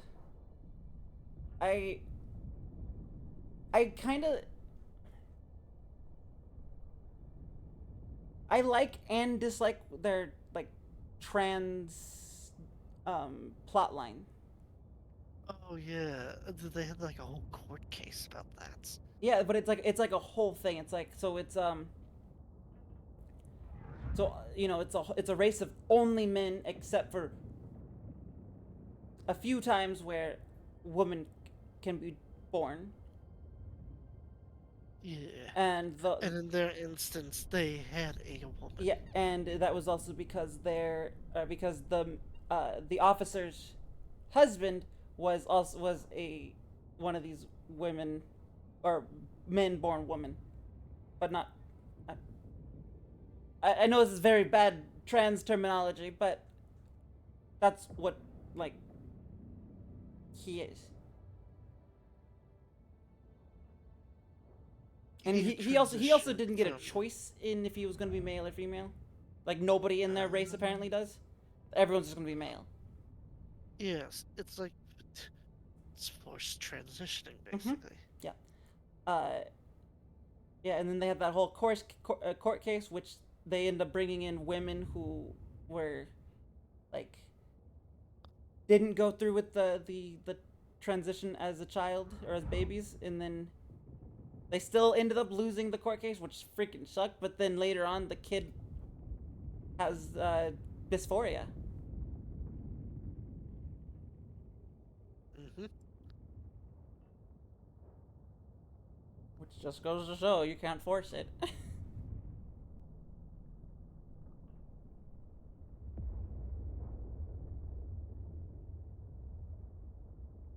Whoa, whoa, that one's right there. Holy shit. Kaboom. Alright, but I think we should go ahead and end now. I've been going for 4 hours. Yeah, that's a good time. Alright, everyone. Thank you for coming and hanging out with me and Uwaki at the party. I know we're down a man and down a woman.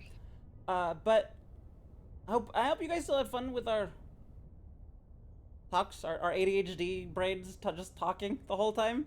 Like I know there wasn't a whole lot of bits like normal, jokes and stuff. We mostly talked about anime. And we talked about anime a lot, yeah. So, but I hope you all enjoyed that. Still, I know it's a bit different from my normal streams.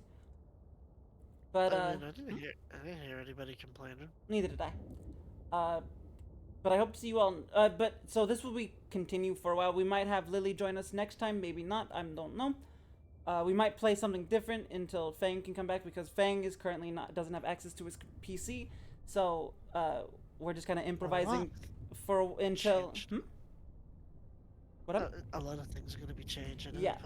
We're gonna. Well, I mean, we can't. Elden Ring's off the table. I know. I'm so sad. SWTOR's off the table. The Friendlock's off the table, but yeah. What else? Helldivers is still technically on the table because this is a jump in and out game. Mm-hmm. I can't think of anything else we're playing. VTM's off the table. That's another one. But we already have a plan for that one. We have a plan to correct that one. Correct. Not the right terminology, but you know what I mean. I'm trying to get another one up again. It's a case of trying to get enough players first. Mm-hmm. I mean, otherwise it'll just be me and you, which could work, but Could technically work. I mean, it's not the first time I've had just a single player TTRPG. True. But I'd rather include people if we can. I agree. The more the merrier.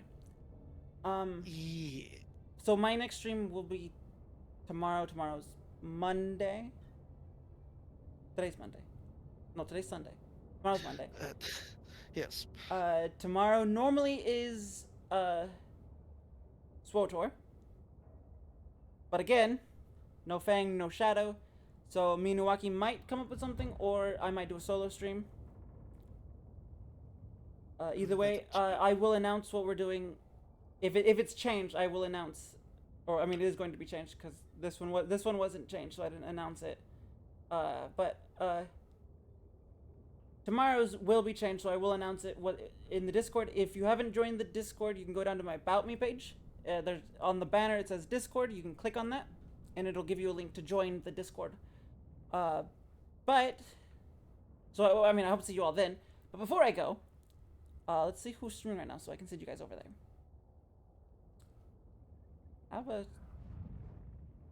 There you are. I got a lot of tabs open right now because I'm really good.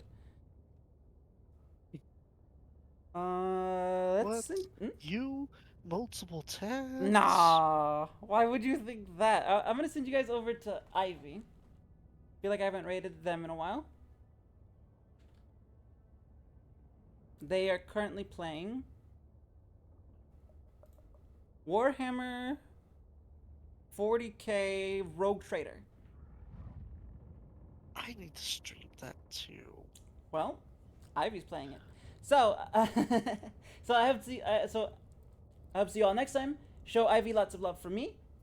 Tell them the goddess of debauchery demands entertainment, and I hope to see you all next time. Bye. Stay horny.